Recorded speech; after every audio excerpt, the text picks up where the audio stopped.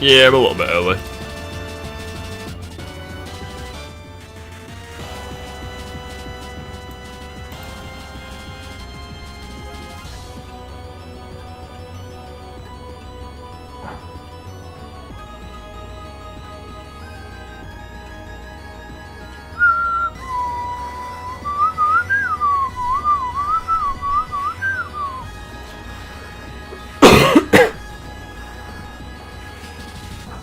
It may or may not interest you guys to know that, I've actually been playing Arkham Knight recently.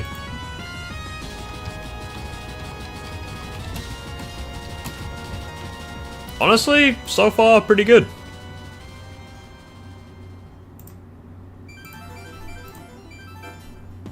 I don't think it's nearly as good as, I don't think it's nearly as good as, Insomniac Spider-Man, but it is still really good. The games, there are definitely similarities, but there are also very good differences.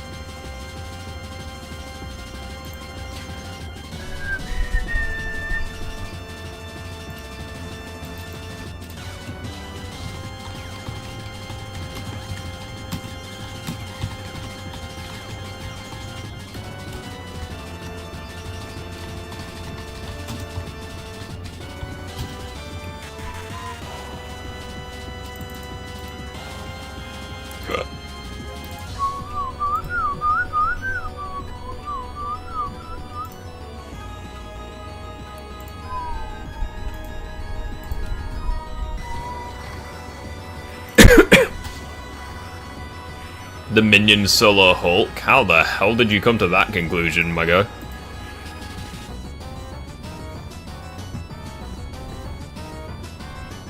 Like, how the fuck did you come to that conclusion?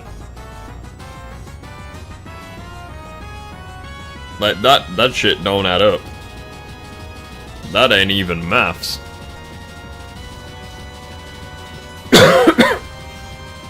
You ever think of growing facial hair? Yeah, I actually did. Whenever I shave, I don't like fully shave, I just like leave a little bit of stubble, just so, you know, I kinda like showing my age a little bit. Especially since people think that people generally think that I'm younger than I actually am, so it's nice having a little bit of, I mean, I don't want to have that much facial hair, because obviously I work in, like, retail, so you have to wear, like, fucking, like, beard snoods and shit, and I don't like that. Aside from anything else, just because they look pretty shit. They're also not very comfy, they're very itchy, so... It's a case of, like, I wouldn't mind, I wouldn't object to having facial hair, but, like, it'd have to, like, look good, you know? It's very easy for it to not look good. Like, I want to look, like, mature. I don't want to look like a fucking hobo, you know what I mean?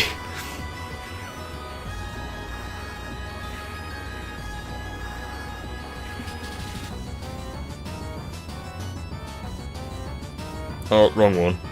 Bollocks.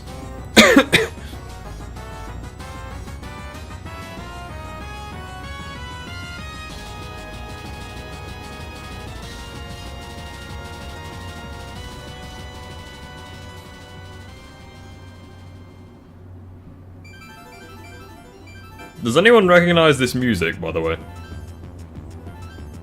Props to you if you do. Goatee all the way? Nah, fuck that. A goatee wouldn't look very good. Let me get it look a bit weird. Yeah, does anyone recognize the music? Without cheating.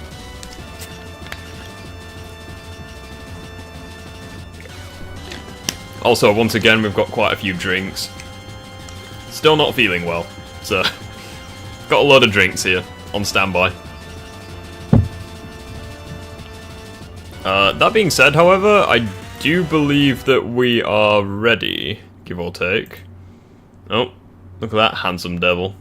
Oh, my camera's fucking... Oh, wait, no, never mind, that's the wrong one. All good. I wondered why my camera was so small. It was the wrong one. Let's actually, yeah, if in case anyone didn't get it, it was the Pokemon Black and White final boss music. So yeah, with that being said, let's try find a video that I want to watch. The first, there's actually a really good one that I want to start things off. Spider-Man.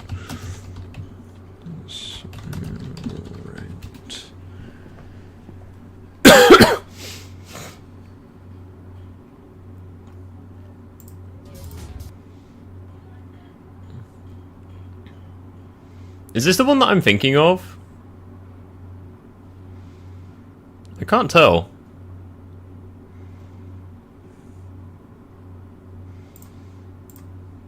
I legitimately can't tell. There's a specific video that I wanted to watch, but I can't remember if it's... Just prefer first and second, and this game deserves 8 out of 10. I'm just checking. Okay, and at number 2, I'm actually gonna... Oh, no, it's out of date. Yeah, I'm sad about that. Yeah, I thought that it was,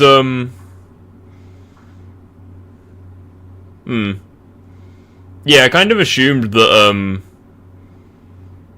Yeah, there was a video I wanted to watch. Sorry, I'm, like, just waffling. Yeah, there was a video I wanted to watch where it was ranking the web swinging on, like, all the Spider-Man games. But it only goes up to Miles Morales. It doesn't include the new one.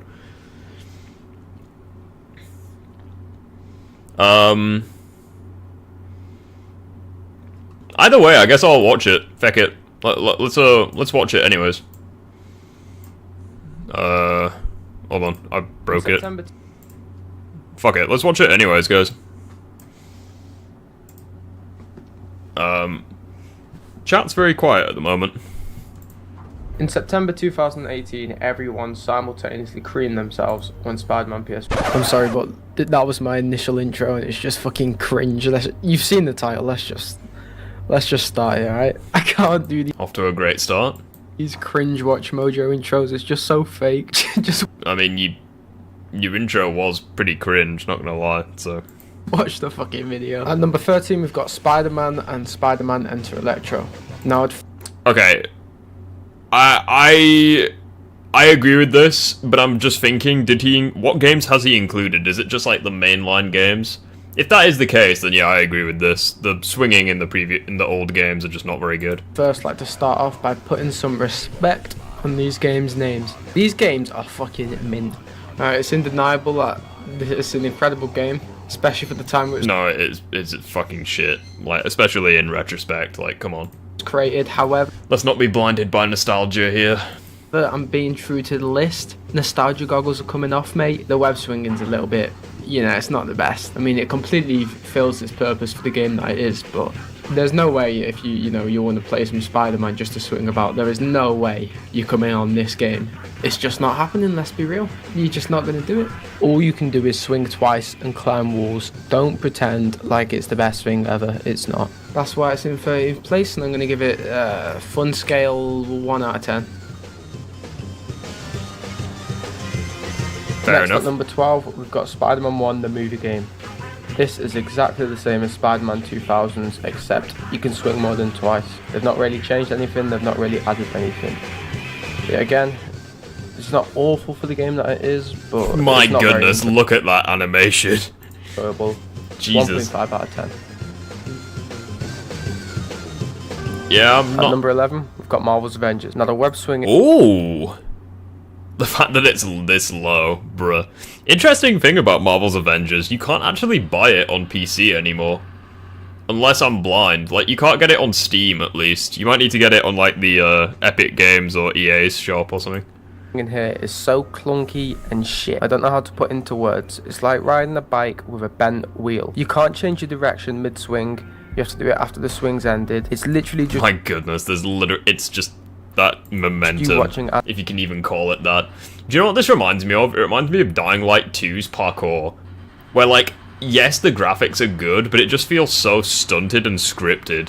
Animation after animation. You can also do a little web... Like, you magically just, like, stop still in the air and then just, like, begin on, like, a pendulum. Like, it's so unnatural. Zip thing that pulls you forward slightly, and a web perch, but all of this isn't I will say that running on walls looks pretty good though. together very well, and it's not smooth.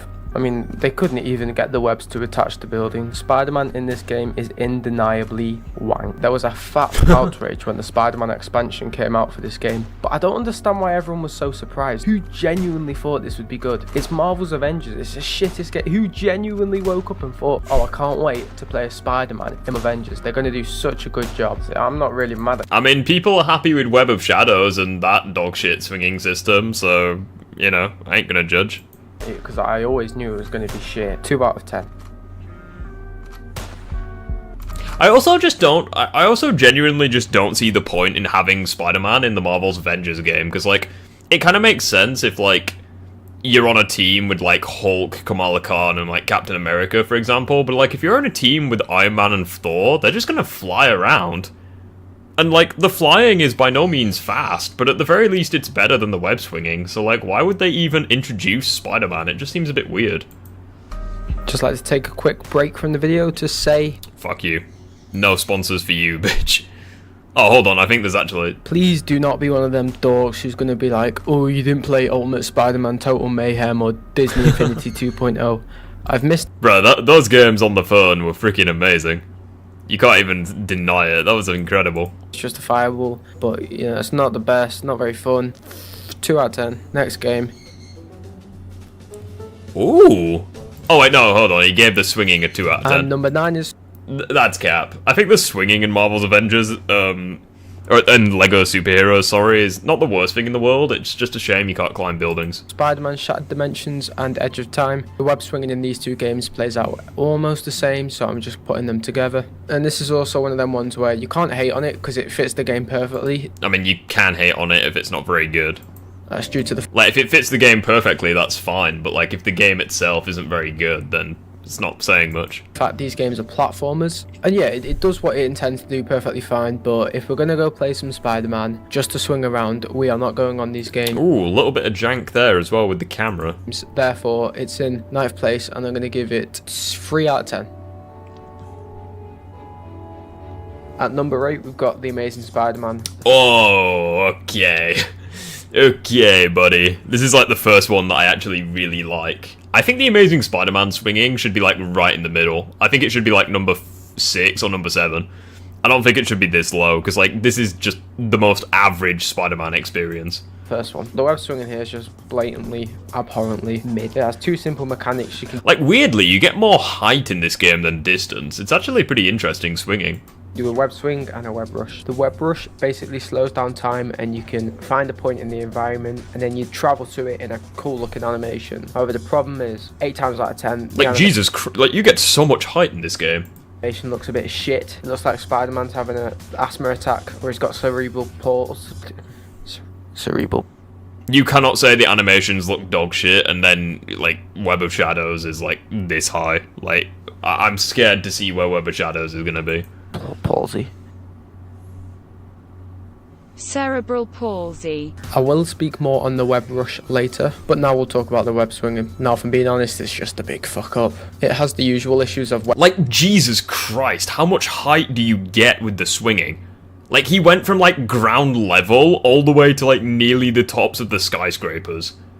Like, you get so much height in this game, it's really weird. Like, distance, you don't get that much, but you get a ridiculous amount of height.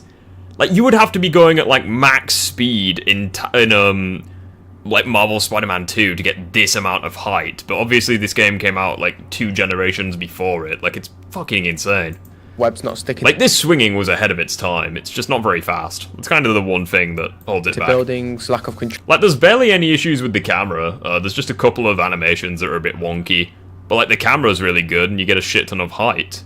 Lack of momentum, and the control that you do. Ah, lack of a momentum. That's bullshit. If we look at that animation there, that was pretty smooth. The usual issues of webs not sticking to buildings, lack of control, lack of Wait for momentum, and the control that you do Like, yeah, it wasn't 100% perfect, but it was pretty damn good. Better than previous games, for sure. have pretty much just sums up to going up, down, left, or right. Nothing else. You can't build up speed or gain momentum, which Hey, Ultranerd, how you doing, buddy? You think is the biggest flaw when it comes to designing web swinging? Because See, I actually think the web swinging in the first TASM game was ahead of its time. Because, like, as I said, like, whenever I'm judging a Spider-Man game, I look at speed, height, animations, momentum, and then, like, probably fluidity. So, like, this game, for example, the height is fantastic, fluidity is great, or smoothness, I suppose. So the height's great, smoothness is great. Admittedly, that pretty much is it. Like, speed, it's not the fastest swinging in the world, but, like, I just think this swinging is just mid. Like, I would put it at number 5, maybe number 6. Having it at number 8, I think, is a bit too low. if not everything's just the same, it's always repetitive. However, I like the fact that there's specific consumables that you have to use WebRush to get. I think that's pretty cool, and it's like a little quick time event. To mention, I do like how high he jumps. You can jump like... Jesus Christ, yeah, you jump really high in this game, I forgot. Like, you can get such insane height with this game's swinging. Stories in one jar, I don't know. It's clip through the building there. pretty cool. It's not perfect.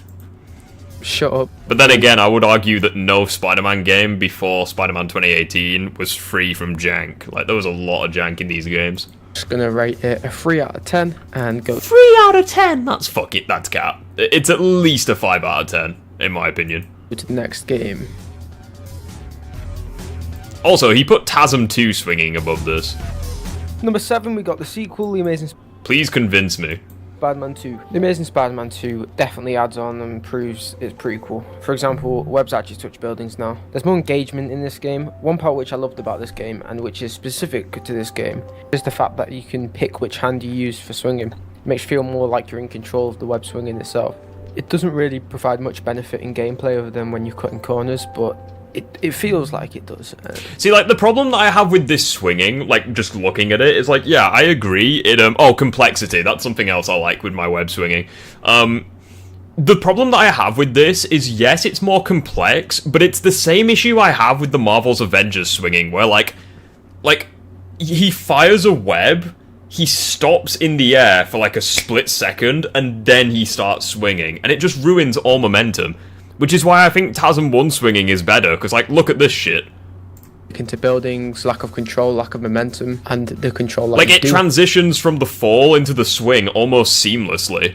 Like, yeah, sure, it's not as complex, and it's definitely not as fast, but, like, it just feels so much better than this. It's the fact that you can pick which hand you use. Like, and if you look at that specific animation, Spider-Man, like, his body snapped into the swinging straight away. It just doesn't look as good. For swinging. It makes you feel more like you're in control of the web swinging itself. It doesn't really provide much benefit in game. There it is. That's the animation I was talking about. He like stopped in the air and then began the swinging.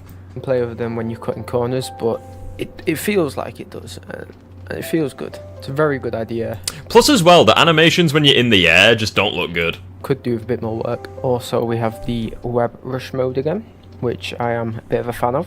It's pretty fun, especially when you mix it with normal web swinging. It's a good way to traverse. Like, I will probably say that the web swinging is probably the best part of this game, but, like, I would still give it, like, a 5 or a 6. Like, it's not that great. Buildings and rooftops, but then again, most of the time it's unpredictable. The control you have over it is lacking. If they made it more manual... I think it's mainly the camera angle that makes it look as worse. I think having the camera, like, immediately behind Spider-Man's shoulder just makes it look better. More like a skill that you can learn. I'm just gonna move the chat box slightly.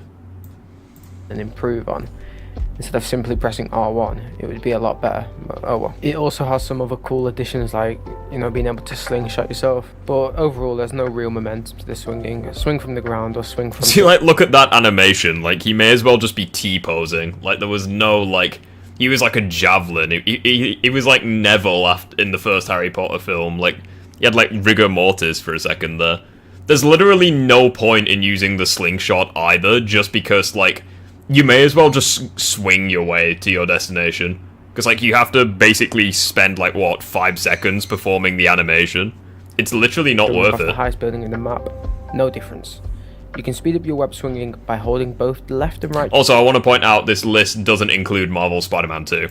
...triggers, which is... Hello from the Discord server. Hey, Leon. You alright, dude? Cool. You look like a mannequin. Yeah, I know, right? Element of manual... Like, look at that shit, for example. Like, hold on. triggers, which is Watch Spider-Man when he swings. the map. Bear me a sec. No difference. You can speed up your web swinging. Where is it? avoid Where is it? Yeah, look at him here. triggers, which is cool, but there's no element of Like, look at that minutely shit. building He's momentum literally, yourself. like- Also, when you finish a swing, an animation happens. Like, he ain't and it puts swinging, you at the he's just exact same manipulating average speed, no physics matter where right you there. came from. This game actively rewards you for making the web Sheer force of will is powering his swinging. Like, physics ain't doing look shit. ugly. And it's Physics just has annoying. left the I chat. love this game until I replayed it for this video. It gives me a headache thinking about it. I mean, if you swing for more than 5 minutes without stopping a crime, you get bombarded by robots and shields in the street, stopping you from swinging. Fuck me. See, like, I think that's another reason why I don't like the swinging in this game. The fact that there's other mechanics that get in the way. Like, the GTA, like, crime and menace system. Like, I hate that. Whoever thought of that is so dumb. Like, I don't understand why. Like, what is the point in how... Like, imagine if you were to play, like, GTA, and, like, just by existing, the cops were just permanently after you. Like, you didn't even need to commit crimes. Like, the cops would just permanently be after you. It would be so annoying. Kind of like this, you know? Or, like, you remember in Spider-Man PS4, like, in the third act of the game, where, like, you would just have Sable men everywhere that would just permanently be sniping at you? Like, yeah, that was annoying, but at the very least it made sense within the story, and it was only temporary, but this is, like, all the fucking time. This is no fun. 4 out of 10. Number 6 is Spider-Man 3. Now this You know what? I'll say fair. Fair. I agree with This is this. my I don't first- think it's as good as Ultimate Spider-Man, and I think Spider-Man 2's is better. time ever playing Spider-Man 3. It's not a bad swinging system, And I but... genuinely don't hate it. I went in expecting it to be shit because I've heard so many people say how bad. I mean, the worst thing about this swinging system is just the janky animations, the jerky momentum, and everything else. Like, speed is fine, height is fine, it has a little bit of complexity, it's just... This swinging system just needed more time in the oven. It is, but it's not as bad as I thought it would be.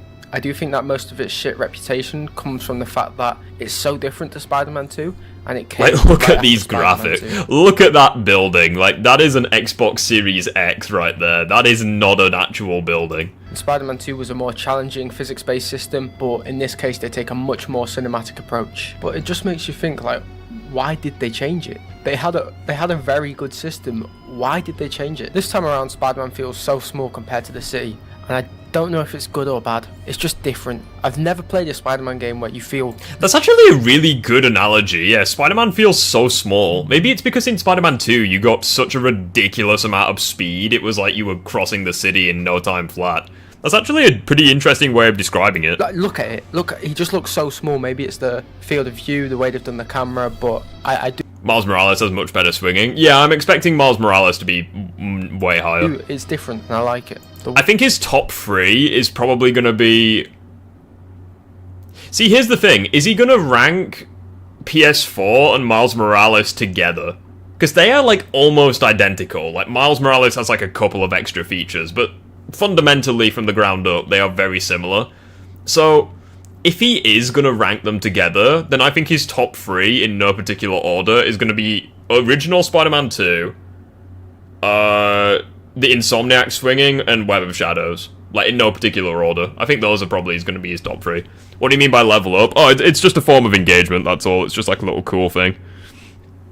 I wanted to do it, I wanted to mess around with the settings so that every time you level up, it's like the Pokemon music, you know, like the do do do do do do do do do. But I can't get it to work, unfortunately. Wall running mechanic is meh. And you can do some See, like, again, when you stop your... Like, the animations are just janky as fuck in this game. pretty Like, cool things when you mix the web zip with normal web. and again, it looks like he's fucking teleporting, like it's bad. Hello, is that a Phoenix I hear? Yeah. Alright, I will share the screen real quick so you can join in. Alright.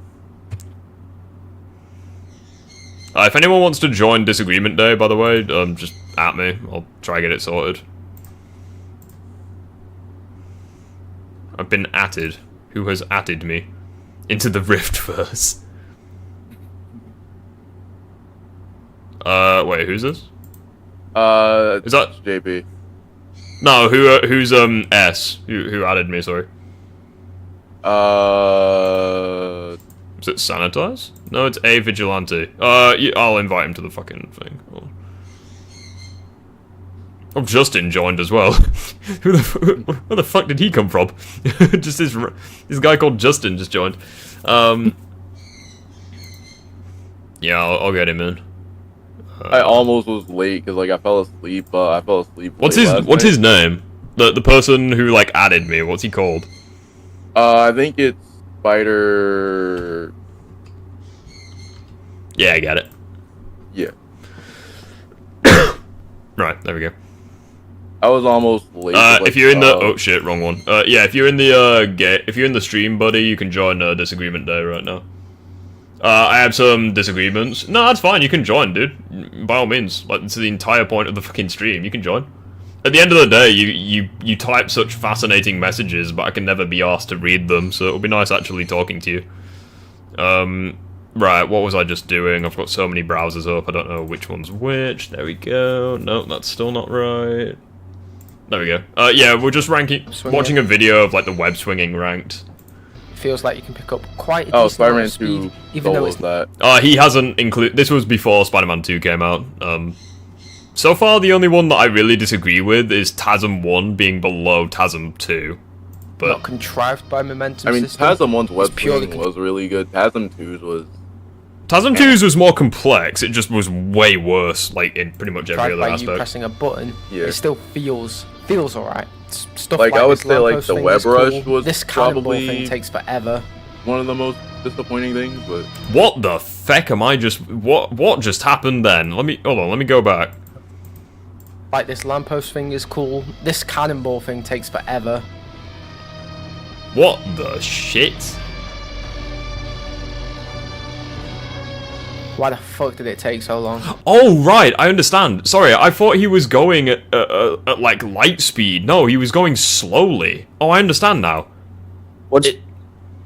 So, like, he used that move to get across the city, but it took him ages. My goodness, this swinging system shit. What's up? Hello, what is your disagreement? No, I was thinking, like, during the video, I mean, I kind of disagree that Amazing Spider-Man 1 isn't above Spider-Man 3, just based off the fact the camera work in Spider-Man 3 is horrible. Wait, what do you say, sorry? In the video, he put Spider-Man 3 above TASM 1. I understood your points, but I just think the camera work in Spider-Man 3 I agree with that. I think, I don't think it should. I think the reason why I was agreeing was because I think it was like the perfect spot to have it on the list. But yeah, I do think TASM 1 swinging is better than it. Yeah, it's Spider, by the way, Rift. This is Spider. Yeah, no worries. I think it should be TASM 2, then Spider-Man 3, then TASM 1. Yeah, I agree. Which, ironically enough, is how I would rank the films as well. That's actually pretty. I don't know. I put TASM 1 on.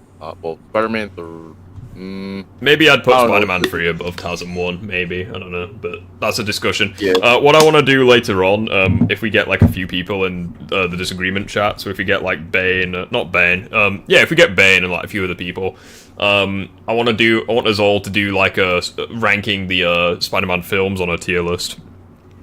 That sounds interesting. Yeah, I was just watching this video first, whilst waiting for you guys to show up, so... And also, Airtails wants to disagree on something, so that's gonna be good. I can be here for a couple minutes, and I was like, why not join? Yeah, all good. Join. Overall, I don't. It's not as bad as I thought it'd be. It's better than all the others. It's still How meta? There's literally a building that says not the best, Activision on and it. I'm gonna give it another 4 out of 10. I just saw that. And at number 5 is Fortnite. This is the part of the Oh, why is this one even list being where the quality included? shifts from shit to very good. Yeah, Yeah, this is an unusual Fortnite one when to put on Spider-Man the was list, screaming, but I was have to Spider-Man. say it's I would so regret good, that, especially but- considering it's Fortnite. Who expected it to be this good? It's very unique in of the fact that you choose where you swing, and that is the whole mechanic. You aim, you fire, and that's the reason it's been put so high on this list, because that is completely unique to this game. Unless I'm tweaking, I could not tell you any other game where you can do that, apart from maybe Spider-Man 2 PC edition, but that don't. Well, there was Ultimate. You can do that in Ultimate too. Yeah, I mean, ultimate swinging is fun, but challenging with the Human Torch races. Yeah. Yeah, I would like to point out as well that he's objectively incorrect here. The Insomniac Spider-Man games, you can instantly choose where you want to swing to by holding L2 and R2. Okay, look at that shit. And yeah, I know, haha, Fortnite bad, but shut the fuck up, bro. This is good. Yeah, Fortnite is bad. This video's shit. It even just Before I makes it go, I perfectly have with to the say, I was thinking about the TASM 2 thing. If they incorporate in the next Spider-Man 3 game, Insomniac, I would like to like be able to choose between different hands for web swinging. I mean, that would be sounds- nice, but like it barely makes any difference to anything. So I'm True. not going to lose any sleep if they don't do that. mechanics Yeah, of I mean, then again, Fortnite, though, like the being TASM able to games swing are up to able to someone's do that. base and absolutely Like, bum, they're but it's not not as one in all depth day, but as you know the other swing games that will be with coming our up on left. this list, and even the ones that have been on the list previously. You know, you can't really do much. You can't walk on walls, none of that. But I'd say it definitely does make up for it, and I'm gonna give it 6 out of. So let me get this straight. You physically can't do anything that you could do in the previous games, but you can choose where you swing, so it's better. Interesting. 10. You can do that in every single game. I think it's just because it's Fortnite. Like that's the only reason he's giving it an above average score, just because to try please people. Now we have made it to the top 4, and I ain't gonna lie. Have we? If he puts Web of Shadows up here, I'm sorry, I can't What a- get over the work in Web So of his Shadows. top 4 were. Yeah, he's got yeah, he's yet to say unlimited. I Yeah. really struggled with some of these, but let's go. No, not unlimited, ultimate. Now at number 4, really struggled to pick this one, but it's going to be Ultimate Ultimate is Spider-Man. above Honestly, Web with this Challenge. one and number 3, I didn't know which one to pick, but I'll explain why I picked number 3 when we get to number 3. Anyway, Ultimate Ultimate Spider-Man. Spider-Man Let's was start really off. The best part about this game is the style of it. You know, the cel-shaded animation. It has to be one of the best parts about it, and even that just Kind of looks like a Simpsons game. Looks nice. makes the web swinging 10 times more enjoyable Have than you it already played it? is. I definitely. I've actually not played Ultimate Spider-Man. No. They said a You can get, highlight like, about this game's web swinging is you can really feel the connection between you and the web. You have the most control over your web than any other Spider-Man game yet. This is due to the climbing function. This really carries the think web swinging a in lot this of game. people were Without saying it, that, like, and you the can first try time this, that we ever without had it, to, it like, would be leave them in tedious. here, The but- boost does fuck all, and swinging was. normally is the slowest thing ever. Right. I mean, The climbing is I can't really excuse these graphics. Like they are fucking terrible. But I'm kind of thinking about the web swinging itself. There isn't Yeah. much Web's momentum system, fun when you but it play it, makes up for that as with you- the feeling of control you like, you have. can This game climb perfectly as- balances having someone I think this is probably the perfect spot for it. Like I don't think it's as good as Spider-Man 2's, like OG Spider-Man 2's. But- honestly the Insomniac games are better, but challenging system. No, I mean like the Tobey Maguire Spider-Man 2. I think that has better Oh, yeah. swinging than this.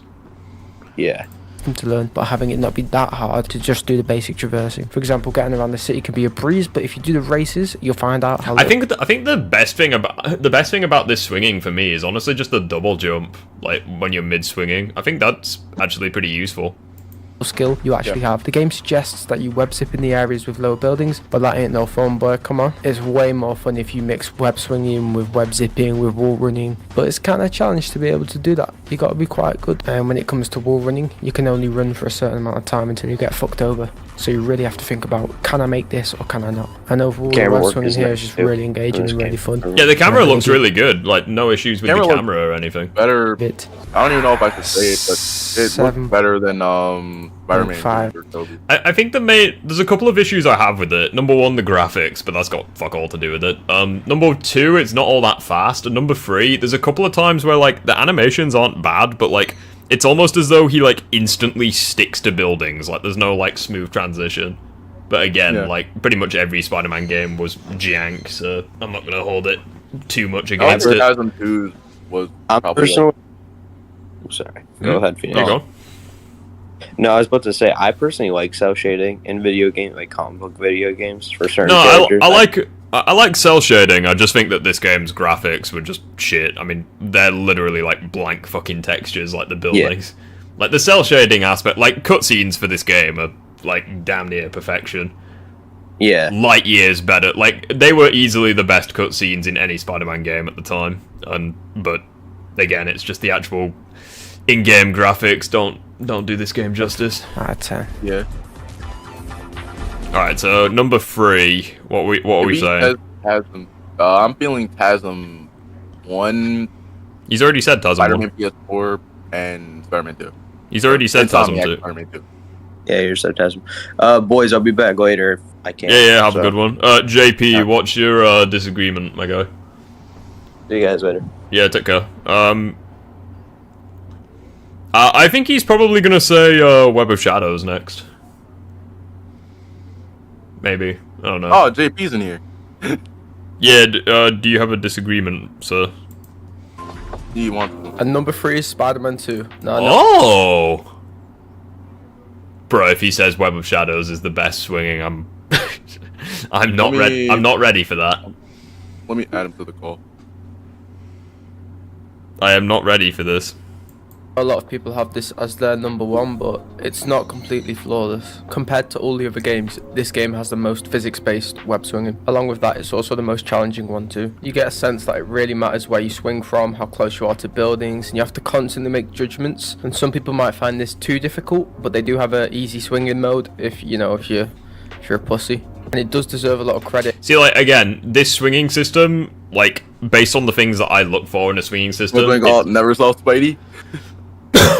it's got the speed, it's got the height, and it's got the complexity, but it doesn't have the smooth. It doesn't have the smooth like transitions. Doesn't have very good animations.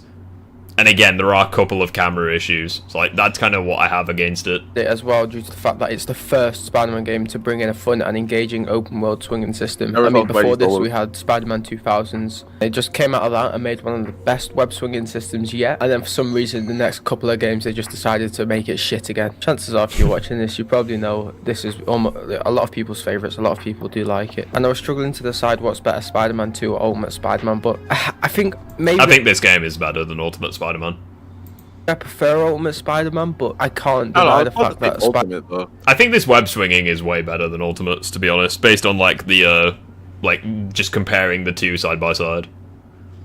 Yeah.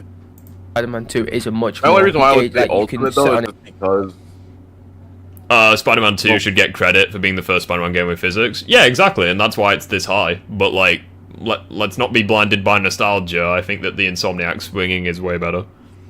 it for hours. I think this has better swinging than Web of Shadows, though. Like, I physically don't get why Web of Shadows swinging is so beloved.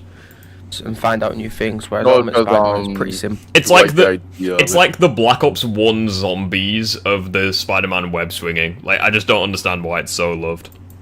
There ain't that many bad things I can say It's about so- Spider-Man 2. I already said This that sort of website's so system with Like, this web swinging system is pretty great. It's just aged not very well. modern day Yeah. graphics and modern day animation could be a lot better, but it is very good. It has a Like, again, there's a lot of jank. Like, say, for example, you swing into a building, there's, like, fuck all you can do. It's not like you can just instantly zip to the top of it or anything. reputation for a reason. Only really I justification I, think have JP for said you putting wanted it to in join. I'm not- Oh, is he gonna do Insomniac or he's gonna put Web of Shadows at number 1? I'm bracing instead of myself. First or It's second, either Web of is I Shadows or just prefer Insomniac. first and second, and this game deserves 8 out of 10. I'm not ready for it. Spider-Man through the games. That means Okay, that that it's gonna number go. two. No, no. Go down to the disagreement and join. Yeah, have you given him permission to join it? I was trying to find him. I'm going. Hold on, I'll make it so that you have permission to invite people. Okay. If I can.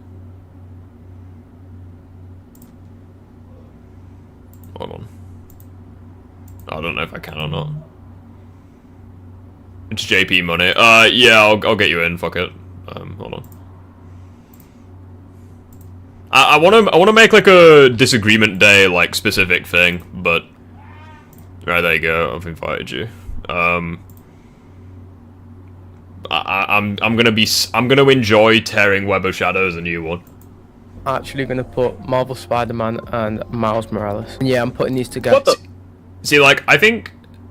See, like, based on, like, my criteria for good web swinging, I think that, honestly, these games are, like, really good across the board, like, based on my criteria, but they're not, they're not, like, perfect at any one thing, if that makes sense. Because they play out the Wait, same did he way. put Miles There's different at, animations, but Wait, what did you put Miles at? I think he's ranking the two, because they are pretty similar. Can you fix the echo, please? But this Oh, is wait, this is for everyone mine? knows how good this is. Yeah.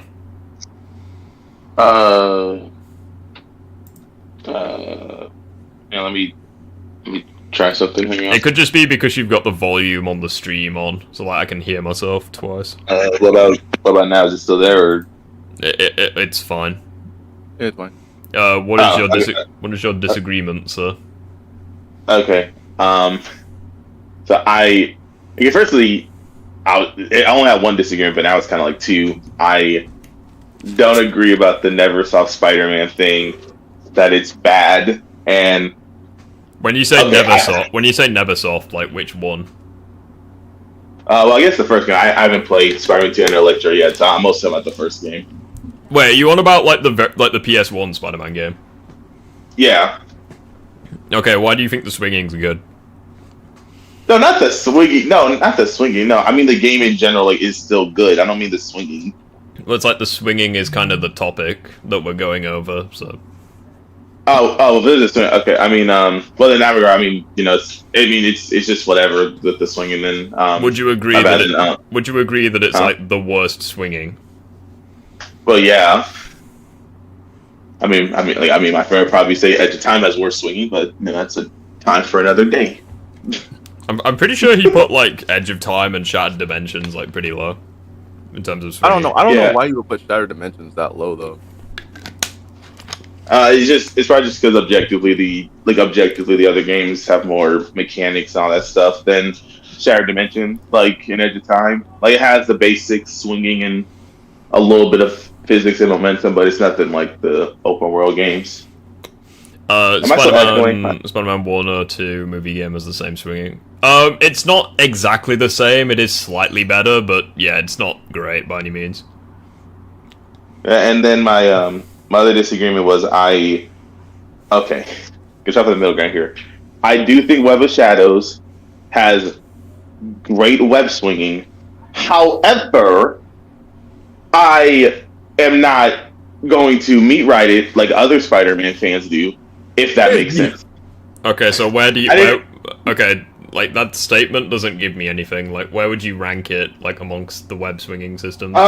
It would be top 5. Cause, yeah, I mean, this video, this came out before Spider-Man 2, so like the Insomniac one. So that's the only reason why it's not in here. But yeah, if I had it, it would be in my top 5, but it would be like the number 1 Spider-Man 2, like the Insomniac one. Then number 2 would be the original and Miles. 3 would probably then be probably Spider-Man 2, the OG, and then like it's either the OG Spider-Man and then 4 would be Web of Shadows and then 5 would be Ultimate. That's like the top 5 for me. I think it's great. I just prefer the Insomniac ones more. I think for me it would be like outside of the top 5, maybe number 6 or 7, because I think the Insomniac games are top. OG Spider-Man 2, and then maybe the first TASM game I'd put at number 5, because it's just like smooth and stuff. I would say probably. I would say. I'm sorry. I would say probably for me, probably Spider-Man 2, pretty much every single Insomniac Spider-Man game, then Ultimate, and then TASM 2, but I'm not sure. Okay, I'm kind of curious why Web of Shadows is worse than the TASM, because the TASM objectively have less mechanics than Web of Shadows. Well, yeah, but if you heard in the video, there's like a criteria I have for web swinging. So like, it would be like speed, height, animations, like smoothness, like complexity, that kind of thing. So it's like, yes, Web of Shadow. Like, I don't even consider Web of Shadows. I can't speak. I don't even consider Web of Shadows swinging to be faster. Reason being is because you're not even swinging. Like, yes, you can reach insane speeds, but you're basically Nightcrawler. You're not even swinging. You're just like zipping forward, like teleporting short distances. So like, I don't even consider it swinging. So, like, yes, the actual speed, complexity, and height is good, even though TASM probably has more height, because the height in TASM 1 is fucking broken. Like, speed and Well, I mean, complexity is, like, all it's got for it. Like, the animations are shit, like, it's jerky, unnatural, the camera issues are abysmal, like, speed and complexity is all it's got going for it. Which isn't enough to justify it being great. I mean, I think the animations are I play a lot from it. From what I remember, pretty solid. They're not Insomniac level or whatever, but they're not horrible. They're not like I remember like doing a lot of like complex move and it seamlessly flowing very well with the animations. For the most part, there is still some jank. I'm not denying that, but it's not like overly jank. You're like, I can't watch this. Like, it's animation being pretty solid. Plus, I mean, you said you gave Ultimate Spider-Man a pass. You said all the old Spider-Man games were janky, like in terms of animation. So I'm curious as to like well, what does Ultimate I gave do right?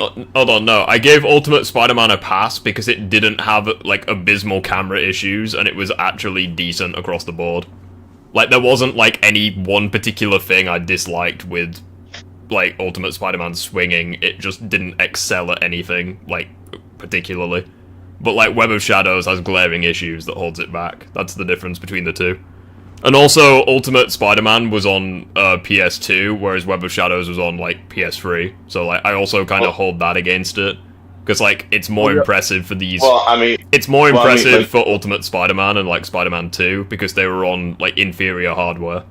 So I also think it's more impressive for that reason. I mean, do you know why Ultimate... do you know how Web of Shadows was made? Like, do you know the story behind that? I don't really know, and I don't really care, because as far as I'm concerned, that's irrelevant to the customer.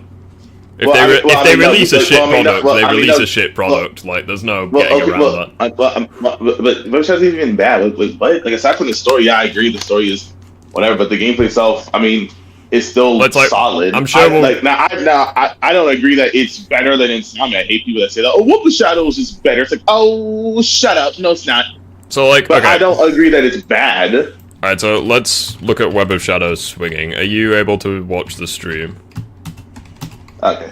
Yeah, I'm in the stream. Well, there's like a couple of things about.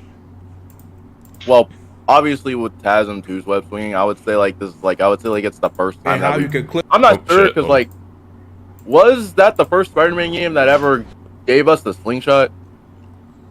No, that was Spider-Man 2. Like the OG Toby one had slingshot. All right, so let me just show you this. Okay, so. I've not played the game myself, so I'm not an expert on this by any means, but the video is mastered the web swinging. Keep in mind that I can also show you mastered swinging of the other games in case you think I'm cherry picking. So let's take a look at the gameplay. Oh, okay. Where the fuck do I begin? That was ridiculous. So like, almost immediately you've got stiff animations, you've got jerky transitions. He wasn't even touching the fucking building there. Again, jerky motion. Again, he basically just light speed fast traveled his way there. He was like the fucking laser wisp from Sonic Colors. Like he was going zigzagging all over the damn place. I'm not gonna lie, that's my web swing. Again, what the fuck just happened? He went from air to fucking nothing in like no time at all.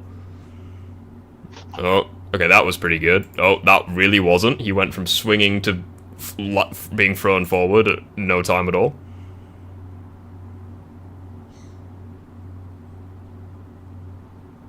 Like, what the fuck just happened there? He just bounced off the building like a tennis ball. Okay. Fuck just happened? No idea. I think that's just a free fall. Fuck just, like... like, the problem, it's like sensory overload. There's so much shit going on and none of it looks good. Well, there's also one more thing. Jesus Christ, I got jump scared by a kid. Well, there's also one more thing too. If you go, well, I would say, Rip, can you rewind like back a couple, probably like a couple minutes? Is that fine? Hold on. I'll put it back at the start, fuck it. No, it's fine right here. What did I miss? We're just debating a Web of Shadows swinging. Okay, so...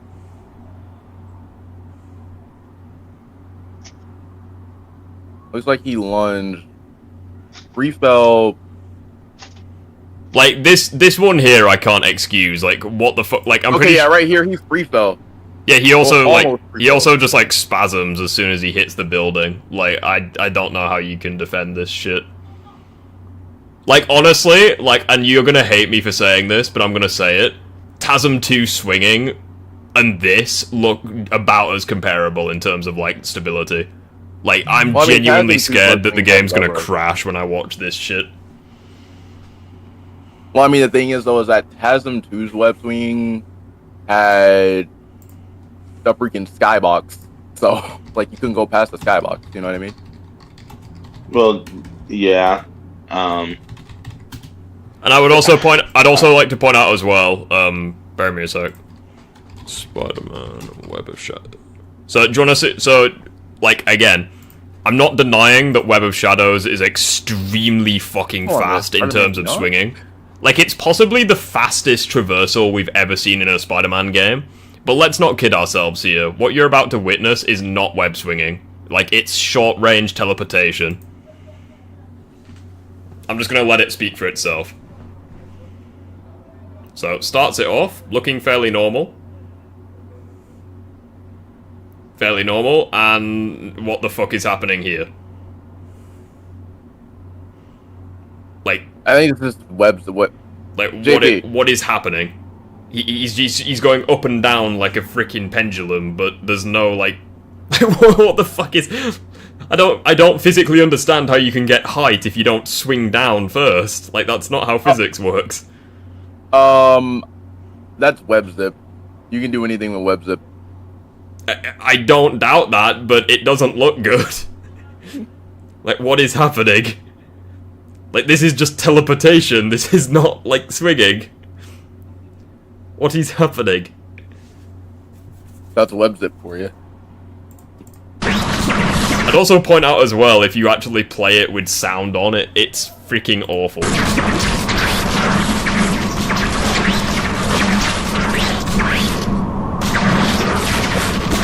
I like the web shooter noise.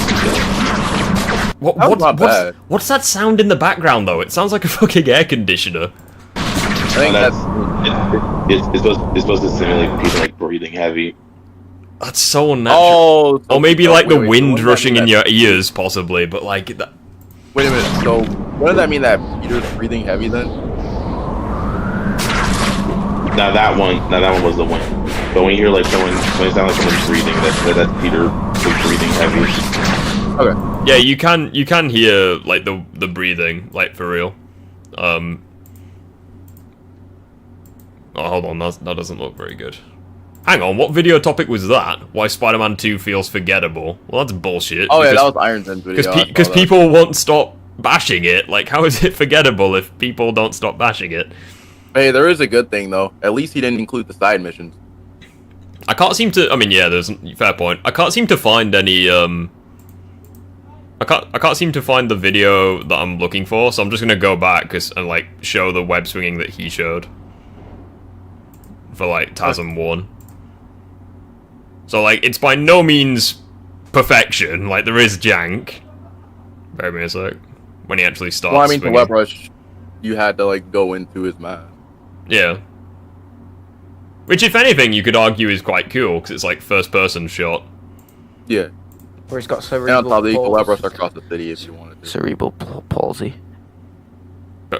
Start swinging, you bitch. Cerebral palsy. Stop it. I will speak more on the web rush. So, just later. like going over this, so like at no point in time is there a camera issue. But now we'll talk about the web The animation could be better, could be worse. swinging. Now, if I'm being honest, it's just So like the thing that I think works really well is it's not perfection, but it does transition to like swinging Fuck way off. better. Yeah. And there's also like no camera issues at all.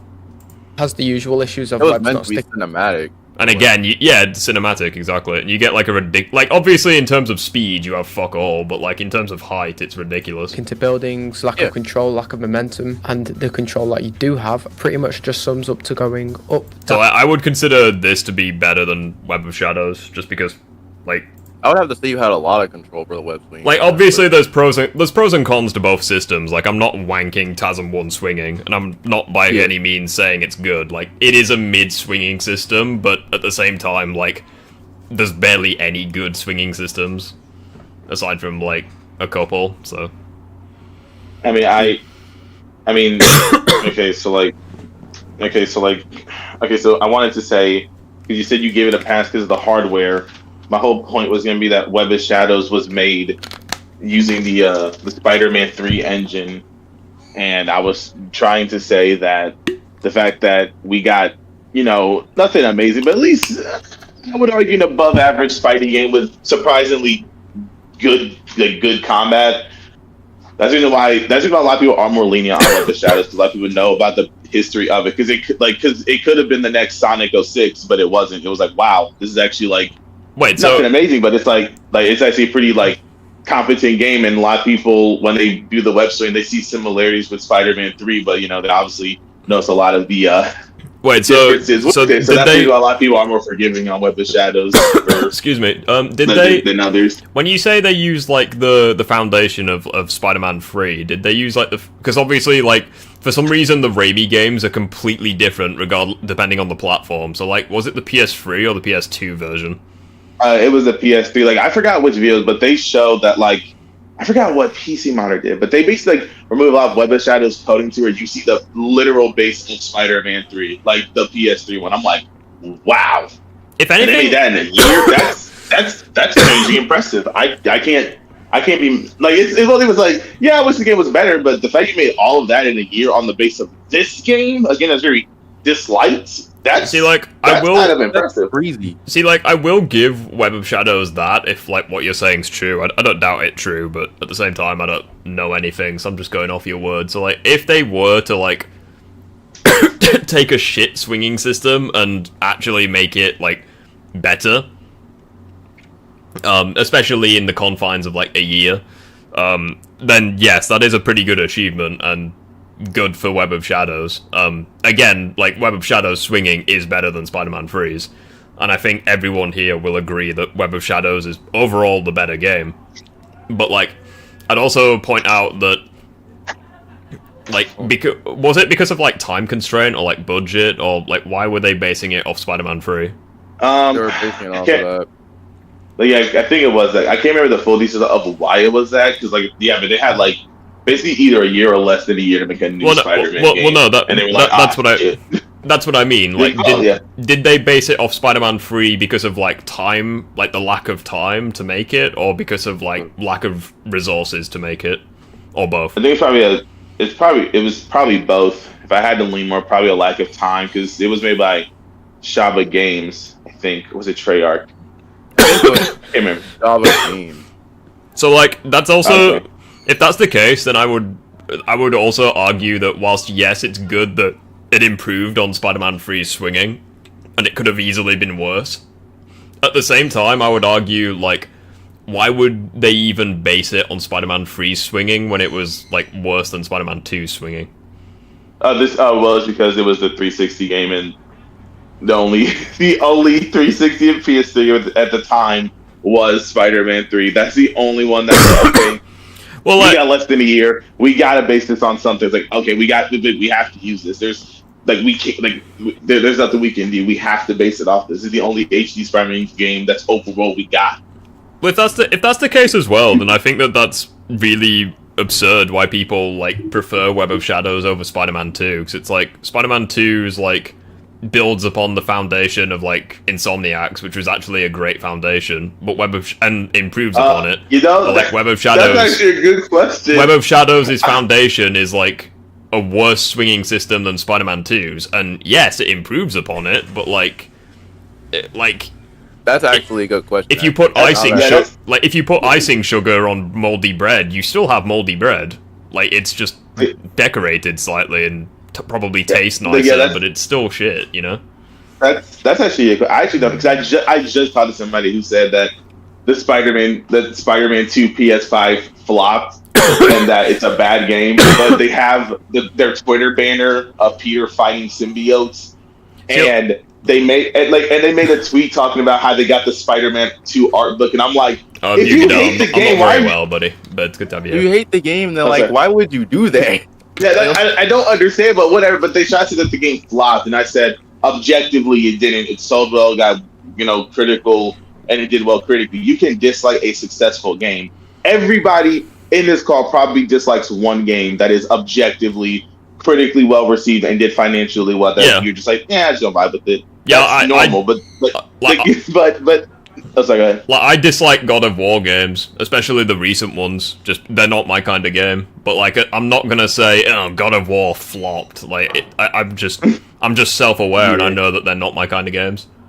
But it's like, I did the exact same thing with Stealth after I changed my mind. See, like, I think part of the reason why like Spider-Man 2 is getting so much hate is because people are comparing it to like modern games, but they're not comparing it to past Spider-Man games. I think that's the issue, because like people look at Spider-Man 2 and they're like, oh, they're reusing the same map, they're reusing the same combat, the same animations. It's like same storyline. No, they're yeah, like, but if you look in the context of like previous Spider-Man games, it's like very rare was there actually a sequel that was like objectively better than the predecessor. Like Spider-Man, like Treyarch Spider-Man 2 was probably the only example that was like much better than the prequel.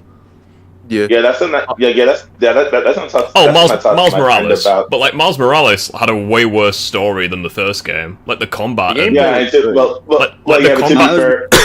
combat and swinging, I would say is better, but like the story was not as good.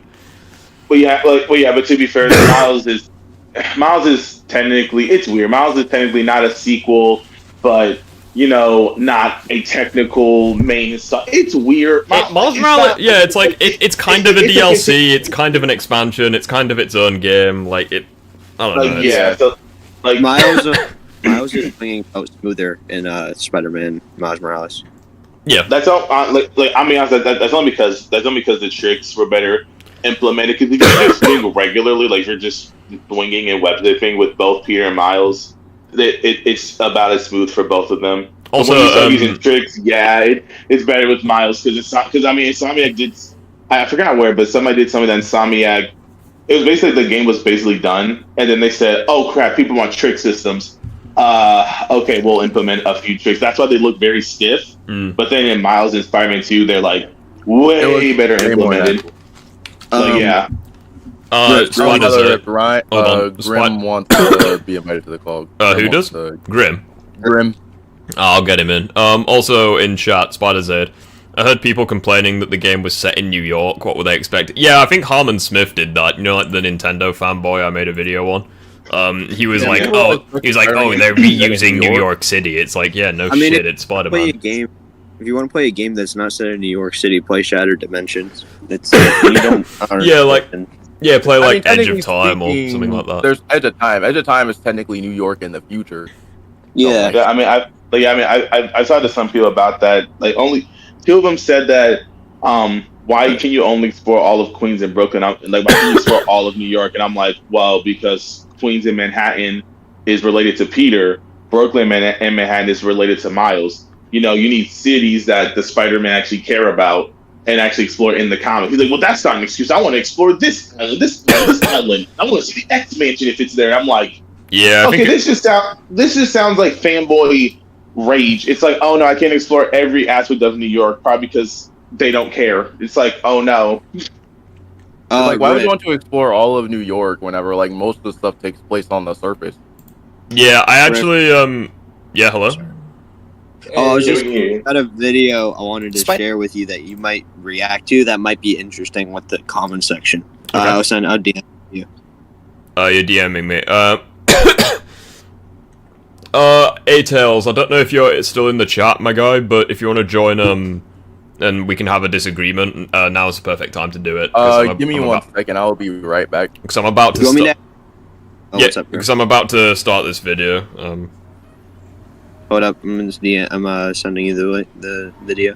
Yeah, it's this new video that I've seen where it's like Spider-Man 2 is forgettable or it will be forgotten or some shit. Wait, this is Iron Gen's video. I'll be right back. Yeah, it came out like 2 or 3 days ago, so it's like new content. Yeah, I will be back as well. I'll be back. Yeah, Yeah, I joined in really fast to say something. Yeah, that video might be interesting to react to because there's people might not think because a lot of people think Spider-Man's a street tier, so this might be an interesting video for you to react to with the chat and stuff. Yeah, for now, for now I'll just start this video. If you don't want to chat, that's perfectly fine. Just mute and you can like listen and stuff.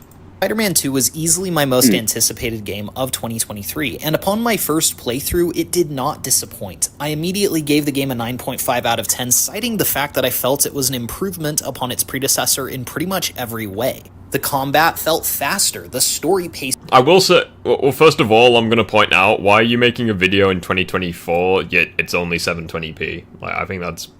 Come on, step up your game, buddy. I don't want to be that. I don't want to be that guy. But seriously, hold yourself to a standard. Citing the fact that I felt it was an improvement upon its a year later.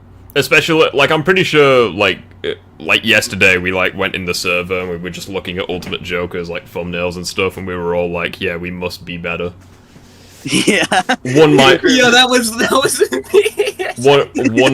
One might say that we must be greater together, if you know what I mean. Oh my god. Predecessor in pretty much every way. The combat felt... seriously, this is, Spider-Man 2 is by no means, the best-looking game of all time, but you are doing it a disservice by just having it in, this pixelated fucking gameplay. Faster, the didn't have story any pacing update felt... either. This might be a hot take. This might be a hot take, but I think Spider-Man Remastered has the best graphics of any Insomniac Spider-Man game.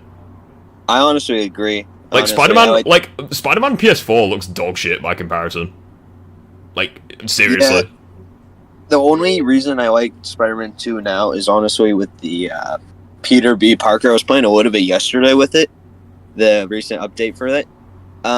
It kind of looks a little bit off, though, I have to say, compared to remastered version with the Peter B. felt Parker more suit. engaging. The boss battles and set pieces... Although I do think Remastered looks better... not Remastered. I think Spider-Man 2 looks second best. It's better than PS4. It's better than Miles Morales kind of thing. Far more bombastic. Yeah. The web swinging allowed for so much more freedom, and it had a steeper learning curve, making... I can't put my finger on it, but the city just didn't look as good in Spider-Man 2.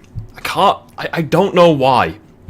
I honestly like the city better in Miles Morales. Maybe it's the lighting. Maybe do you know what I genuinely think it was? I think most of the time that I was swinging in Spider-Man 1, it was at night time. And I think the nighttime in Spider-Man 1 was, fucking beautiful.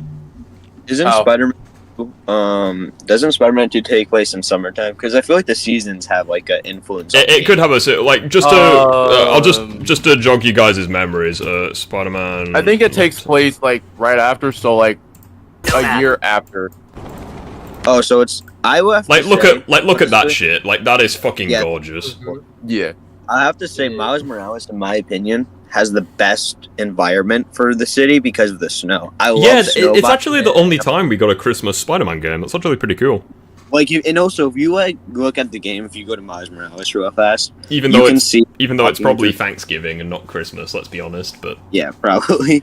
But the snow. You guys played The Last of Us, probably, right? No. Yeah, but I don't care about spoilers. When you go walking through the snow, and it kind of deepens as you're playing the games. Yeah. Oh. I just think it's a cool feature for Spider-Man Miles Morales. I thought that was interesting. I liked it as well. Yeah, I like that feature. I think Elden Ring had a similar system. A system where you had deep footprints. Ian Dean, sorry. Why does base Peter's durability?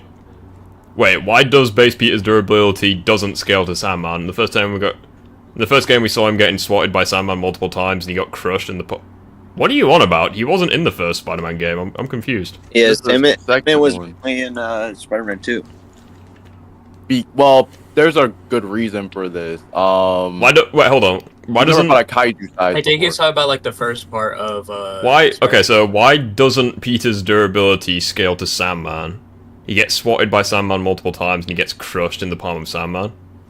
Well, he's on building level.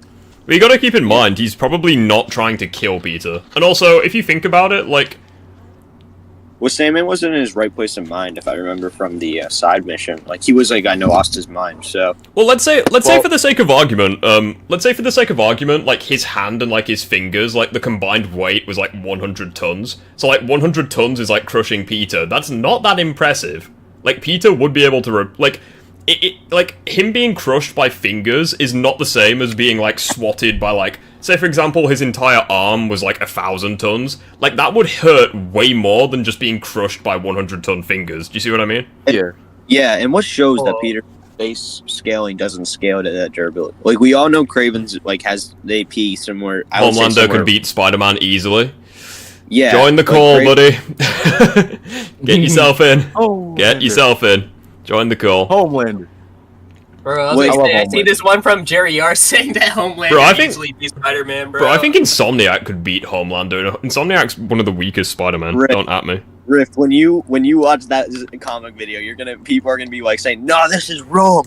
This is false." Anyway, well, I know that I honestly should have this as my fucking background image. That'd be perfect. I should make this my That is- screensaver. That is a good idea. Like, my current screensaver is fucking cursed. Well, it's just the default one. It changes every time. Like, my screensaver changes. Oops, sorry. Yeah, go go on. I was saying, I think it was you. I watched your video. You said that you're in the bus right now, Jerry R. Yeah. Yeah, go on. Damn. You watch my video, go on. I was like the You were ranking the suits, and you said it was you that said Insomniac suit was the best one. Yeah, I think the Advanced 2.0 is, like, probably the best. I The just advanced love it. suit's beautiful. I just wanted to. So I personally think the classic suit is the best, probably because that. But I was just wondering, is if you had to do something to the advanced suit, do you agree that they should add boots? What, are we talking about the second one, like the one in the second game? Yeah. Oh yeah, You think they absolutely, should add- absolutely, yeah. I think my one criticism with it is that there's too much blue in the legs. I think that they should have, like, do you remember what the Advanced 1.0 suit? I'll do like a visual demonstration. Like, on the waist, there was like a red bit stripe that went down the outside of the thigh.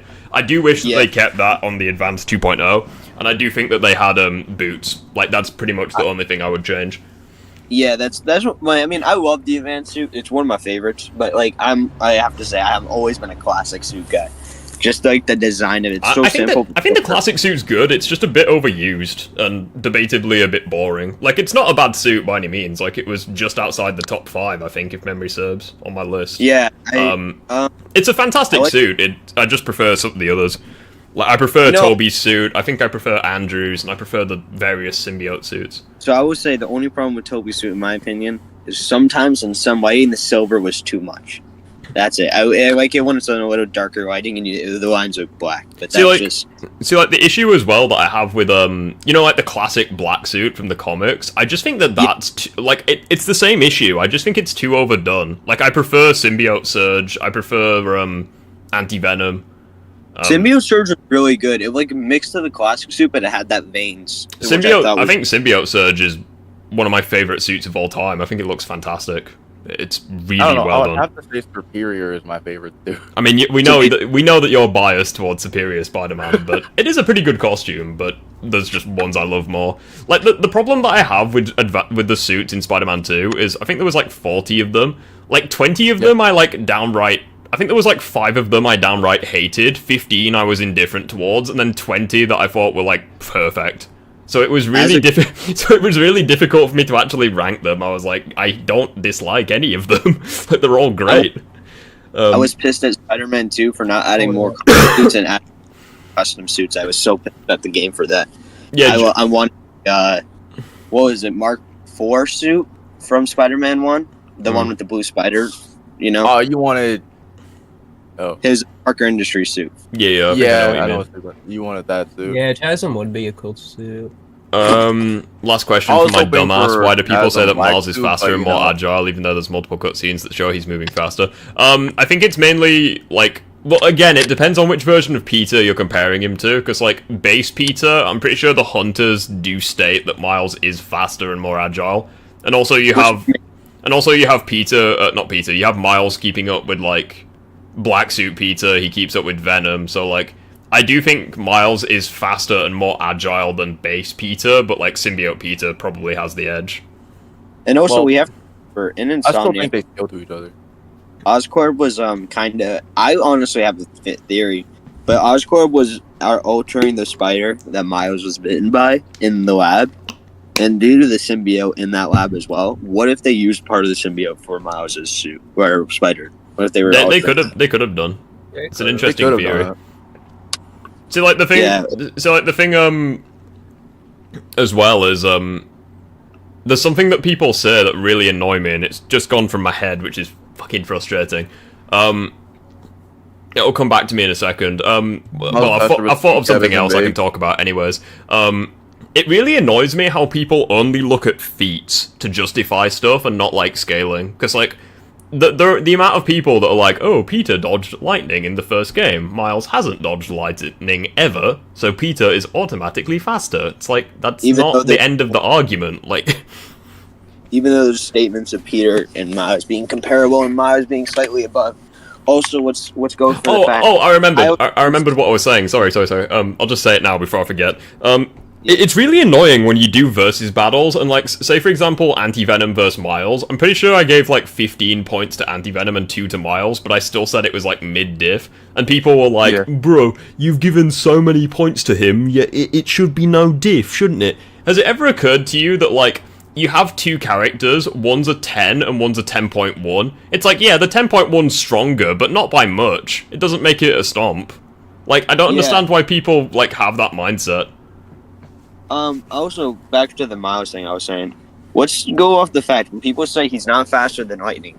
What is Miles' main ability? Is shooting bioelectricity. Well, no, I don't think people say he's not faster than lightning. People say that he's never shown he can dodge lightning. But Peter has, so Peter's faster. Peter has dodged lightning. That confirms that Miles can dodge lightning. That's kind of what people do. They, like, look at... It's kind of like Danker. Like, they look at feats, but they kind of ignore, like, scaling. Yeah. Well, the thing is, with Miles, which is really annoying. He can either dodge lightning or he can absorb it. See y'all later. Yeah, take care, buddy. Base Peter can still react to Scorpion and Miles can get tagged by. I mean, yeah, but, like, Miles was caught off guard, and Peter has a lot of experience fighting Scorpion. So Peter can also get tagged by Scorpion, like at the raft, for example. Difficult maneuvers, so much more satisfying when you got the hang of them. What's up, bro? Wait, did someone new join? Oh, Ace, hello. Excuse me. Yeah, what's the disagreement, dude? I mean, you have quite a few, if memory serves, but where would you like to start?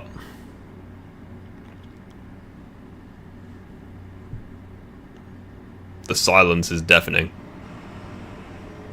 Let's keep playing the video until...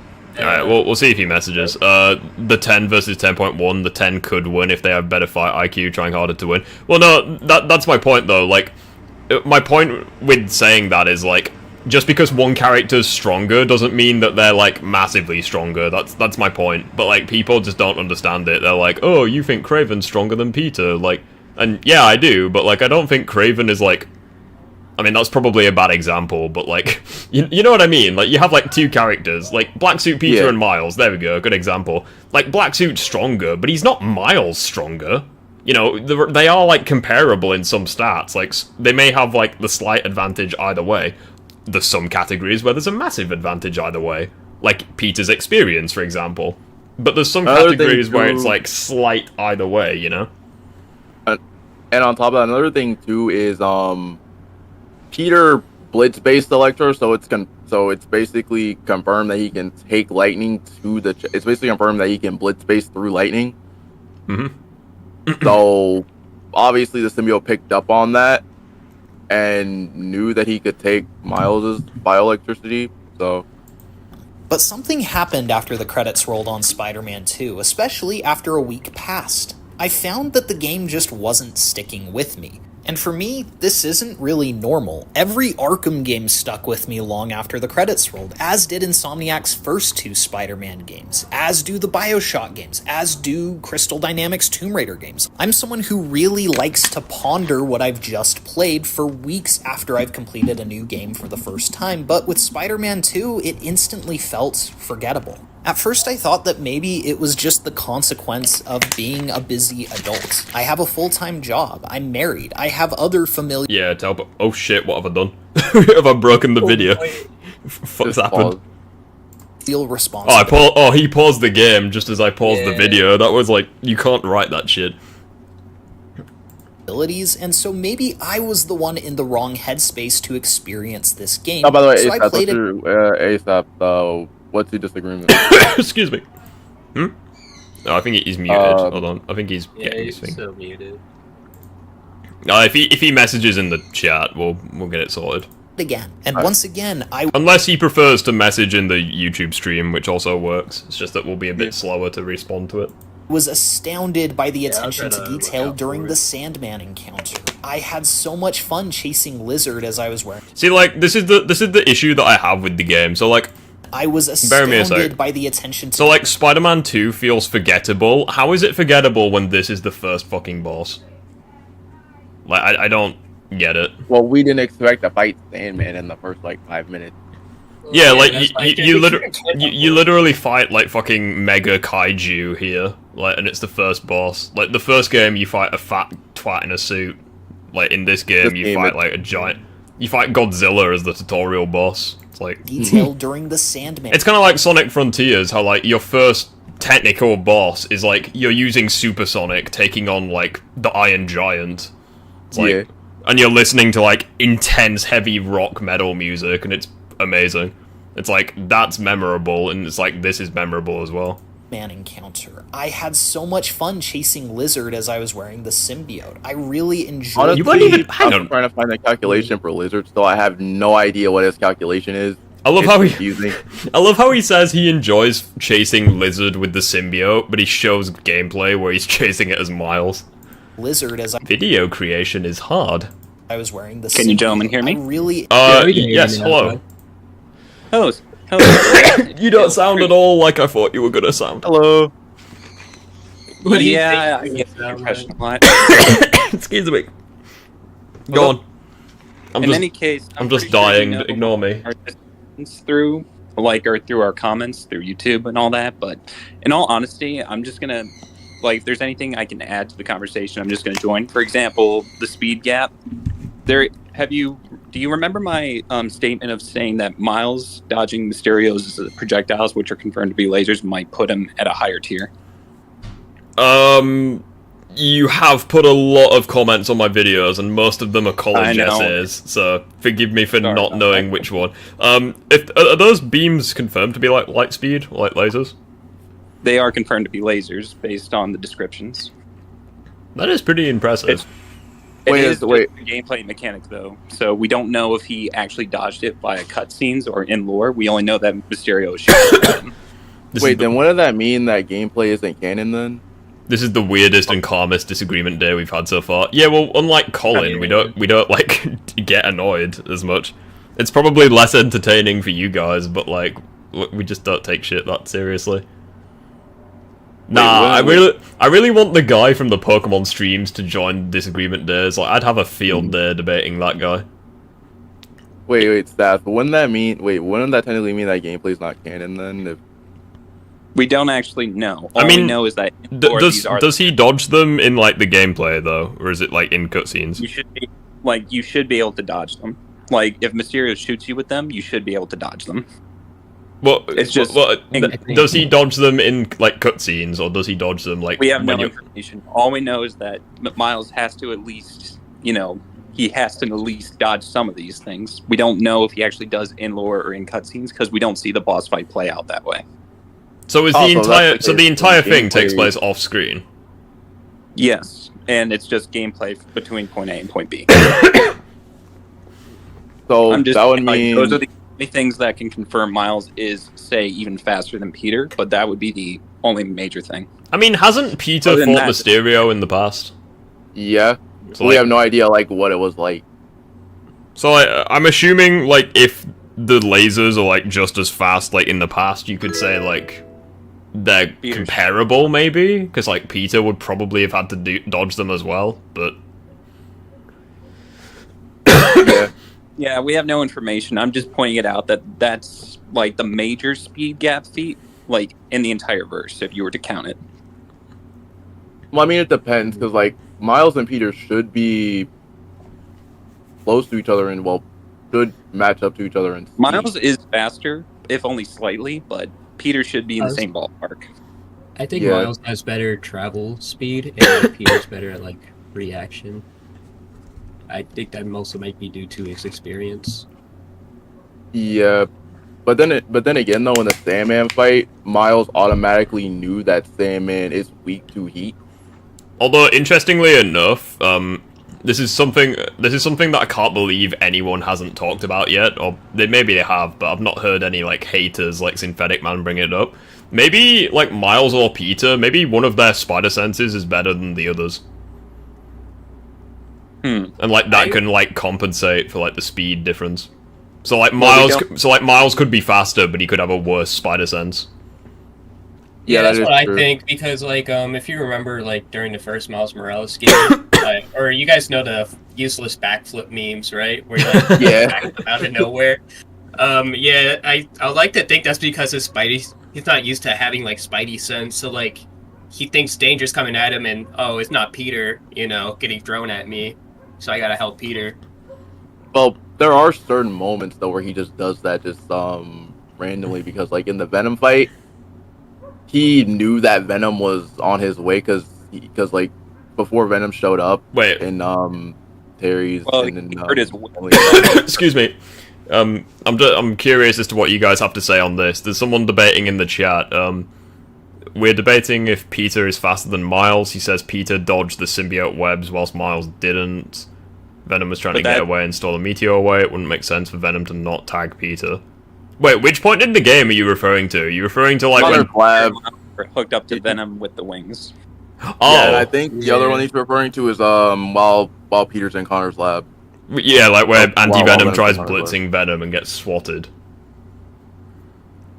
It won't make sense for Venom not to tag Peter. Well, Venom was actually just trying to get the Rock, but he got power boosted by the Rock, as well as it's confirmed that when Venom went straight from Peter to went from Peter back to Harry, it got his strength too. It's also just confirmed that I mean, I don't think anyone's going to deny this, And but then like, Harry boosted him. it's also confirmed by Dr. Connors that the reason why Venom was so strong was because they achieved like perfect symbiosis. Yeah. Which also explains why Miles lasted against Peter as long as he did, was because like it implies that if the bond between the host and the symbiote is disrupted or like weakened, that also weakens the symbiote. Which explains why Miles did better against Peter in Phase 2 and 3 than Phase 1. Yeah. And that also honestly explains why, at the end, why Venom was after him. Because before that, Venom had no idea about Miles at all.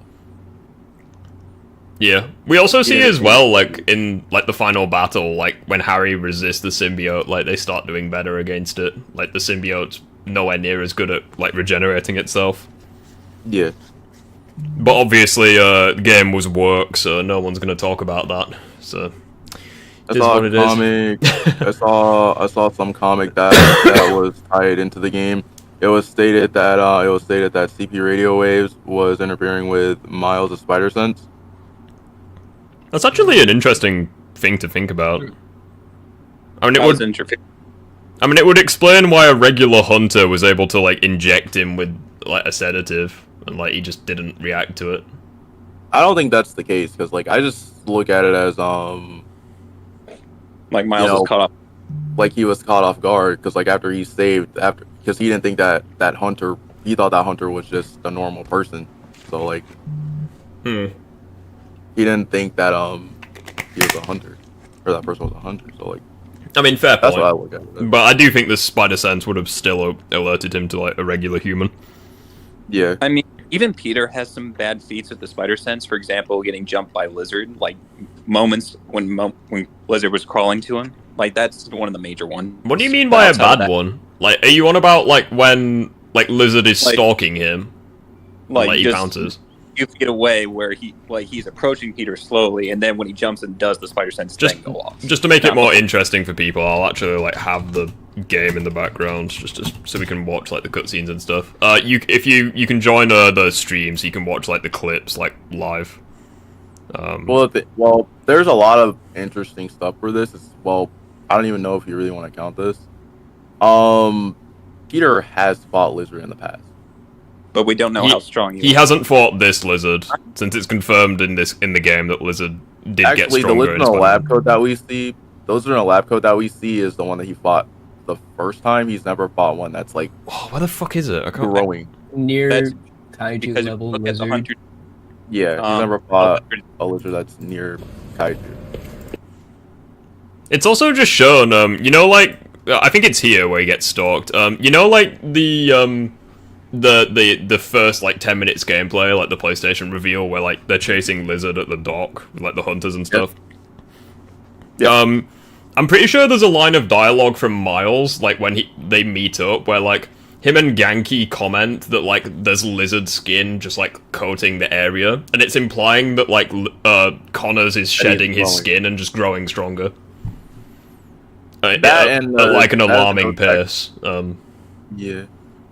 That and the Ghost Ex Raven game almost larger. Which actually makes sense, because when Connors, like, escapes, like, when Peter's stabbed, like, he's still, like, partially humanoid. He's just got a giant head and a giant tail. But then, like, the next time you see him, he's, like, full-on, like, Godzilla.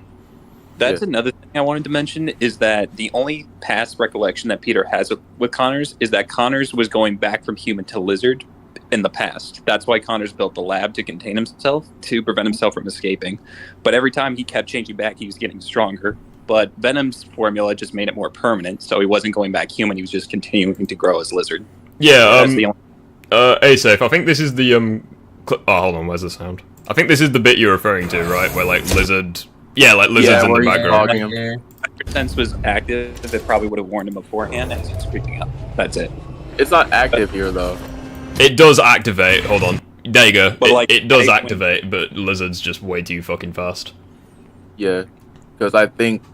Because, like, as Insomniac's Peter's villains grow... Well, change a lot from what we've seen. Yes, he's fought them in the past, but they get stronger and faster. Yeah, so, this is literally, like, you can't really see it because of my camera, but it reminds me of the Be Right Back meme, or, like, the To Be Continued one. Yeah.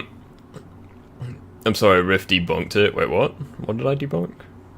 Like this feat, you already debunked it. I was just saying this is... Oh, right. I thought it was referring to what, like, those two were debating, because, like, there's a debate going on in the stream. Because you've also got to keep in mind, this is something that really annoys me, and, like, I feel like people just didn't play the game. Like, in the first 2 phases of the fight, Peter's not trying to harm Connors at all. But, like, in the 3rd phase, he's, like, actually, like, right, fuck it, I'm just gonna fuck you up. Yeah, because it's like, he's starting to get sick and tired of him growing. Like, here, possibly. Regeneration is so cool. Another thing is, it's so gross. Peter didn't just outright, what is it? Like, we see that his Tendrils can restrain lizards. He's just... So it's just like asking, why doesn't he just do that to begin with? It's pretty clear. Well, oh, there you go. Sorry, I don't mean to interrupt you. That was just a line of dialogue that I was trying to find. Peter said that he will hurt him. Yeah, this line of dialogue here. To, but, like, he will. Fine. If I have to hurt you, I will. Yeah, so he actually starts hurting Connors in the 3rd phase. I'm curious. Do you think that Connors feels any of that? I mean, I feel like it was instantly super effective when he's like, "No wonder your family left you." I'm like, Jesus, calm down, dude. Like, I'm talking about, like, after he got knocked out, did he feel any of that, or, like... We don't actually know. For all we know is that Connor in the beginning was partially conscious, but as time went on, he just kept fading I mean, away. Lizard has one hell of a healing factor, so I would say no. Yeah. I mean, he was able to regrow his, like, entire tail in, like, seconds, so I really don't think he would feel it. Someone said, don't you think anti-venom feels unearned? I guess they're talking about something. It feels like it was given to him by Miles and Lee. I would disagree, because they had no idea it would create anti-venom. Yeah. Like, the entire reason why they did it was because he was, like, being assimilated by the symbiote that was left in his system after he tore off the black suit. Like, their entire, like, goal was just to neutralize it, so Peter would be back at like base strength. But they had didn't no expect idea it would create anti-venom. And you can even see in the cutscene, I'm gonna play the cutscene because it's one of my favorite scenes in the entire fucking game, and I will watch it at any excuse I have. If you look at Lee's and Miles's reaction, like they're genuinely shocked when they see anti-venom. This is easily one of my favorite cutscenes in the entire game. Even Peter is a little bit confused. Like, look, they're both like, what the fuck? And Peter's just looking at his hands like, Go. I've got this. Though when you think about it, he was given Lee's power, which, like anyway, even without the symbiote, he'd be amped. yeah. Yeah, which is why I find it would amusing say when Miles- people are like, oh, Peter was nerfed. It's like, yeah, do you really think PS4 Peter is above anti-venom? I Well, think I mean, Venom's the strongest. Just that people want to argue that, hey, Peter on his own can still contend with these threats, just not to the same level as anti-venom. Yeah, it would be different if it was Berserker anti-venom. Then that's a different story. Yeah, that's a different story. No one's denying anti-venom's the strongest. Yeah, I think anti-venom. Yeah, pretty much. I think one of the topics that we were debating like immediately before the stream. Thank you guys for the support on that short, by the way. Like, like it started as a joke, like where I'm just like, right, I'm gonna go through every single scene in Spider-Man 2 and prove he wasn't nerfed, but unironically they're blowing up. So like, it started as a joke, but you guys actually really like it, so I'm gonna keep doing it. But the Kraven one I figured was gonna be controversial, and yes, there are a couple of people not happy with it. So I think one of the it's a good time to actually have this debate because it's one that I sparked when I did the Kraven versus Peter. Kraven versus Peter, if it was like actually like if Peter like I don't know how to describe it, like okay, similar situation to when Symbiote Peter fought Kraven, how do you think Peter would hold up against him? I think he will hold up against them pretty well. I mean, I'm still in the camp where I think Venom would body him, but that's just me. I think he would hold up to him. Wait, are we talking like bloodlusted base Peter? Yeah, we're talking about like if they're actually trying to kill each other. Oh yeah, definitely Peter. So here's the thing. I know that we've had disagreements on this before, but we need to consider all factors, not just being the idea that Kraven had prepped the entire time and was, you know, the whole point of Kraven coming to New York. And to be honest, if Kraven was coming to New York, he knew Avengers were there. He probably did research on all the superheroes and villains there. If he wanted the Avengers, that was probably the best place to do it. I'm just saying. Well, I do think yeah, look, I do think Kraven would indeed beat base Peter. Like even with Bloodlusted, it doesn't really matter. And this is kind of a hot topic, so I figured we'd actually spend a bit of time talking about it. I think the main reason that I disagree with that notion is just from the idea that you think that, oh, base Peter, if he was going all out, would have done like worse than Black Suit Peter holding back. The biggest issue is that Black Suit Peter, like from what we can tell in the game, is holding back even all the power he has with the symbiote. Plus, you have to consider that he is stronger than he was at base, and at base, you can argue he can kill regular humans with ease, including maybe even a super. Well, yeah, I don't think anyone's gonna deny that. Like, if Peter stopped holding back, he could easily kill regular humans, or even Sinister Soldiers. Possibly. We're not gonna. Well, it's just like you're telling me that he cripples with the Sinister Six. Or you know, Scorpion's jaw, like Scorpion. I mean, he'd fuck up like Vulture and Electro, but like he'd still have issues dealing with like maybe like Rhino and Orc and stuff. Rhino is the one argue that he has to try his hardest on, but even then, Peter doesn't really try to rely on brute force to beat Rhino. But in any case, I digress.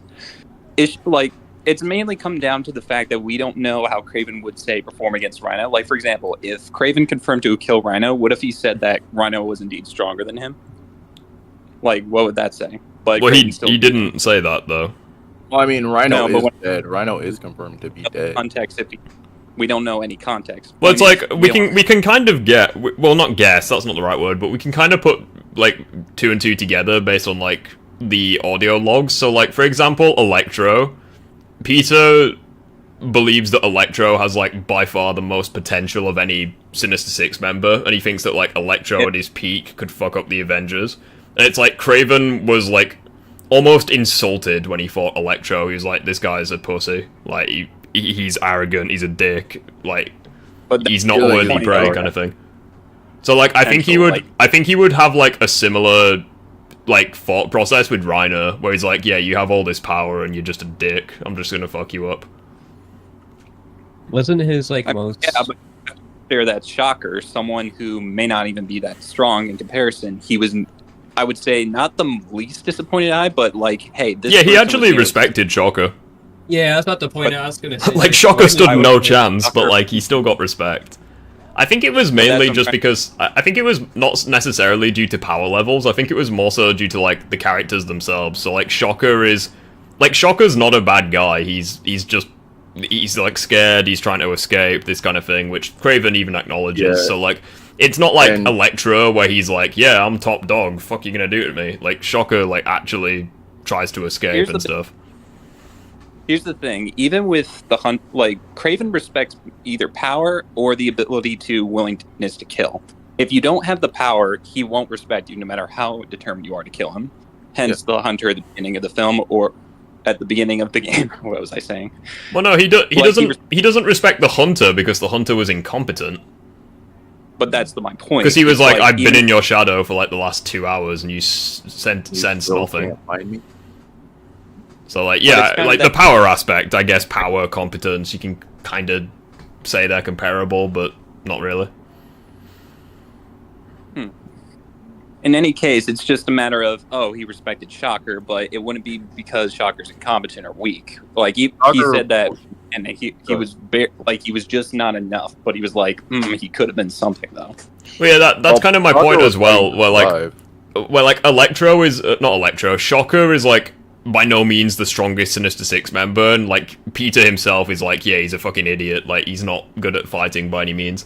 But I think the difference with Shocker is like the like mentality behind it, because Electro is like arrogant, Scorpion also like arrogant, that kind of thing, but like Harmon has like different mentality. Like he doesn't believe he's the strongest guy around, he's not trying to kill you. Well, kinda. I mean, he will kill you if he's backed into a corner, but like he doesn't seek conflict, kind of thing, which is why I think he got more respect from Kraven, because Kraven hated Electro. He was like, "Yeah, you think you're strong, literally like Soldier Boy, like buddy, you think you look strong, you're just a cheap knockoff," kind of thing.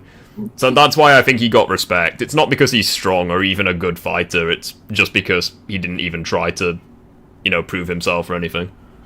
Another thing too, Shocker was trying he just basically not a lot. Kraven said that he was just trying to survive. Yeah. So like he wasn't fighting to kill, he was just fighting to survive, which I think. But that's like, let's say this: Kraven was definitely hunting Sandman. I'm just thinking, how would a fight between them go down? I mean, if you give Kraven prep, he would probably win, but like probably a lot of water and some heat. But that a lot of electricity. Kraven tried to bridges the gap between him and whoever he's fighting to like both give himself and his opponent a fair chance. He doesn't just do it one-sided ways, like either for himself or his opponent. Like he doesn't make them stronger without compensating on how to fight them equally. Yeah. So like as well, I think part of the like coming back to like the whole base Peter side of things, I think Kraven's mentality is also something that we need to take into account. So like, for example, I actually done this with great depth, but Kraven has, I would say, 4 to 5 mindsets. It's either you're weak and not willing to kill, which he doesn't even bother with you. You're either willing to kill him, or you're just not capable of it, which he just doesn't. He disrespects you and doesn't care for you because you're like, you think you can beat me. Then his other mindset is you can beat me, but you're just not willing to go in for the kill. At that point, he just sees you more as a nuisance opposed to his goals. And then there's someone who, and then it's only when you're super, super strong does he even consider you to push you over the edge, because he's like, oh, you were so strong that if I push you a little bit, you will kill me. And then there's the person who goes all out and then, kills, which is pretty much what happened. he tried to do that with Peter. Wait, hold on. Symbiote, so. In the chat, just because there's a debate going on, if you're debating whether Anti-Venom could have beaten Venom or not, I think he could have if he really, really wanted to, but it would still be high diff. I mean, he obviously has the means to put down Venom because of like the hacks, but there's a host in there. I still think Venom would win that, but it wouldn't be like a stomp by any means, because like Venom was also holding back against Anti-Venom like the entire time.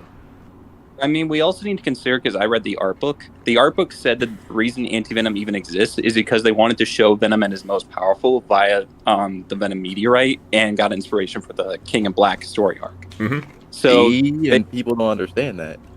Peter was Ant. That is a good point, because like even I knew that he was boosted by the meteorite. I do think that Venom didn't know.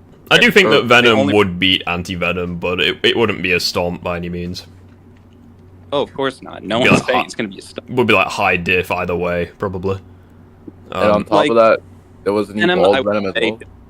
Venom, but non-Ant Venom gets beaten by Anti-Venom. Yeah. Yeah, no, we're not debating about that. We're debating if Peter could have got the Anti-Venom in another way, like if he could have made it in a lab. I don't think he could have, because, number one, there was a lot of shit going on in the story. Like, he wouldn't have found the time to do so. And also, Peter knows fuck all about symbiotes. Like, it's not like the anti-Ock suit, where, like, he studied the technology for ages, like, he worked with Otto to, like, engineer the arms. And, like... I mean, to him, the symbiote was new. Yeah, like, the symbiote... And even when Peter, like, eventually got Anti-Venom, he was, like, genuinely shocked. Like, you could tell he had no idea. Like, he was just pulling new abilities out of his ass, and he just had no idea what was going on. So I don't think Peter... Because you've also got to keep in mind, like the symbiotes in this universe, they weren't created in a lab, they were from, like, space, like, with the meteor. So, like, I don't even think Connors or, like, Norman Osborn could have done that, so I definitely don't think Peter could have done it. It's also comic, like comic in the lore says that Anti-Venom has to come from Mr. Negative, since that's the only reason Anti-Venom even exists in any continuity. Yeah, and it also makes a degree of sense, because, like, Negative's powers are highly effective against symbiotes. Like, well, I mean, there is Ultimate, though. Like, Black Suit Peter couldn't even lay a hand on Negative. And, like, when Negative created, like, the dome around Peter, not only could the symbiotes not get in, but it also purged the ground of, like, the symbiote goo as well. So, like, that's another. We also got a glimpse in a cutscene too. Yeah, so like it actually makes sense narratively why he got the power from Negative. Well, I think one way or another he would have got Anti-Venom from Negative, but maybe like context could have been different. I don't know. But just coming back to it, fuck, where were we? Like, there's like so many things going on. We're responding to people talking about Anti-Venom versus Venom, but then Kraven versus Base Peter. Yeah, Kraven, but so like the thing with Base Peter as well is I think the issue for him is like, first of all, we have no idea like the upper limits of his strength, like, so it is like just speculation for Base Peter. But also, when Kraven went against Symbiote Peter, not only did Kraven have prep time because he had like the bell and stuff, and Peter still won the initial fight, but he was also holding back. But then Kraven, like, turned the tables on him in that scene. Peter had to, like, fully stop holding back to, like, strangle him, just overwhelm him, fuck him up, that kind of thing. I would attribute that more to taking more control. Yeah, that's what I was about to say. Like, you could attribute it to Peter not even being in control, but, like, there is, like, a correlation where, like, the symbiote takes over, because you've also got to keep in mind that the symbiote was urging Peter to kill Kraven throughout the day, and Peter still didn't. So, like, if the symbiote took over Peter, like, that would... like, he would just beat Venom. No, but the point I'm making is the symbiote itself wanted to kill Kraven, so, like, if it took over Peter's body, there would be nothing stopping it from going all out and to kill the bastard. I actually... I disagree with that, just because we've seen what happens when the symbiote takes control of Peter when he's not even conscious. Like, Peter's not even killing regular hunters while unconscious, so the symbiote is still affected by unconscious symbiote. I was gonna say, I really like what he said here. Well, you could argue as well though, like when the symbiote like takes over Peter, like when MJ tases him, for example, like if Peter was in control, there's no way that the symbiote would even try to attack MJ, let alone like chase her.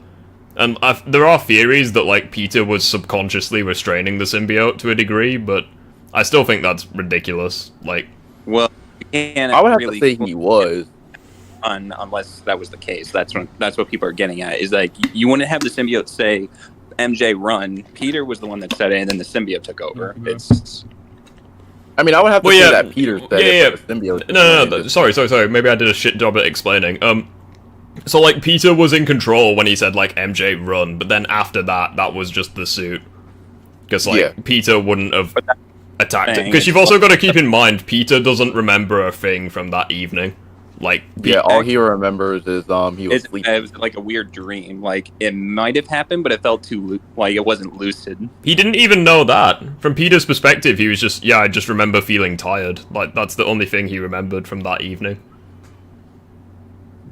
Like in the why don't you pop some more pills and tell us what you're really feeling? In that cutscene, that's all he remembers was feeling tired. Like he has no recollection of the events at all. But and I would it's think more like MJ and Harry remember it. Just of the events until the symbiote was weakened enough, even though he was fully, conscious. Yeah, but like that's what I mean though. Like Peter, like the suit can indeed like take over to an extent. And Kraven even says to his face, he's like, "Yeah, you've been holding back this entire time." Well, the thing is though, is like Kraven wasn't really interested in Peter. He was interested in Venom the whole time. Well, the main thing is that Kraven got his ass beat by Agent Venom, who was definitely not holding back, and Kraven didn't have any prep, so he didn't know how to properly counter Agent Venom.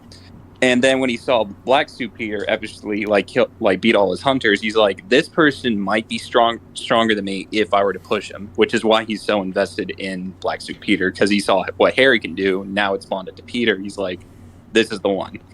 Yeah, I kind of agree with that, because as well, his motivation is also to be killed at the hands of, like, the apex predator, so, like, that could also, like, the fact that he immediately set his sights on Peter is pretty insane. And I don't think Kraven even knows that Harry was Venom at that point. Because, like, the hunters say that, is it him?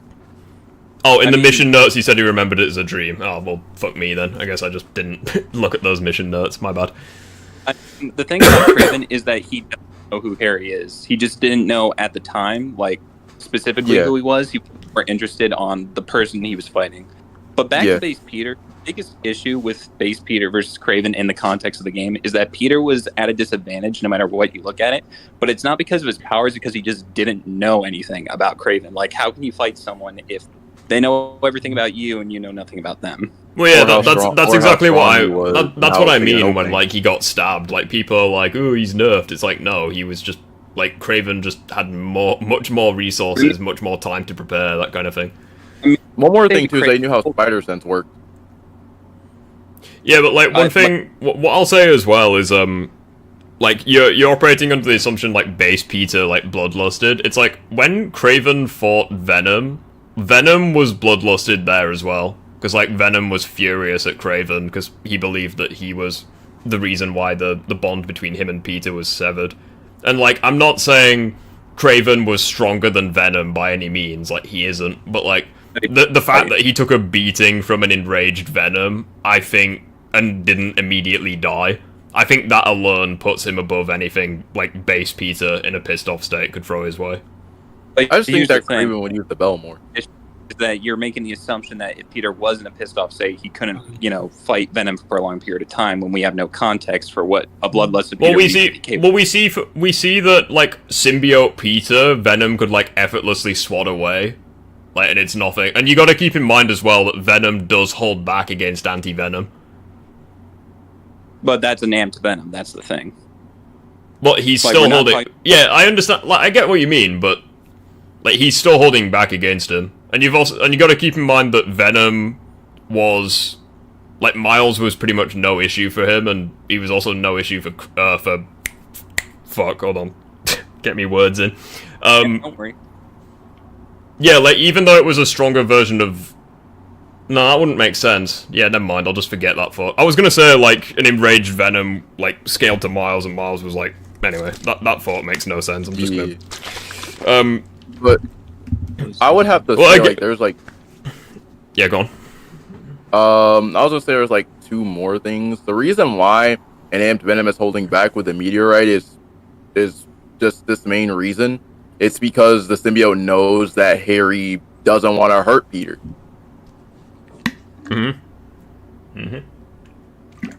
But the symbiote will do it if Peter if Peter kept on refusing. Yeah, if push came to shove, he will do it. Yeah, like Harry outright says, it will kill them and then it will kill you. Yeah. I would point out as well, off the top of my head, I think I may have to check one of Crysis's videos, because I think he has the screenshots, but it's also stated by the developers of the game that Kraven is, like, superior to any villain from the PS4 game. And there were Yeah, it's from the website. I've actually read it. So basically it says that Kraven is stronger, smarter, and more capable than any other villain that was seen before. In terms of, like, he's just more cunning, he's just more ruthless, he's just more overall around. Like, like Kraven. The point that I'm making with that, though, is that there's several villains in the PS4 game that easily outclassed base Peter. And it's not even funny. I mean, like, we can... Like, I don't disagree with that. I just think that there's also the case to be said that if they did outclass Peter, it would be in, like, say, a single category. For example, Rhino strength, for maybe Scorpion agility, I think. Like, well, yeah, the point I'm... Yeah, sorry, I'll explain it a bit better. So, like, Rhino, like, he's stronger, obviously he's not smarter, but, like, Rhino... So, the point I'm making is, like, Rhino significantly stronger than base Peter, and... like Venom, I keep saying Venom today. I'm fucking stupid. Kraven. Kraven's above Rhino. I think it was Rhino, Doc. Yeah, Rhino, Doc Ock, and I think Hammerhead Cyborg form. I think those were the 3 that are, like, stronger than Peter. It stated that again, I can find you the screenshots if you want them. Not as strong as Peter, he's just got more of a range, which is confirmed based on Peter able to hold Hammerhead down, but I digress. Yeah. Wait, what? Like, Peter can still contend with Hammerhead, like, strength-wise, it's just that Hammerhead's got more range, like, because he's just a giant. I would disagree with that. Like, well, I mean, for having cyborg form, he almost pushed him into Turbine. Yeah, like, in the cyborg form, he effortlessly overpowered Spider-Man with one hand, and he also overpowered Sable at the same time. I mean, Sable's fodder, but you know what I mean. The fact that he can, the fact that he can, with one hand, he could overpower Spider-Man is insane. Well, I also think that was just because of the circumstances of the plane. When you actually look at the boss fight, he's able to hold Hammerhead down. Especially within the context that, unlike Doc Ock, who competed with Peter when he had broken bones, Hammerhead was competing with, like, more or less 100% Peter. I don't disagree with that. Because there were, I think, canonically, there's, like, days or weeks that take place between Turf Wars and Silver Lining, so he would have, like, had time to heal. And I think that Sable explosion is really low. I don't know the calculations for that, but it's a pretty small tier explosion.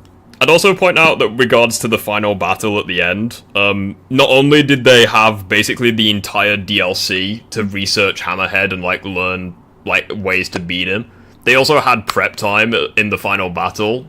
And even then, it still wasn't enough to beat him. They had to, like, last resort kamikaze the plane into him. So, like... Even, it's kind of debatable because Hammerhead being taken out the way he did, like, based on calculations, isn't that big. Well, no, well, you've also got to keep in mind that, like, they spent the entire fight softening his forehead. By, like, aiming the military super weapon directly into his face, in addition to, like, a beating from Spider-Man.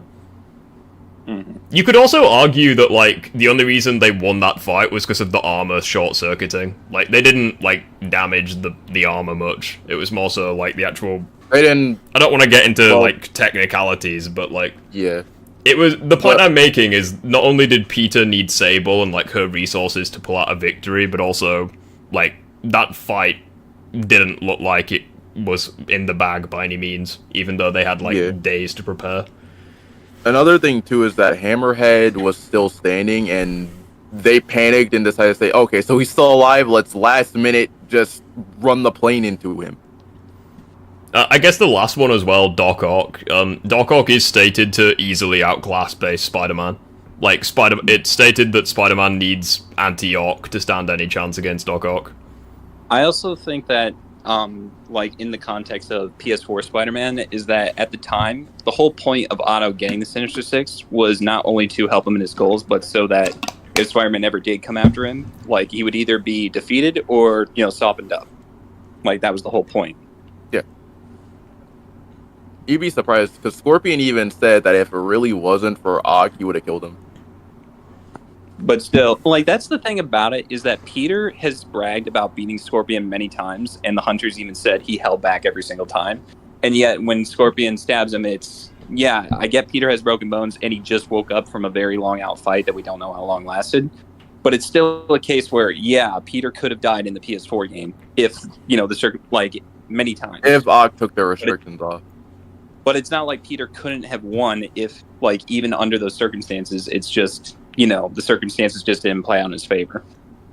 Yeah. Well, it's like, if you want to go that route, it's like, look at the final battle. Peter has a suit of armor specifically designed, or at least implied, to be able to counter Doc Ock. He has extensive knowledge on the neural interface, and he knows exactly how to beat Doc Ock, and he still nearly dies to Otto, even though Otto was holding back. Like, the web shooters were destroyed, the mask was cracked, he was stabbed. Like, Otto could have easily killed him if he wanted him dead. So, like, Peter had more prep time going into that fight than Otto did, and Otto could have still nearly won. But this is where I kind of go into the lane of, if Peter actually wanted to punch Otto's head off, he actually could. It's just like, it's the whole point that Peter holding back is, Well, that point's irrelevant because Otto was also holding back against Peter. So, like, if Otto wanted Peter dead, he could have just crushed his skull in after stabbing him. But then again, Peter was also injured and fatigued. Yes, he made a suit, but let's think about it for a second. Otto took from going to the Devil's Breath lab all the way to Oscorp Tower, and you have to consider that Peter was resting at this point. It's just like, what was happening in the time between, point A and point B?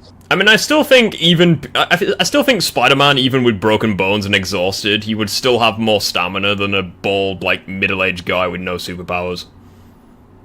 I mean, you can be surprised what broken bones can do to someone. Like, he's Spider-Man. Well, it's not going to affect him the same way as Miyo. Like, he's still able to fight Electro and Vulture with broken bones, and yeah, he passes out afterwards, but, like, he's able to fight Scorpion and Rhino with broken bones.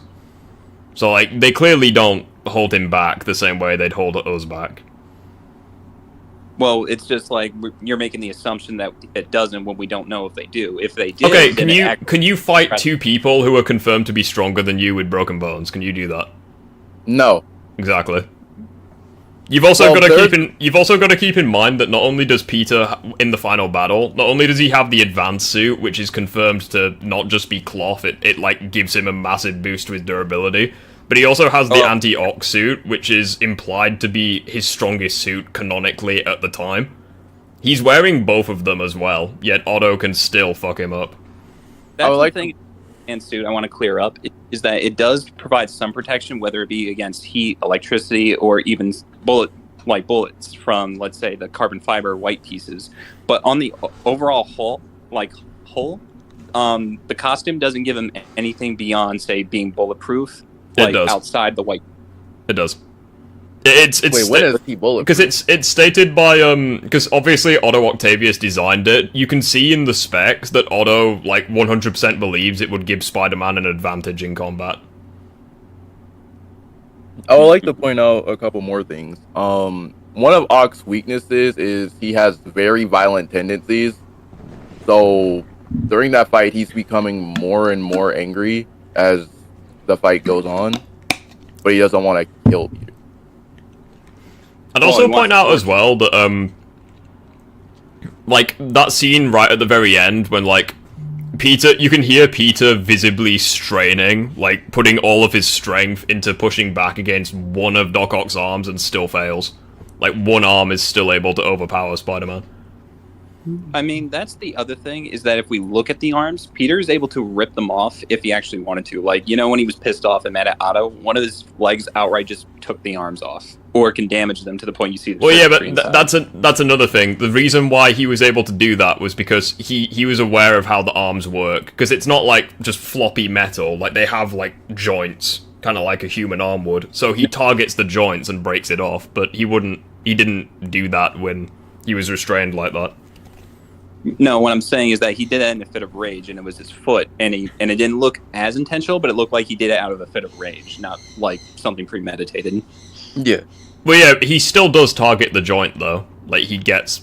I'm not disagreeing with it's you. like right I'm just place, saying, right like, time. He gets a good shot at the joint. But yeah, the overall thing. So Hammerhead, Otto, and Rhino. Those are the people that we looked over seeing as above base Peter in either strength or just, you know, like Otto's debatable just based on what you consider. Hammerhead, you can definitely say is stronger, and then Rhino we know is stronger, but it's also a case where it's unclear how Peter beat Rhino many times because according to I will say before we go down that rabbit hole, the one thing I'll say with Kraven is it's confirmed or implied that he's above those villains when it comes to like raw strength. However, based on Spider-Man 2, we know he's a way better fighter, way better like this, that, the other. So like the point that I'm making when I say he outclasses those villains, strictly strength or attack potency. Like I'm not saying, you know, Rhino is comparable to him in brain power, for example. Like that was my point when I was saying. Like, the point I'm making is that he's stronger than characters who are already stronger than Spider-Man. That's the entire point I was making there. I get that. I'm just saying, like, based on the feats from Spider-Man 2, Peter, like, based on the feats of Sandman, I even put the calculation post within the YouTube comments, or, you know, reply chat thing. But essentially, the calculations for Sandman's AP would be much greater than anything Rhino or Miles has dished out. In fact, Miles's attacks on Sandman have been calculated to be 750 tons of TNT, which is massive multi-city block level. Yeah, and Sandman cannot take it. Well, that's perfectly fine. If you want to bring up that, I'll bring up the cage feat, where Black Suit Peter breaks through a cage deemed unbreakable, which implies that Black Suit Peter is currently the strongest person in the verse, which would upscale from Sandman. Well, that would also go with Miles' side too, because in his game he absorbed the nuke that was, I think, told to be. And I would point out as well that since we're taking like holding back and not holding back into the equation, Symbiote Spider-Man was fucking pissed when he pulled that feed off.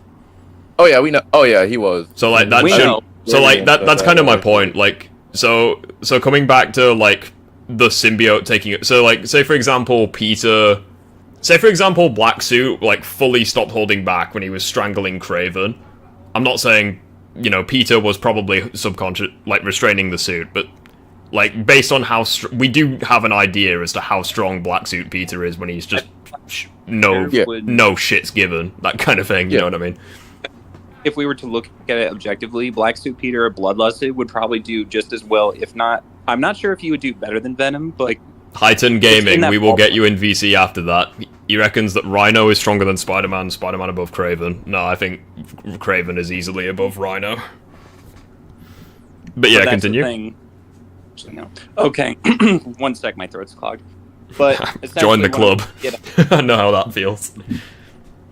But yeah, essentially, if we look at the best calculations for each character, Black Suit Peter can be ranged from city level if we consider the Unbreakable Cage feat. Miles' best feat is the Harlem feat, which can be different by many interpretations, from like half a megaton to 39.5 megatons, which is 10 megatons below the SAR bomb.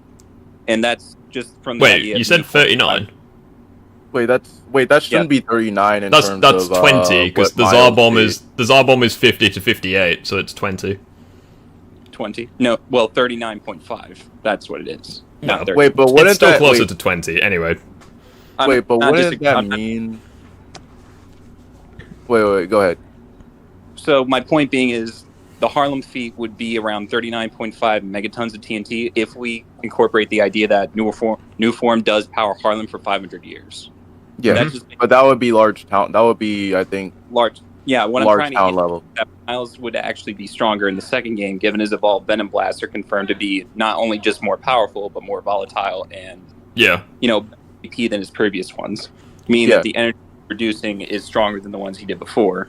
I would point out as well, with that with Miles absorbing the thing, an issue with that is also taking in, like, context, where, like, I don't think Miles would necessarily scale that high in his solo game. The reason being is because he's yet to master that ability. So, like, I don't know if anyone's played Miles Morales here, but, but, like, the first, so you'll know when he's in the lab, with Prowler, the first time that he actually tries absorbing electricity or energy, he nearly passes out from doing it.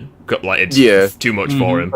And then in the final, battle, he hurt him. Like, I think he would scale to that level if he did it with relative ease, but, like, it nearly kills him. Like, yeah, he's... no, he struggles. You have to consider he needed help by. So, like, an issue with him doing it with relative ease is that you can attribute that to him absorbing the energy, not necessarily taking in for damage. Well, no, that's the point I'm making. The point I'm making, like, I understand what you're saying. Like, obviously, he can't no-diff it, so his body is withstanding that amount of force. But the point I'm making is, yes, it's an Miles impressive can't feat, hold that much but, like, energy. He can't hold that much. Like, he can't hold that much of the new form for that long. Like, yeah. So where I'm going with this is, like, I think, like, say for example, Miles in his solo game and Miles in Spider-Man 2. Say for example, they were, like, equal in terms of power. Like, Miles in Spider-Man 2 would just be infinitely better at controlling it. You know what I mean? So it would be, like, easier. Yeah.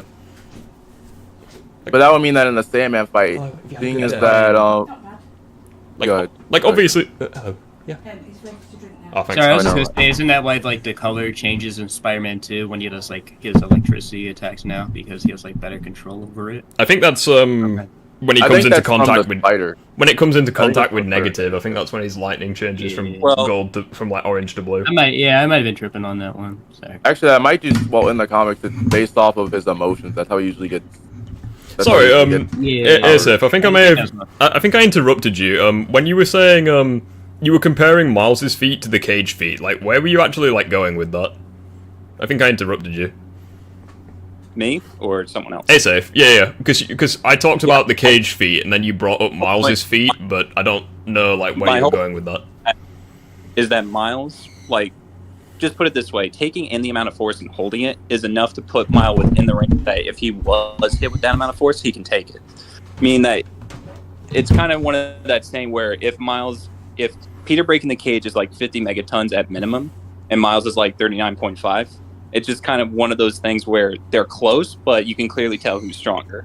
Well, I would argue it's not close at all. Reason being is because, like, I think saying that Miles could take that amount of force, whenever I hear that, I assume, like, he could just, like, take it and, like, be Superman, you know, stand there with no damage. I think, so, like, Miles in his solo game, if it is, like, 39, he was able to, yes, his body could survive it, but he is in, like, great pain afterwards. But, like, Black Suit Peter was able to basically no diff, like, 50 megatons amount of force. Like, we see, when I say no diff, I mean, like, it's not like he instantly shattered the dome. That's not what I'm saying. But, like, his body, from what I'm aware, like, Black Suit Peter didn't suffer, like, it's not like he broke his own fist trying to break it, you know what I mean?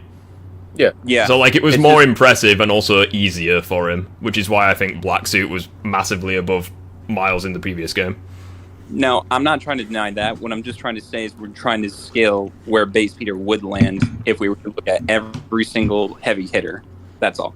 Yeah, I understand that. I think based on the Cage, it would just upscale from, like, previous characters. So, like, I think the Cage would easily be able to hold Miles. Sandman's a different story just because of how big he is. But, like... Wait, but wouldn't that mean that... And, sorry to cut you off. But wouldn't this mean that if Miles was put into the Unbreakable Cage, wouldn't that mean that he would just, by default, break it? I'd also like to point out, you know, like, Miles, like, his feats against Sandman? Yeah. Like, they are impressive, but let's not forget that he does have, like, he's exploiting basically three of Marco's weaknesses, like, almost simultaneously. So, whilst the amount of energy he exerts is insanely impressive, like, he's kind of naturally just effective against Marco anyways. Yeah, no one's denying that. What I'm just trying to get at is from what we know of Sandman, like, I'm just making the way down, but back to the idea of Base Peter, is that if he's able to take any of Sandman's punches, like, I put the calculations down, but essentially it'd be 1.6 kilotons of TNT, which is either small town to large town, and that's just based on his size and the speed of his fists. Yeah. We don't know if Sandman is... Oh, wait, are we talking Kaiju Sandman, or, like, are we just... Yeah, Big Sandman, when he gets, like, swatted by the fist. Yeah, so Peter, at the very least, would have to be around the town ranges of power to even tank that amount of stuff. So that means every character would upscale above Base Peter if he was that level. I would disagree with that, partially. Reason being is because, once again, it's not like Peter, like, gets swatted and then immediately recovers. Like, he was on his ass on the ground, like, from taking just one attack from Sandman. So, like, Broken bones are in. Not with broken bones, but like later on in the fight when like he gets hit by a bolt of lightning and like he's on his ass for a little while. So like obviously he doesn't die to large town levels of force, but it's not like that's his consistent area where he operates at, you know what I mean? Yeah, I get what you're saying, but it's also the case that if Peter was trying to punch Sandman multiple times, even though he got swatted away, the fact he kept trying it means that he implies he can punch with the same amount of force. The first attempt, he just didn't know how to punch. The other two times, he just outright tried. I think the Sandman one is a bit like we can argue back and forth all day, but like I think the reason why I argue the Sandman thing at all is just because of those fuckers who say he was nerfed. Like, well, no, I'm not saying he's nerfed. I'm just. I know, but like that's kind of like the reason why I argue like Sandman. Like when I look at that fight, it's pretty cut and dry. Like Base Peter is not on Sandman's level. Like Miles is probably like Miles is probably closer, but he has like his abilities are effective against him. That kind of thing. It was like a team effort to pull off of W. I don't understand what's so hard to understand about that, but Joker just. Over his Joker head. is real. Not go into that. Just one word, Joker. Like it's like Voldemort. Like it's like he who must not be named. Yeah, I just don't understand what's so hard to understand about that. It was a fucking fantastic fight scene, but evidently. Yeah, but fair enough. I'm not into that Peter is nerfed or anything. I'm not even trying to make him like. Yeah, that's one thing that I respect about you. Even though you type massive messages, at the very least we're on the same page. He wasn't nerfed. Yeah, but that's what I'm trying to say is that the whole thing about the game is I think people read too much into Peter getting his ass kicked, and we're not like questioning the idea. Oh, can Peter actually be on a similar level to these people if he's taking the amount of damage that he's taking? Because there's no way he's fodder to them because that's just not realistic. Absolutely. Also, I will just come back to the cage thing real quick. So like. If we are to take it literally that the cage was like unbreakable or like fucking can't speak or like designed to be unbreakable, that would make it as well that Base Peter would theoretically be incapable of breaking free, because Craven has like at maximum he has 6 months to prepare for like Peter and his rogues gallery, but he has like no time at all to prepare for Black Suit. Like when he designed the cage, assuming that it was him that designed it, he didn't know that like Symbiote Peter existed. You know what I mean? Yeah. What I'm trying to think of is that if he made the cage to be unbreakable, it would be to account for say someone like Miles who possibly had the 39.5 megatons of TNT, and he's like, if I'm going to contain him, I need to put him in this cage just in case if he ever gets that powerful. Or the idea of Sandman, for example.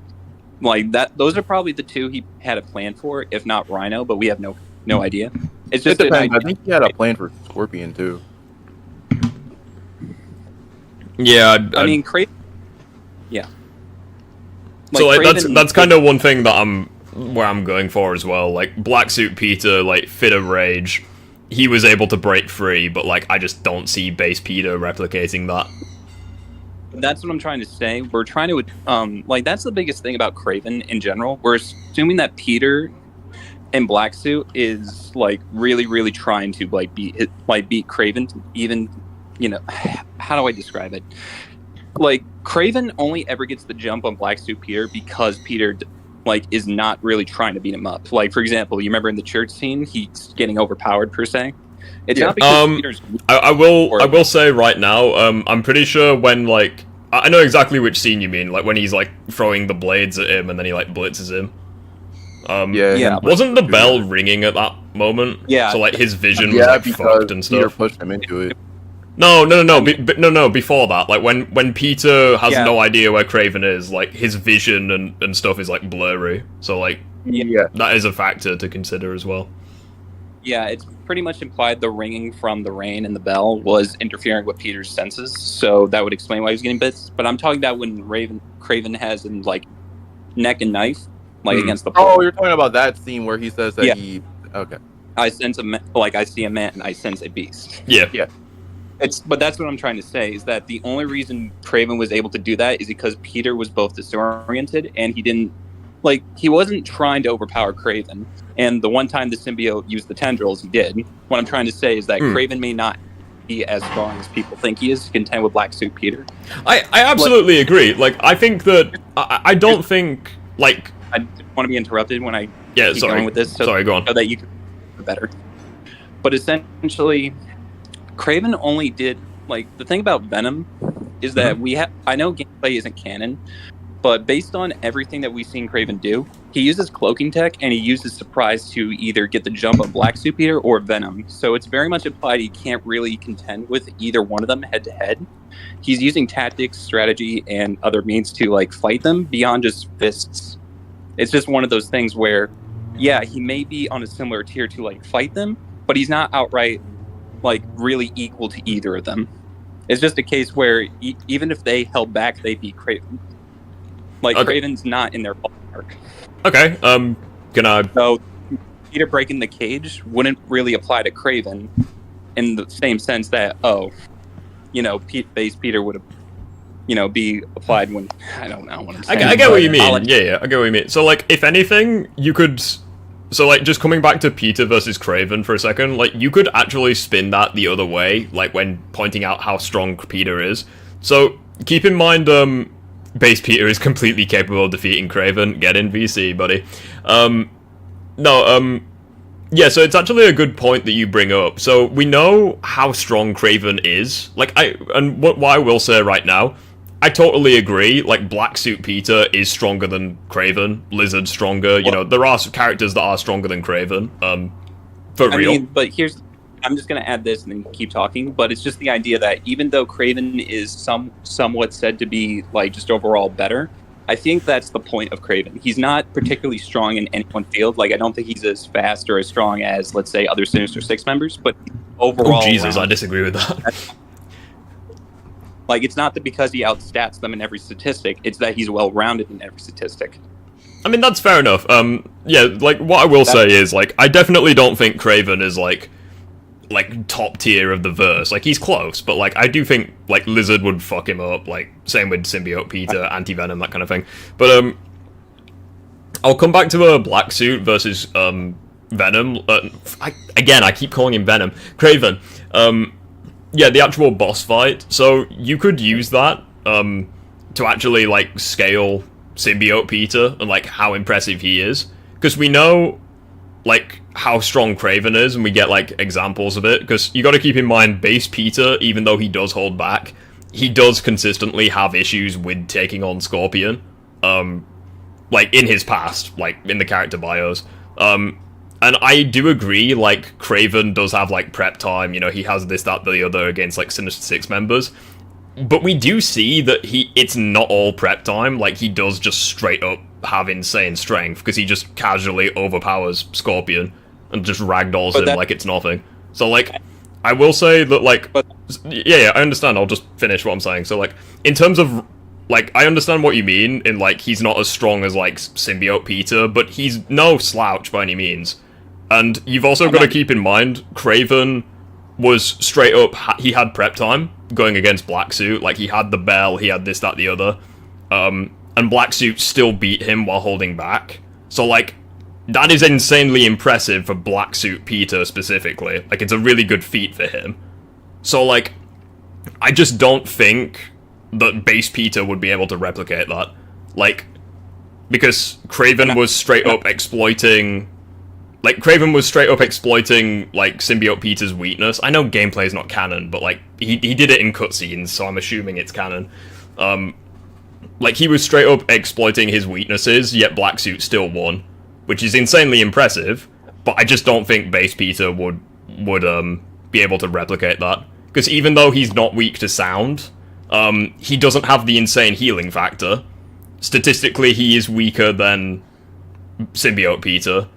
And also, I think that's also a key reason why I think Craven would win. Like, I think Symbiote Peter does get, like, in his fights against Lizard and Craven especially, the healing factor and improved stamina, I think, does make a huge difference. Where, like, he can just heal broken limbs in seconds, but obviously base Peter can't do that. And I think that is a significant factor that would play a role in the fight as well. So, I'll let you carry on. What are we talking about? Oh, we're still on base Peter versus Craven.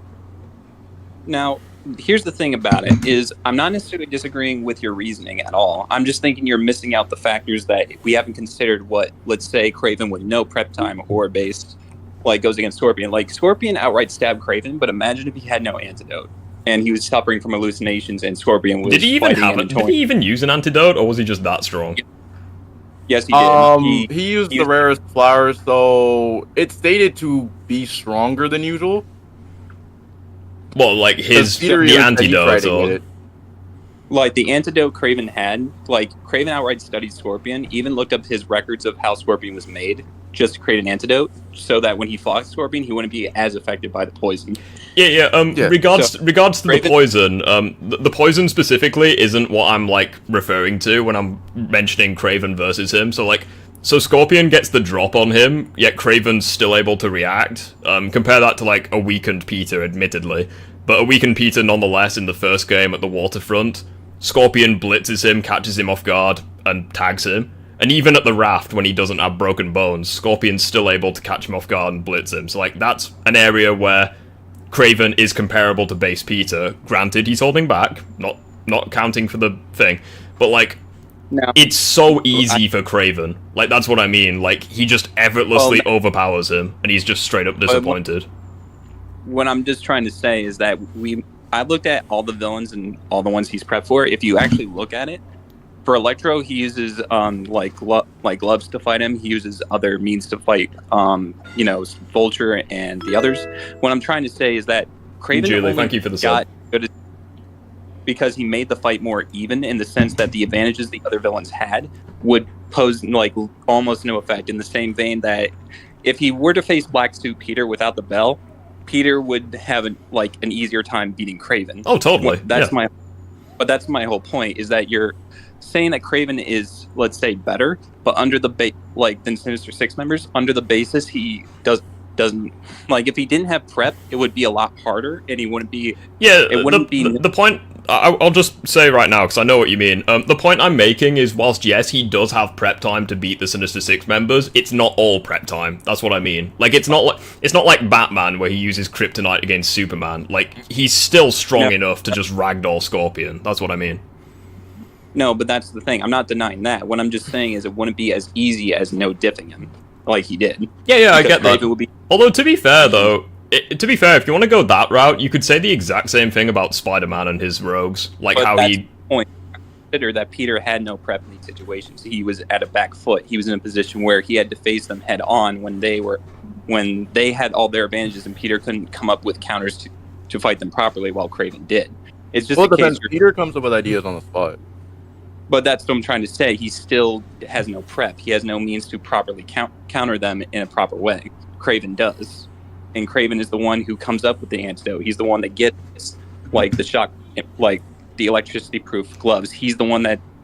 He's basically prepping for every villain so that it's less... So it's more of an even fight. It's anything with Black Peter. He's not just going to fight him. The whole point of Craven is that he wants to die to someone who can beat him on an even playing field. Yeah. And he's fighting these villains, and the intention of fighting them on an even playing field. I don't know about the even playing field. I think he just wants to be killed by the strongest Predator, doesn't he? Yeah, Yeah, but if that 'cause- were the case, he wouldn't be prepping for them. He wants to go all out. He wants to do what he can at his best to be killed at his best. Well, yeah, but I Where don't think he wants to make it like a completely even fight, because if that was the case, he wouldn't use the bell against Black Suit Peter. Well, But him but using you're- the bell for Black Suit was to try to make Peter mad even more. Yeah, I understand that, but like the point I'm making is that, like, say for example, like Craven just abuses the bell. Like, say for example, he just abuses it completely. Like, that could he doesn't know how the bell's going to affect Peter, so like he could have just like made the symbiote purge from his system, and then he would have. I mean, from Craven's knowledge, it only makes him whimper in pain. He doesn't know if it kills him or if it separates the bond. That's exactly Like, he's no. That's exactly what I mean. Like, Craven has no idea how it affects Peter. So like, if he was to abuse the bell and he's like, "Come on, give in, kill me, damn it!" Like, he could just accidentally either kill the symbiote, he could force it to remove itself from Peter's system. Like, he doesn't know how it's going to affect him. That's what I mean. But which is part of the reason. proof- Which is part of the thing that I'm making. Like, he's had so much time to prepare for like Electro, Scorpion, Peter, Miles. He's had barely any time to prepare for the symbiote characters. That's what I mean. Because up until like a day or two ago, But- he didn't know they existed. But here's what I'm trying to say is that if it was a matter of, oh, I'm not going to use their weakness to beat them, then why didn't he just go into, let's say, the Scorpion fight without poison? Why didn't he go into the Electro fight without gloves? Like, if Craven wanted to die to the most beast of a person, he wouldn't care whether or not he used the weaknesses. He just wants to die to someone superior to him. It wouldn't matter what the because according to you, if he wants to be killed by Black Suit Peter, at his best, then he wouldn't use the bell. It's just That's a a good case point. where you have to consider that. Well, no, I Craven understand what you mean. Like he's using, from Craven's perspective, he's using the bell to like provoke Peter to giving into his rage. But like, Craven doesn't know, or at the very least, I'm assuming that he doesn't know that like it could be fatal to symbiotes. Like he's using it to. It's really annoying because I know exactly what you're trying to say. I'm just crap at explaining it. Like, he's I know trying what to you're trying- provoke Peter into killing him, but he doesn't know how the sound waves are going to affect the suit. That's what I mean. But what I'm trying to say is like, there's no reason for him to not think that either. Like, Well, why would he knows need to that- think that? Like, he's barely studied symbiotes. Well, it But here's depends. had a few days of watching Peter. He even has his hunters seeing that, hey, he's affected by sound. Like, you remember in the Emily May Foundation, just Yeah. being affected by the sound position, Yeah. where his hunter, Craven would know that. He would know it's so detrimental that he can probably kill Peter helpless on the ground if he really wanted to, if he kept bringing sound. Craven should know that. There's no reason for him to not know that. He But the knows thing that is, if he- though, is that hunter scene at EMF happens before. I know all stuff and scaling. Seems like you don't know some stuff. That's an interesting statement, joint VC, buddy. The thing is, like, that happens before. So Craven, what I'm assuming is that Craven knew. I'm just gonna because it was hold on that Harry thought. prior I'm just to gonna Peter. go for a piss. I'm busting. I'll be like right back. Yeah. I'm really sorry. your time. But, Don't worry about it. what I'm assuming is Craven knew that the symbiote was weak to sound prior, whenever it was with Harry. Well, we don't know if he did or didn't. Because I'm not talking about the sound. I'm talking about, like, when you're referring to Agent Venom being affected, no hunter was around to see that. In That's a good EMF, point. when EMF, Peter was in the EMF, the hunters had him, even a Talon drone with cameras that link back to the network would, like, link back to Craven. Craven would Yeah. definitely know what the case would be. My whole issue is that you're going into the assumption that Craven, like, is, comparable to Black Suit Peter, even in a holding back state when using weaknesses, when the whole point is Craven is using every advantage he can to be at his best so he can fight the person at their best, even to make it a more even playing field. Because, again, Okay. he wants to fight an equal. That's his whole thing. Okay. If, So with him like, using, they're based Oh, Peter, what's up, Sam Raimi? Hey. What? keep going, say it. But yeah, the whole reason he doesn't consider base Peter is for the simple reason he knows Peter won't kill, and he knows Peter doesn't go all out. He sees him more as a hindrance to his goals, preventing his hunts, preventing him from finding the most worthy prey. From Craven's perspective, the only reason that he wasn't interested in either Spider-Man is for that reason. Like, it's even the case to be made if Miles, like some stupid people say, is on Black Suit Peter's level, then Craven would find Miles' family, and he would make Miles want to kill him, regardless of anything. Like, imagine if he had his mother hostage and he said, kill me or I kill her, or my hunters will kill her at this X amount of time. Like, it's that kind of mindset where if Craven really did care about either Spider-Man's strength, knowing what they would do, then Craven would force. Okay, so with that, I feel so with that, I see where we're going with that. But the only reason why Miles and Negative were fighting in Craven's arena was because he thought he wanted to see. He was interested way more, and this is what I think he was, and this is just really what I got from that fight. Craven was way more interested to see how well Miles would be willing to go. Yeah. And he wanted to know if he was willing to kill Lee, because Craven got a sense of whenever he was capturing Lee, he saw that Miles really wanted to kill him. But here's my point exactly: is that he should know that Peter or Miles wouldn't be willing to kill. Like, it's that kind of mindset that really bothers me, is the idea that, oh, if Peter and Miles were on the same playing field, Craven would have done the same thing to Miles that he did to Peter, which is force him to be bloodlusted via means of his weakness, enraging him, or getting loved ones. In fact, that's the whole reason Peter's there, is because Miles is captured. Point is, if it's just a case where Craven wants his prey, per se, or the person to kill him, to be at their best, but at the same time, he wants to make sure he's at his best to beat them. He doesn't want to just diff, these villains like it's nothing. Because, like you said, Rift, it's not all prep time, but it is some to make it more of a fight. Yeah. Regarding the comment about, like, I'll just explain how my interpretation of it. So, like, regarding the Lee and Miles fight, I think that was more so like he was wanting one of them to kill the other, so then he could take on whoever survived, kind of thing. Yeah. But also regarding Peter only being there because Miles was captured, I think Craven almost as immediately had set his sights on Black Suit Spider-Man. So I think at that point he just kept Miles alive to bring him there. Actually, I think from the looks of that, I pretty much interpreted as that Miles wanted to break out of there and he wanted to get Peter to come to him. Craven saw that as an opportunity and he was like, okay. But I guess I'm gonna fight Peter. See, as well, part of the issue that I have with it as well is we just simply there's not enough information to put base Spider-Man that high in a bloodlusted state. Maybe in the third game we'll actually see Peter legit try kill Goblin or something, but even then it's probably going to be with anti-venom.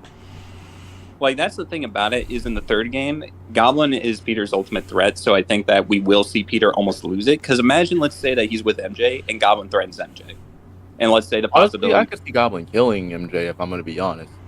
Well, put it like this. It would be thematically, interesting, because Norman lost his wife, and now he almost lost his son due to Peter, according to him, based on his mindset. So imagine if he sees MJ as his, an almost reflection, that's what... MJ is what Norman's wife was to Norman, and let's say that I'm just, this is a bit of a fan thing, but what if MJ's pregnant? That would be even juicier. Oh! So Craven wants to fight a Peter full of aggression. Base Peter can do that, but not because of morals. Wait what? So bloodlusted Peter can defeat. That's literally not at all how it works. I prefer A-Safe's arguments over that one. Yeah, that would be even more on Peter's behalf. That would be more of that, because Peter would have, Mayday would be dead, MJ's dead.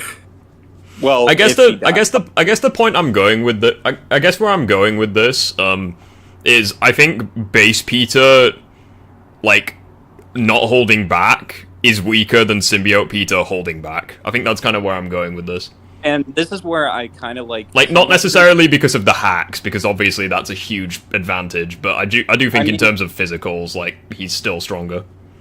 No, but here's the thing, Rift. I'm not necessarily disagreeing with you, but it's also the fact that we have to consider that if Peter had, holding back as a symbiote, like it's kind of like a mindset of, if Peter really wanted to, could he say, I don't know how to say it, but it's kind of one of those mindsets where Peter, we don't have any feats of Peter not holding back that would surpass him in a holding back state in the black suit. Until we get that, we have nothing.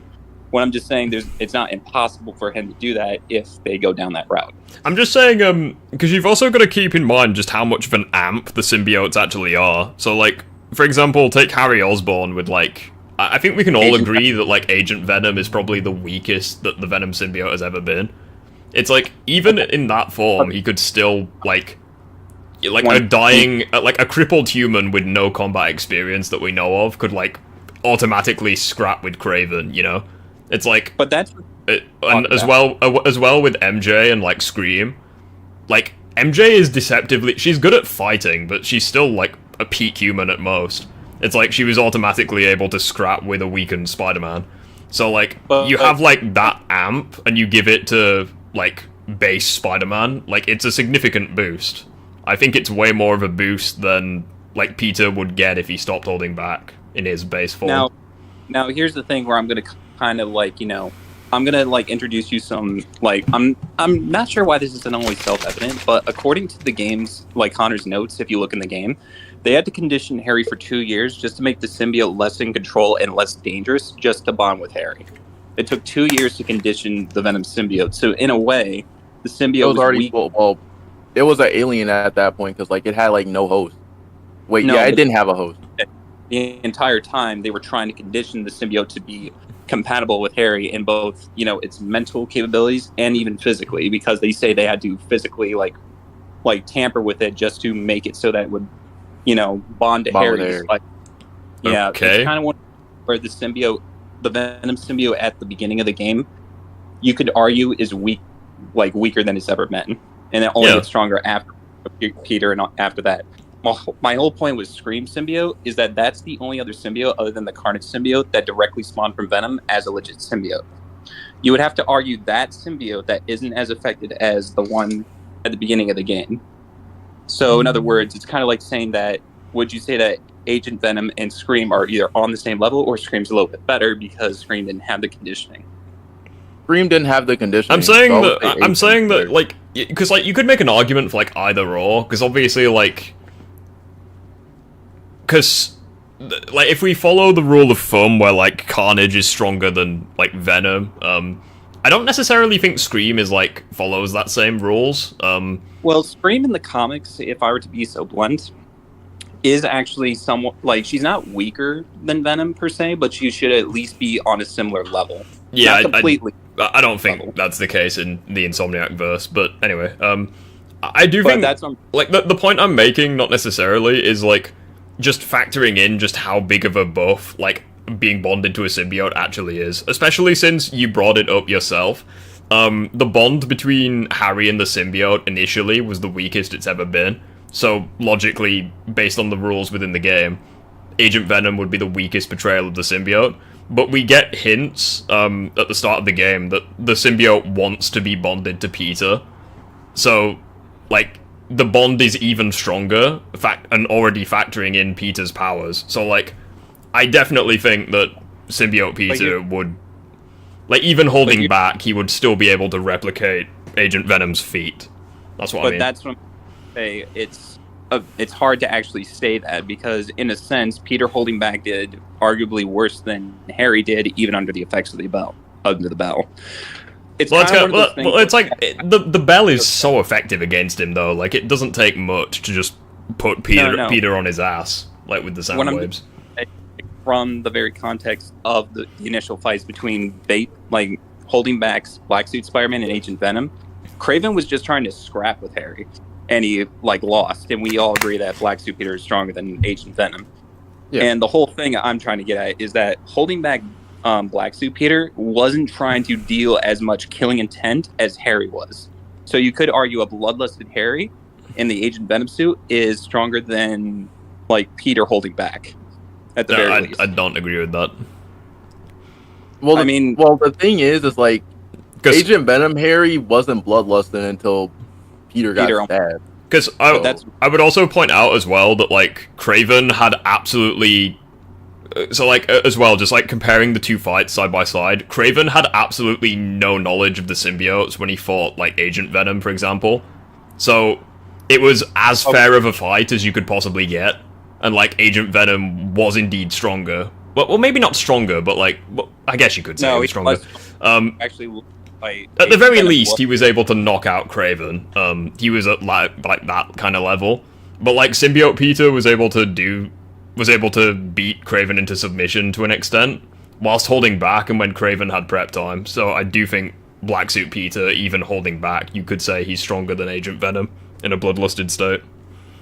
Well, what I'm trying to get at is that Kraven, under the assumption of, like, it's kind of like the argument of Batman prep time versus random encounter. Random encounter, he gets whooped every single time, either by Agent Venom Harry or holding back Peter. It doesn't matter what context. It's only when he has prep time does he stand more of a chance, as he did in the game. Well, that's exactly my point. Like, random encounter, he lost to Agent Venom. Prep time, he still lost to Peter when holding back. So I don't really know how that makes a difference.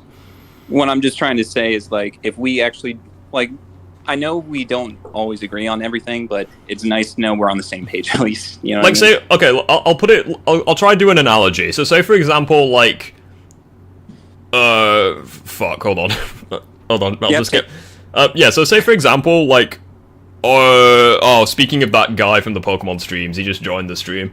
So say for example, Agent Venom, like, when he was beating the crap out of Kraven, let's say for the sake of argument, he was at like 100 strength, and let's say for the sake of argument, like, Symbiote Peter is at like 150 strength.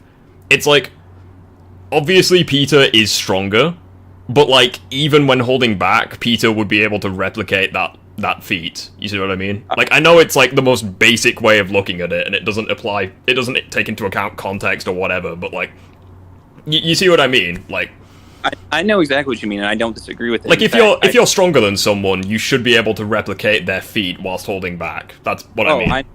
That's true. No, but that's the thing. I don't disagree. What I'm just trying to say is we have to correlate the idea that Agent Venom, both as a host in terms of bond and in terms of just, physically being, weak compared to all the others, Scream would be physically superior because she doesn't have the conditioning, and she would, like, the thing about Scream with the MJ boss fight is that Peter only started to get through to her the moment he applied the weaknesses.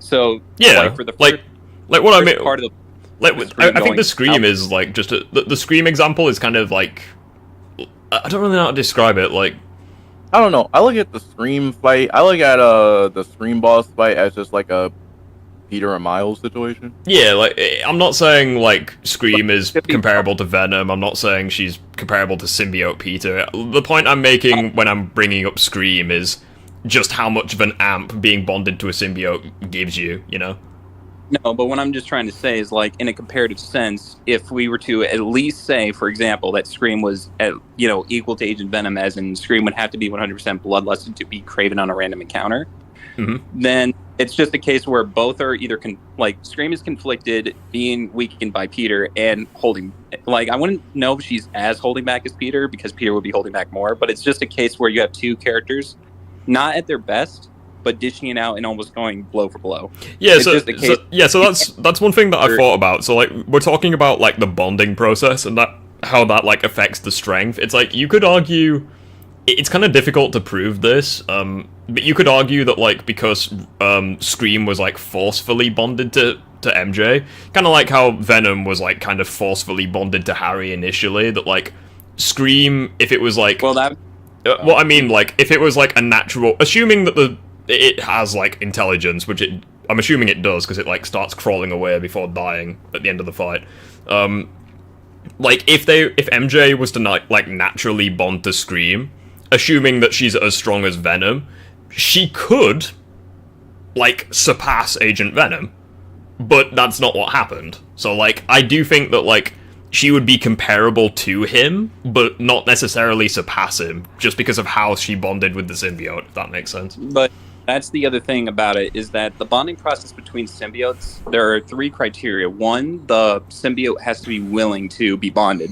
In this case, Venom reproduced like the Scream symbiote in MJ, so it would have like, I wouldn't say it had no choice, but it was almost like its only host was MJ and it was birthed in MJ. Yeah. So it's just all Scream was. So you can't really say that this like the symbiote had like, you know, reservations on bonding with MJ. It was just naturally bonded to her.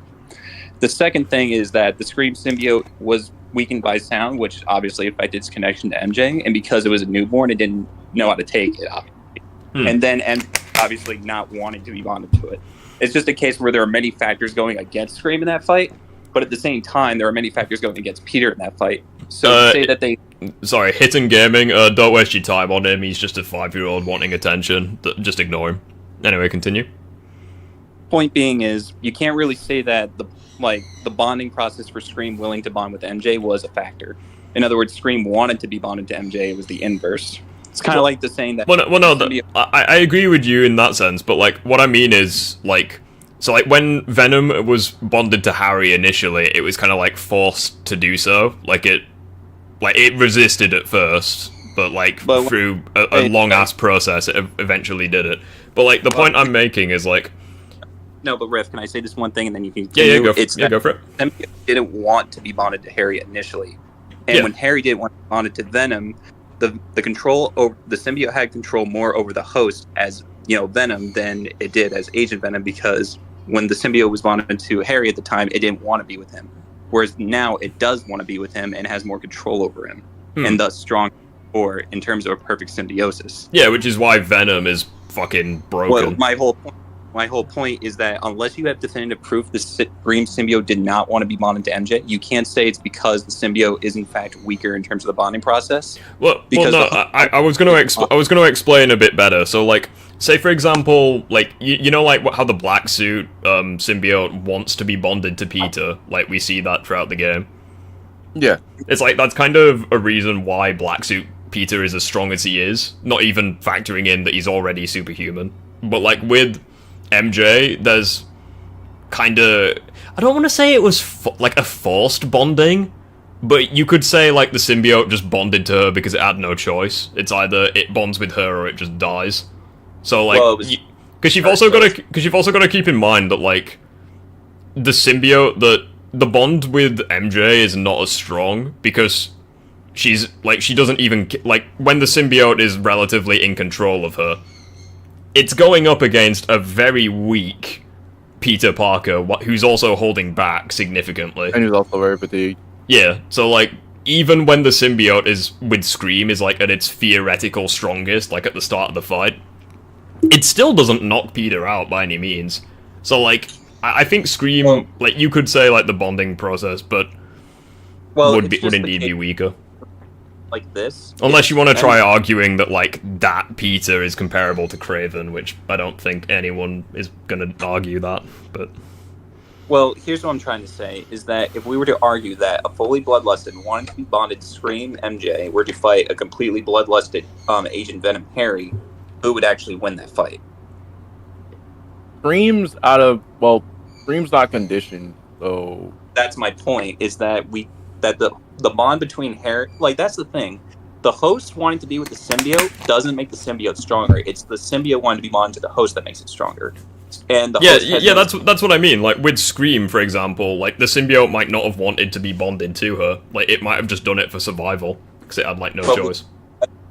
Like all we know is that Venom like that's the thing about it. If Venom was to implant a symbiote within MJ, why wouldn't it implant one that would want to be with her?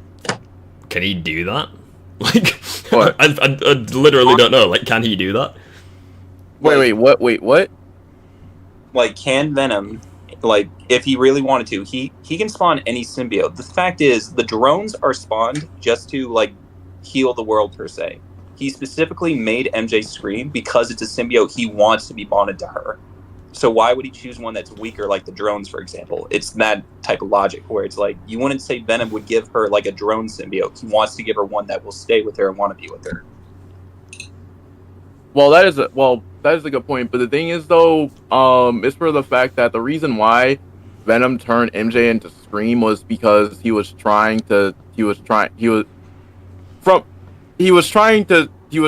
reason why Get Venom your teeth turned in. MJ into Scream was because if there wasn't going to be convincing from him, it was going to be convincing.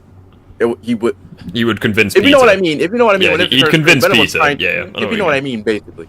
Join him like he did before. He's using MJ as saying, hey, show him what he's missing. He's showing him the power that he once had that he could have now if he joins him. That's the whole point, is that Venom just gave MJ a very powerful symbiote saying, this is the power you're missing.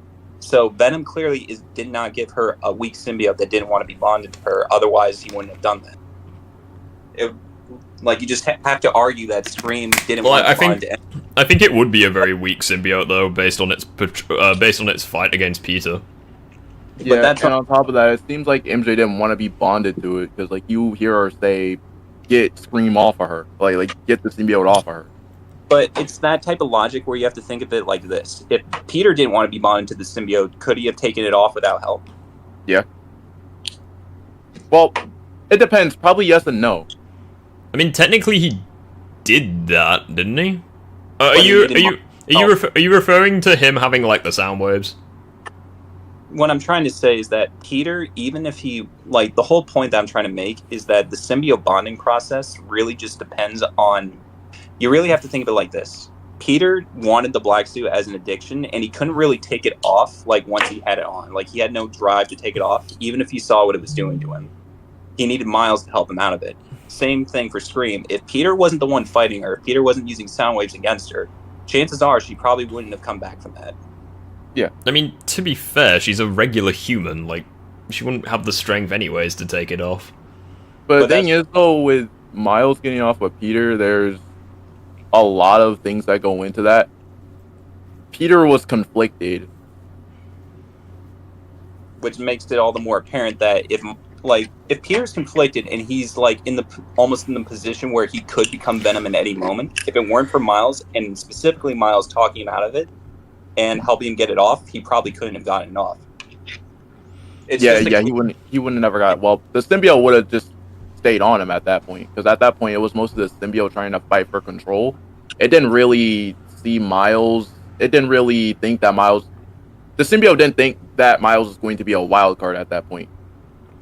Well, it's just the case you have to consider that the symbiotes themselves, once they're bonded to the host really can't do anything to get separate from it other than outside help.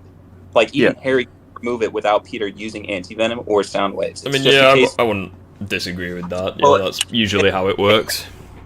If we were to look at it like this, if Scream were put in a Welcome back, Spider-Zed.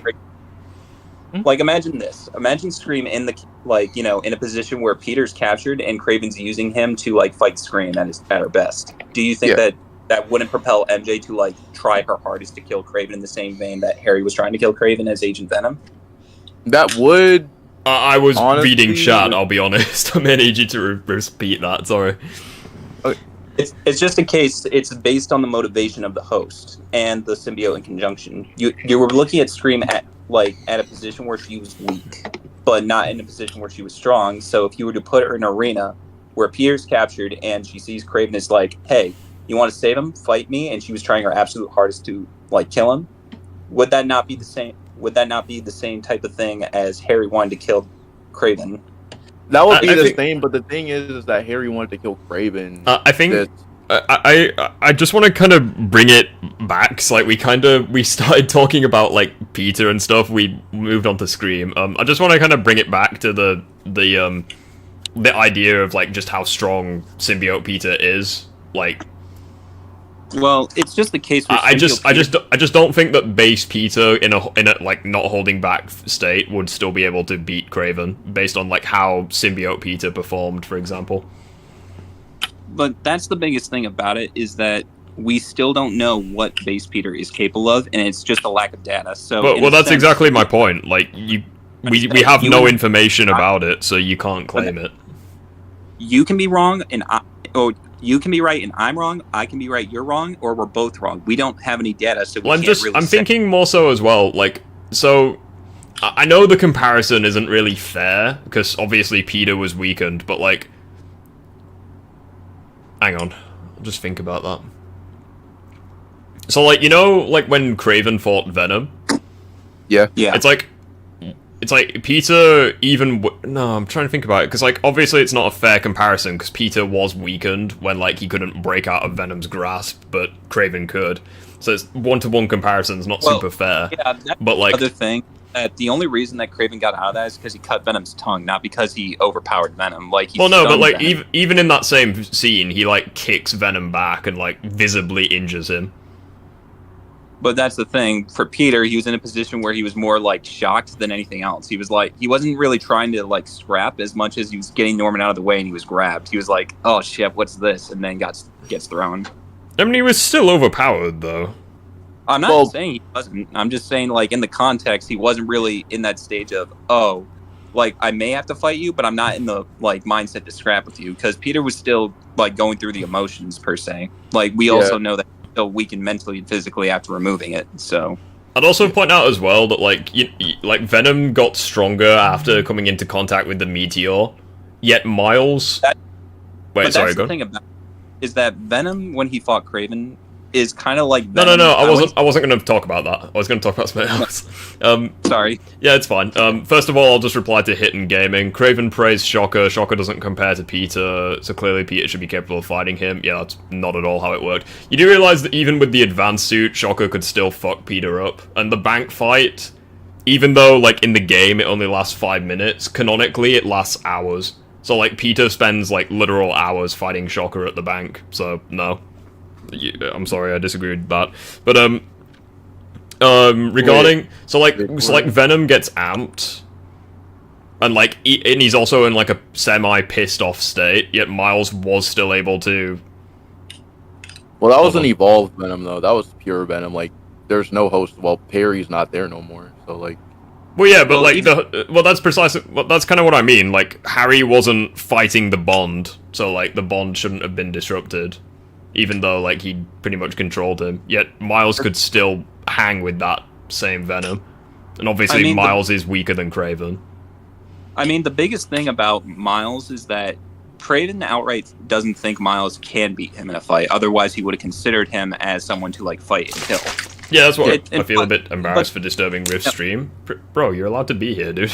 Well, it depends. Kraven knew that Miles was after negative, so he was trying to, like, tap into... So he was trying to have Miles tap into that anger that he has for negative. I get that, but what I'm just trying to say is that if we know Miles is weaker than Kraven, and that Miles put up a fight against Venom, then it's just a case where we're seeing a weaker character tangle with just, like, the same character a stronger character tangled with. We have nothing with Peter. The only instance we get of base Peter ever fighting Venom is in promotional material, and I'm not necessarily saying that's not necessarily what happened because Insomniac promotes it, but it didn't happen. We can't say anything about it. It's just a case where it's implied he can fight, like you know, Venom, but we don't see it in game. We just know that Insomniac has very much shown both art, trailers, and everything, even statues, just saying, hey, base Peter can tangle with, let's say, base Venom, but according to the book, if Venom wasn't amped by the null meteor, then Anti-Venom wouldn't have been a part of the story. The whole point of Anti-Venom was to fight Venom at his best. Like, you know... Wait. So if that's the case, then that would, by default, that would mean that... So if Anti-Venom... and keep in mind, I've seen shots of the art book, but in the art book, if Anti-Venom wasn't even a thing before that, wouldn't that technically have meant that base Peter would have been able to scrap with Venom before the meteorite was even a thing? Well, that's what the implication is. The biggest thing about it is, like, the main reason that I think it's a case is because we're just looking at it from the after perspective. Because according to Insomniac, regardless of, you know, the intent, it would have taken both Miles and Peter to beat Venom anyway. So Peter's still not, like, he could scrap, but he wouldn't be like as good as a 1v1 fight. It just wouldn't work. Yeah, I get what you mean. Okay. Shocker did fuck up Peter, but he was just fine after that fight, so I think he can fight Kraven. How does that equate to anything? Like, so Shocker can fuck up Peter, and Peter needs, like, multiple hours to beat Shocker. Well, to be fair, we don't know how long it took Kraven to beat Shocker. I mean, I don't think Kraven... I mean... Like, he's able to... His fight against Shocker was, like, no time... Not Shocker. His fight against... I keep fucking up everyone's names today. Excuse me. Oh, excuse me. His fight against Scorpion lasted no time at all, and if we're to assume that he had prep time with Scorpion like he did with the others, I feel like similar rules would apply. Yeah. And for Shocker, especially since Scorpion is debatably like top tier for Sinister Six members. Like he's above Vulture. He's above Electro. He's debatably above Shocker as well. I would say he's above Otto in a sense. I disagree with that, but I understand. I don't know. I would say that he's at the very least, he's like superhuman. And he has like hacks, which Otto doesn't really have. Yeah. So I agree. I see where you're coming from, but I do think Otto would fuck him up if he had to. Like, just in case we have more disagreements, because I don't want to, like, not with me, but just in general for the stream, I just want to end it here. We simply just don't have enough data on base Peter to make an accurate guess where he now, based on what we know, he is weaker than Craven, but it's not like that can't change. Yeah, that's pretty much like how it usually goes. Like, just because like right now he's like, what's that? Yeah, come in. I've got a drink downstairs. Just because he can't fight Craven now, he could very well be capable of doing it in the third game. Like, say for example, Green Goblin is better than Craven, for example. Like, well, no, like say for example, like Green Goblin throws a moon at him and he catches it. Like, yeah, that's like fucking insanely strong, and he would upscale way past Craven and he'd one shot. But like, I just think I'm just not a huge fan of using like speculation as like an argument in general, because you could like, if you start using speculation, it's like, where does it stop? You know what I mean? So like for the third game, like, I don't know, like Peter Parker's just suddenly gonna like statue light speed attacks. He's gonna develop like teleportation technology. Like once you start speculating, like you open Pandora's box and it's like where does it end? You know. Fairness you can say is that based on Insomniac's track record, they just make it so that, like, whether it's promotional material or just, you know, hyping up characters, like, they make it so that, oh, Peter can say fight Venom in the promotional material, but we don't see that in game. That doesn't mean it's not possible, it's just there's nothing to go on in game. That's not, it's just a case where we don't know, but it's very much implied that's the case. It's like those same people where, like, when I did the Peter versus Venom fight originally, they were like, oh, Peter will just create a suit that will counter him. It's like, that's speculation, and that's not how like, it's as though they're trying, it's like they're trying to play a sport, but they're just changing the rules to suit them. It's like, that's not how it works. Unless I specifically say, right, Peter versus Craven, morals off, they both have like $1 billion and they both have 1 week to prepare. It's like, no, like, it just really winds me up when people do that. They're just like, oh yeah, Peter will create a suit that'll counter him. It is a problem. I'm just saying that there's still room for, you know, growth. That's it. And look at it, Insomniac, based on what Insomniac is planning with Silk, Miles, and Peter, the threats of the third game would have to at least rival or get better than the game to require 3 smarter people to even be around. Like, we have Otto coming back, we have Goblin, we have no idea about Carnage, but if he's a factor, that will be a problem. It's just a case where there's so much potential for the stakes to get higher, and if they are introducing Silk, the threats would have to be more than Peter and Miles can handle on their own. Yeah, because it's like, depending on your perspective, you could argue, like, because some people view Anti-Venom as like a symbiote, other people view it as like what? They say it's a crutch. That's what I'm hearing.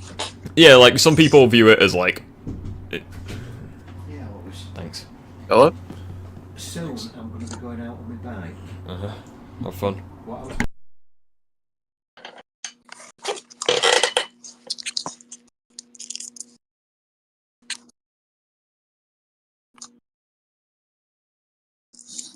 What happened?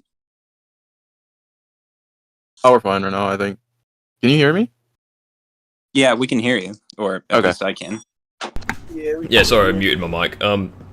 Yeah, so like there's some people, like, depending on your perspective, it's like Symbiote Peter is like not Symbiote Peter, like Anti-Venom is like a crutch, it's like an enhancement, or depending on who you ask, it's Peter's new base form. So like, depending on who you ask, it's like, you could argue that base Peter has already surpassed Craven if like you use like anti-venom as like his new base because like it's permanently bonded to him.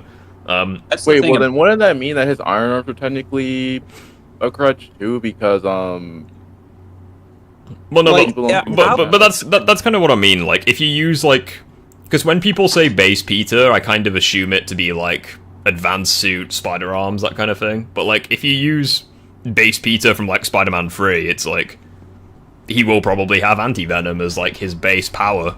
He might just ditch the advanced suit altogether and just rely on anti-venom and just research that and make, you know, technology that corresponds with the symbiote. So like I think it just depends on perspective. But yeah, when people say like base, I think it's like advanced suit, arms, that kind of thing. No, I think that base just means no technology. When it comes to crutches in any fiction, like the only way to know if something is a crutch is if someone doesn't need something yet they use it anyway to achieve what they should be able to achieve on their own. And the way I attribute it is like MCU Spider-Man with, say, all the Tony Stark gadgets. You shouldn't need all these gadgets to, like, say, beat Vulture or Mysterio. Yet he's given ample amount of it where just having it means that he should have no problem dealing with these threats if he used it correctly. That's why people really Spider-Man, because it's like he has all this technology, yet he doesn't utilize it in a way that would make his job easier. He's just relying on it because apparently he's incompetent with it. Yeah, I get what you mean. There's a reason why Insomniac Spider-Man uses technology, but he knows how to use it properly. Yeah, but that's my point, is that a crutch is only a crutch when you, like, require something to do the basics of your job when you should be able to do the basics yourself. That's the whole point of a crutch. Well, I think as well, like, with Insomniac, like, the difference between him and, like, MCU, for example, is, like, number one, he engineers the shit himself. Like, he's specifically creating stuff to help him. It's not like Iron Man where he's just like, okay, we're just going to give you a suit that allows you to breathe in space. It's like, when am I ever going to need that? Aside like, from when he did need it in Infinity War, but anyway. But also with, yeah, like, I understand what you mean, like, because the thing as well with his gadgets, are his gadgets, like, I'm assuming his gadgets are canon, or at least some of them are, because he gives, like, the spider tracers to MJ, but... Yeah. I just think, yeah, it's just a fucking weird system that people go off of, but... I don't know, 'cause that's all superior stuff, that's the reason why that's in there, because, Ogg has a really good mind, and Peter has a really good mind, so it's like they took that and swapped it. I don't necessarily think it's like a crutch, though, just because I think he's just engineering tech to make his job easier. Because, like, as he's taking on, like, bigger and better threats, he just has to create better tech, kind of thing. Like, the way I attribute it is when we look at Otto, let's say, giving Peter the advanced suit designs, it's not that Otto makes the suit himself for Peter, because that would be a red flag. Peter makes the suit, and everything else he makes up to that point is just to make his job easier, but it's not like he can't do his job without it. I mean, I guess, but, like, with some of them I disagree. So, like, say, for example, with the web formula, obviously if he didn't, like, improve that, like, Sinister Six members would just no-diff his webbing. So, like, I do think, to an extent, like, he does need to make upgrades. I mean, the best way to look at it is if we use a Batman analogy, for example. Batman with standard equipment can, like, say, do the basics of his job. If you take away his utility, that'll make him less effective, but it's not like he can't get through some things. But when he's against a threat like Superman, he has to make something to has to use something. Yeah, it's not like you can at base. Like at base, yeah, continue. I was gonna say I do kind of agree. Like I know where you're coming from, but I think using Batman is a pretty bad example, just because like most of his rogues are just humans. Well, I'm just using it for the tech analogy and the fact he does face superhumans. I'd also point out as well that Batman is like consistently, at least, he's way smarter than Spider-Man and also way better at fighting. So I think that also kind of plays a role. Well, when it comes to intelligence, there really is no seniority, especially with Batman, who has time and money, where Peter doesn't have time or money. It's just a case where one has all the can do it, like, you know, in their free time, the other one can't. I think as well they're just smarter with different areas. So like Batman's like a detective, for example, and like Spider-Man's like a science whiz. So I think they just use their intelligence. Like, say for example their IQ is even, they just have like different areas of speciality. Kind of like Bruce Banner and Iron Man. Like I mean, Iron Man's Tony- Iron Man's smarter, but they have like different areas of like expertise. Well, that's the thing about intelligence in Marvel is that even Reed Richards says that Doctor Doom is smarter than him in the sense that he can understand magic. Reed can't. Tony Stark is the better engineer, multitasker. Bruce Banner has the more complex mind. It just goes in a circle where they're all relative and like the difference is marginal, but who's smarter comes down to what they focus on. Reed just happens to focus on almost everything. That's That's what I mean. But like comparing Batman to Spider-Man, it's like the areas where Batman specializes in, like, are more effective for like dealing with it. Excuse me. Like more effective for like dealing with his rogues. So like he can, because of his like detective skills, he can always be like 2 steps ahead, kind of thing. Of like, I don't know, Clayface, for example. But with Spider-Man, it's not quite the same. They just have different areas where they excel. That's pretty much it. So like, I feel like Batman would be able to like... Obviously, Batman would be able to create like a suit of armor where he could counter like Clayface or what have you. I mean, he does it all the time. He makes like armors and stuff. But like, he doesn't necessarily need to, because he's just that intelligent. He's a master strategist, that kind of thing. And as you said, he's a billionaire. Like, he has access to fucking anything. Like, he's insane. Then he uses his own technology from his own company. Yeah, as well. Like, Spider-Man and Batman are just 2 different characters. You know, they have different... Actually, that's a really good question. Sense of an amp versus a crutch, as in both use technology, but just because Spider-Man uses it doesn't, like, people's mindset is, oh, Spider-Man uses it, it's a crutch. Batman uses it, but it's not a crutch. That's my whole point. I think a better comparison would be like Batman and Iron Man, maybe. Because like, obviously, Tony makes like ridiculous suits, but he doesn't really use like the top tier ones as crutches. Yeah, that would be a better one. Yeah. Like, for example, you don't see him walking around in, like, the fucking Phoenix Buster. Like, you see him using, like, I don't know, the Model Prime or, like, the Extremis armor or something. Yeah, well, I mean, he's walking around with a nanotech armor. He was walking around with the nanotech.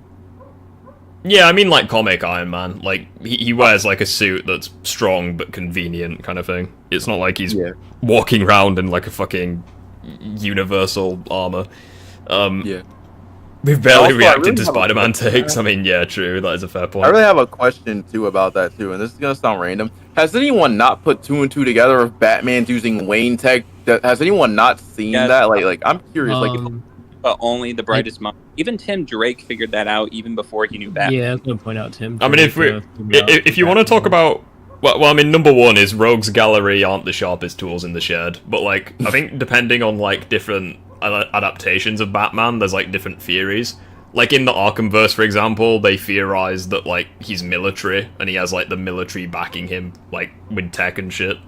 But I don't know how it is in the comics. I just think most of his rogues are like too thick to work it out. Like I'm pretty sure, like someone like Deathstroke or Ra's al Ghul, like they probably worked it out long ago. I mean, Ra's trained Batman, but like someone like maybe not the Penguin. Like, I don't know. I'm trying to think of a good example. I just think that they would figure it out by now, you know, because like Wayne Tech has a Batmobile that costs millions of dollars with lethal. Well, even though I think like some of his rogues, like Joker, just don't even want to know who Batman is. Well, I always think government. What if the government wanted to figure it out? Couldn't they just knock on Wayne's doorstep saying, "Hey, we noticed you're a bad boy out there, like in Dark Knight, They could have noticed that too, because like I'm starting to think that nobody hasn't noticed that yet. like they even say, "Hey, we have a warrant. We're going to search your building for any materials that can relate to Batman." Batman's gonna fight the warrant, bro. But yet every single time he's looking at the clock in his house, and he's just like, I'm hoping that they don't go towards this specific spot.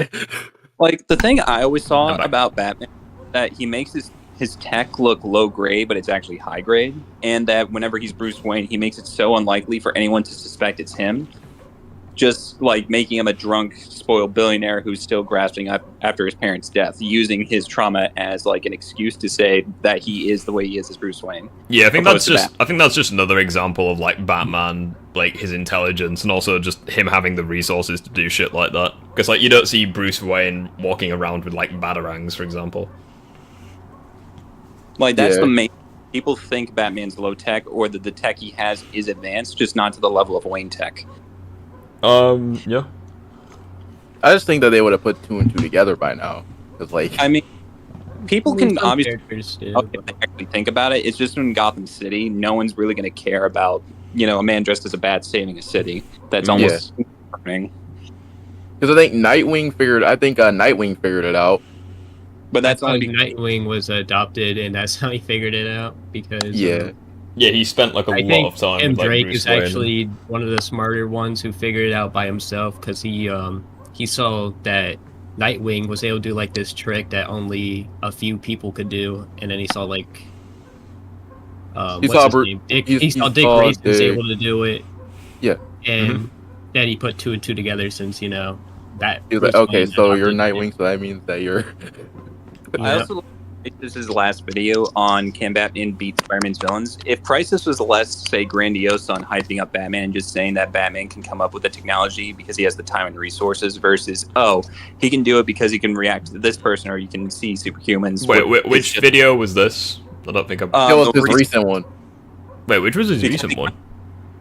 Yeah, because Crisis is kind of... I wouldn't say that he's always biased, but you can definitely tell he does grandiose, like his favorite characters, opposed to ones that he's not as infatuated. The thing is, like, for his, the thing is for that...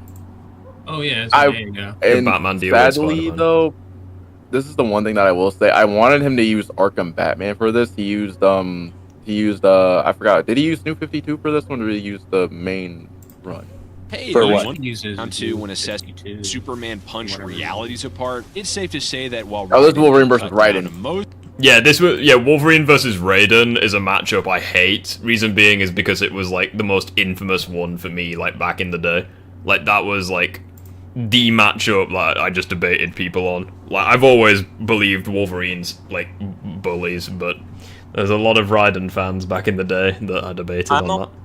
Who gives each fighter a fair chance, as in you look at all the interpretations, and then, like, for example, you don't lowball Wolverine, you don't highball Raiden, you just look at them at their most fair interpretations. Well, I just think it's a mismatch. So, like, and again, like, I would never think of putting the two against each other in a fight. Like, but again, like, Screw Attack, they consistently fuck up with things like that, so... It's kind of one of those where it's like, and also whenever I look at like Wolverine or whenever I look at like Screw Attack matchups in general, I usually go by the rules that they establish. So like, say for example, I mean the Wolverine one was bullshit because they used like adamantium skeleton but bone claws, which physically isn't possible. So like they used like a random version of Wolverine. But they did give him access to, like, most of the shit he's done in, like, his base form over, like, 60 years, or 50 years, because it's 70s.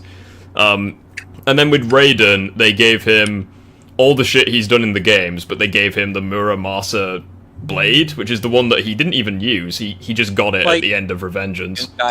Master Chief, like, they don't incorporate all the lore, they do whatever they want, like, they... Yeah, that's exactly my point. Like, Screw Attack are really bad at putting fights together because they like, randomly composite characters, but they don't do it in a way that's fair. Like, say, for example, Superman, they use, like, post-crisis, New 52, pre-crisis, all of that, and just lump it all into one character. So it's like, yeah, obviously he's gonna bully Goku, because you've made it ridiculously one-sided. Like, the ones that I really liked from Screw Attack is Sauron versus Lich King and Homelander versus, Omni-Man. Those are the only two I like. So, like, the thing that I will constantly give Screw Attack is that their production quality is really good, but, like, the actual animations are fantastic. It's just that the information they go off of is usually wrong.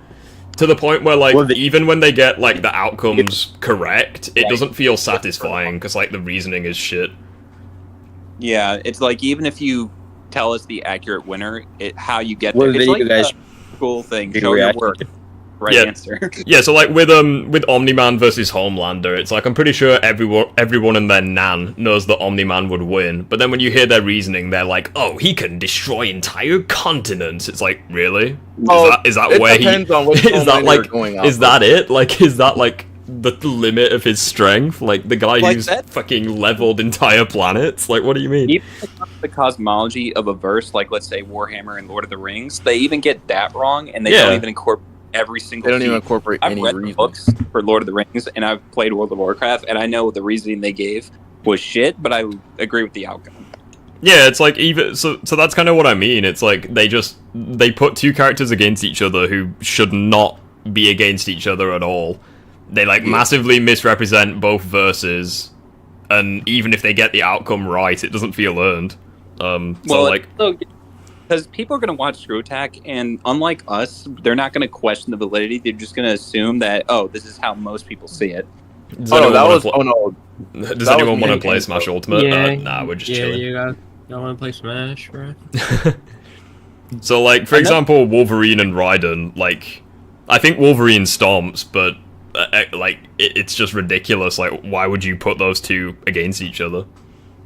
Another thing, Rift, and I'm pretty sure that you may have saw this because you recently posted about the 4 Spider-Man versus each other. I told you that in a fair set, like, in a setting where if you look at their most consistent feats versus the higher scale ones, they are almost relative with each other, and who wins comes down more than just their power set. What's your take? Well, the 4, so the 3 live action and Insomniac. Yeah, because I'm not Insomniac stan by any means. I'm just the person that's like, people really downplay him and upplay other Spider-Men. Because I grew up in but that's what I'm trying to say. Because I grew up with Tobey Spider-Man. I watched all his movies, played all his games. I even liked Andrew and the TASM movies when it first came out, but I realized why they were bad. I even played TASM 1, the game, before the movie came out. Mob, I'm not feeling any better. Sorry, I'm probably gonna have to take this weekend really off and just chill. I would have to say, and keep in mind, I'm not even going to be a bias towards this. So it's like Storm wins. Yeah, so like what I would say is it's actually pretty annoying for me because it's like people have the mindset of, because like people just like have these mindsets, like these premonitions, prepositions, or you know what I mean, where they're like, oh, you're an Insomniac fanboy, oh, this, that, the other. It's like, even though I think that Insomniac gets cooked by the other 3, I constantly find myself having to defend him. Like, it's one of those really weird, like, people assume I'm an Insomniac fanboy. It's like, no, I think he loses to quite a few Spider-Men, but like, I just keep having to defend him because morons exist, and they're like, oh, Fridge, oh, Miles, Black, oh, MJ, woke. It's like... Here's the thing, I'll tell you this from... It's like I have to defend a character that I don't even think is that strong. Like, it's just absurd. In the boat, like, opposite, where I feel like he's kind of wrecked on too much, and people downplay him too much, and upplay other characters who shouldn't really be upplayed. Like, for example, the live-action Spider-Man, I don't agree with the scaling, like, they scale to Phase 1 Hulk or Thor, because you have to concede, like, you have to come up with the notion that Thor and Thor 1 are Hulk, like, in Incredible Hulk or in... Avengers would do work, if not, equally as good as the other Spider-Men, like, in their respective... Like, I would agree with you in that sense. I mean, obviously, like, the scaling is there, even though it's a bit of a stretch. But that's what I'm trying to say. The stretch is reasonable now. Yeah, so, like, what I'm saying is that, like, the scaling is possible, even if it's very unlikely, but, like, my stance on the matter is, like, even if you compare, like, the Spider-Man to, like, Phase 1 Iron Man, which I think is more fair, it would still be too much for Insomniac Spider-Man. Like, that's where I disagree in the sentence, because Phase 1 Iron Man, because if we're only incorporating his first 7 suits since, Iron Man 1 to Avengers, the thing about Iron Man and his suit is very misconstrued.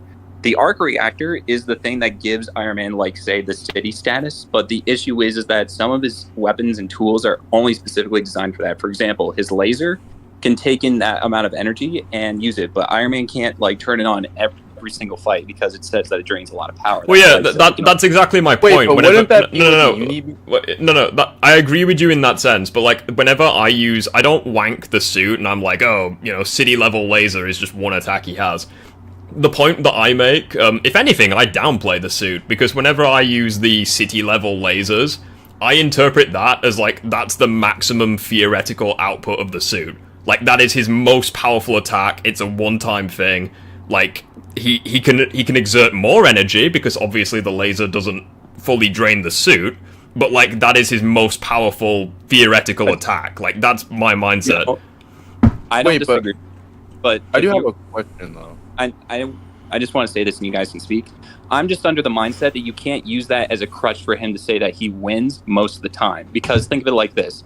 Even Phase 2 Iron Man or Phase 3, whoever you want to say, when he fought Captain America in his Mark 43 suit? I'm 46. Sure 43. 46. 46. Point being is Captain America is calculated at best around large building level, with his vibranium shield just providing a good defense against anything like, larger than that. And Iron Man can go toe to toe with Iron Man, beat him and outlast him. It's the point where Iron Man literally can lose to Captain America. I agree with what you're saying. I'll address it because there is a few misconceptions with the Civil War thing. So regarding the whole scaling side of things, the point that I'm making is so the laser is the laser is stated to be city level, but it doesn't represent the maximum. Even though it's his theoretically strongest attack, it doesn't represent the max energy output of the suit, because obviously the laser doesn't drain the suit completely. The reason why I'm pointing that out is because that same suit in the first Avengers, it could withstand a lightning blast from Thor, and even though Jarvis says it was 400%, on the heads-up display, it actually is 475%, which when calculated, assuming that we use the city level laser as the max output of the suit, the suit would still be withstanding a mountain level attack. And the point I'm making is that Iron Man's suit, say for example, hold on. The point I'm making is say for example, I know you're not a fan of the Cull Obsidian Hulkbuster scaling, but even if you lowball the suits, the Hulkbuster should still be massively above that mountain level, and Cull scales to that, Spider-Man potentially scales to that. Also, the spider armor itself is almost certainly massively above that level, because Tony cares for Peter, he would obviously make it that level. So, you can either get Tom to that level by the durability of the Iron Spider suit, which would then scale to Doc Ock and by extension Toby, or via his strength, because Cull Obsidian tears off parts of the suit, Tom scales to that level. The issue with the Mark 46 suit, which Captain America and Bucky were able to damage and hold their own against, that specific suit was actually never meant for combat. It's one of his weakest. It's probably the weakest suit that he uses in Phase 3. So, it would still be Phase 1, that's what I'm trying to say. Yeah, I still think it's stronger than the Phase 1 suit, because obviously the laser is no longer a one-time thing. He can use it multiple times. So, it would still be stronger than the Mark 6, but, that's not much of an achievement, there's, 85 suits, it's still one of the weaker ones, you know what I mean? So that's kind of where I'm... just let me... so I can, give my take on it, that's all. Yeah, go for it. Okay, so my whole thing about it is it comes down to a multitude of factors. And for example, you know how you said the Iron Spider had to be mountain to country level? I'm saying it would make sense for it to be that level, given that a weaker suit and Tony would make it to keep Tom safe. Yeah. I know what you're saying. I'm just saying is if we were to look at say Thanos's lowball feat of crushing the Tesseract, for example, which is to be at least country level based on calculations. Iron Man's suit crumbled like tin paper the moment he grabbed Iron Man's helmet and then crushed it within his hand, meaning that if he really wanted to, he could break the armor at any point. So if we were to look at someone who can take on Hulk, I would like to stop you there. So first of all, you could say Thanos was deliberately trying to crush the Tesseract, but Thanos at no point in time was trying to kill the heroes in Infinity War. He just wanted to the point where he even lets Tony Stark live. He's that's not my point, dude. I'm trying to get to it. Oh, okay, go on. Sorry. Was that the armor could easily be crushed by Thanos if he wanted to? Like you said, he wasn't trying, but you saw based on him just grabbing Iron Man's helmet and crushing it within his hand, the suit that, meaning that every holdback feature that Thanos had really wouldn't contribute the suit being at that level. But if you were to let me stop right there because I'm trying to. I will before you continue. I will say so. Say for example, he's crushing the Tesseract, and that's country level. Is that correct? Yes, that's so to at least low country level. So let's Or at least lowball the shit out of Tony's suit, the Mark 50, and say it's mountain level. Like, a country level character would still be able to tear it apart like it's nothing. Like, that doesn't contradict the scaling. No, I'm not. Like, I get that. So let me recap everything just in case. The Okay. Call thing, you said he's mountain level and everything, and I know Call does catch an attack from Bruce Banner, but I've looked at many.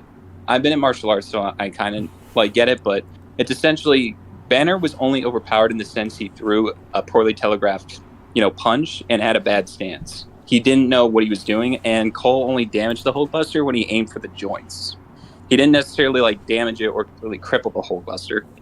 Like, it's kind of one of those things where, you remember how I once said that Ant-Man being able to kill Cole with one stomp kind of disproves this idea he's at that level, because Ant-Man replicated the same Hulk feat that one-shotting a Leviathan. It's kind of that, where if Cole was truly on that level, he would have survived his encounter with the Hulkbuster just exploding from a mini explosion or being stopped by Ant-Man. Okay, so I will stop you there. So, the issue with the scaling is, if you want to say that Ant-Man scales to phase 1 Hulk, that's totally fine, because I'm not using the Hulk scaling anyways. The point I'm making is that even if you lowball the live-action Spider-Man to, phase 1 Iron Man level, it's still too much for Insomniac. So, as far as I'm concerned, the Ant-Man thing is irrelevant to the point I'm making. It's a good point, and it debunks, the whole he scales to Thor Hulk level, but, that's not the point I'm arguing. I got it. But also, I would point out as well that the pilot for the suit actually does make a big difference, because there are some morons on the internet who are like, oh, the suit was weakened because Bruce Banner was in it.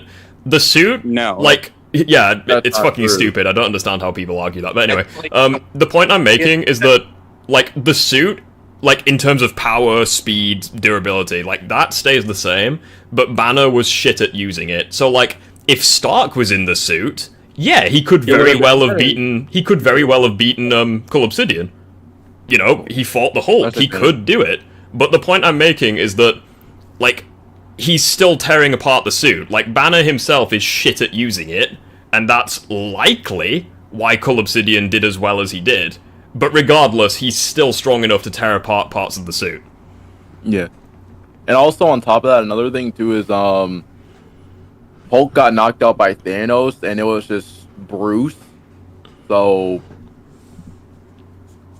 because I remember one of the things, I think it was you, or it could have been someone else, where they said, with concept art for Infinity War, Hulk would have broken through the suit and just fucked up Cull Obsidian, but, Yeah, a deleted scene, I think that was mentioned, but I don't know if it was me or not. But essentially what happened was when Hulk broke out of the suit, he essentially one-shot Cole, he was on the ground, and then he put the glove on him, and he died the same way he did in the movie.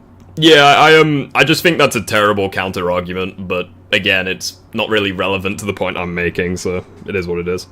Yeah, but I'm not necessarily disagreeing with your reason.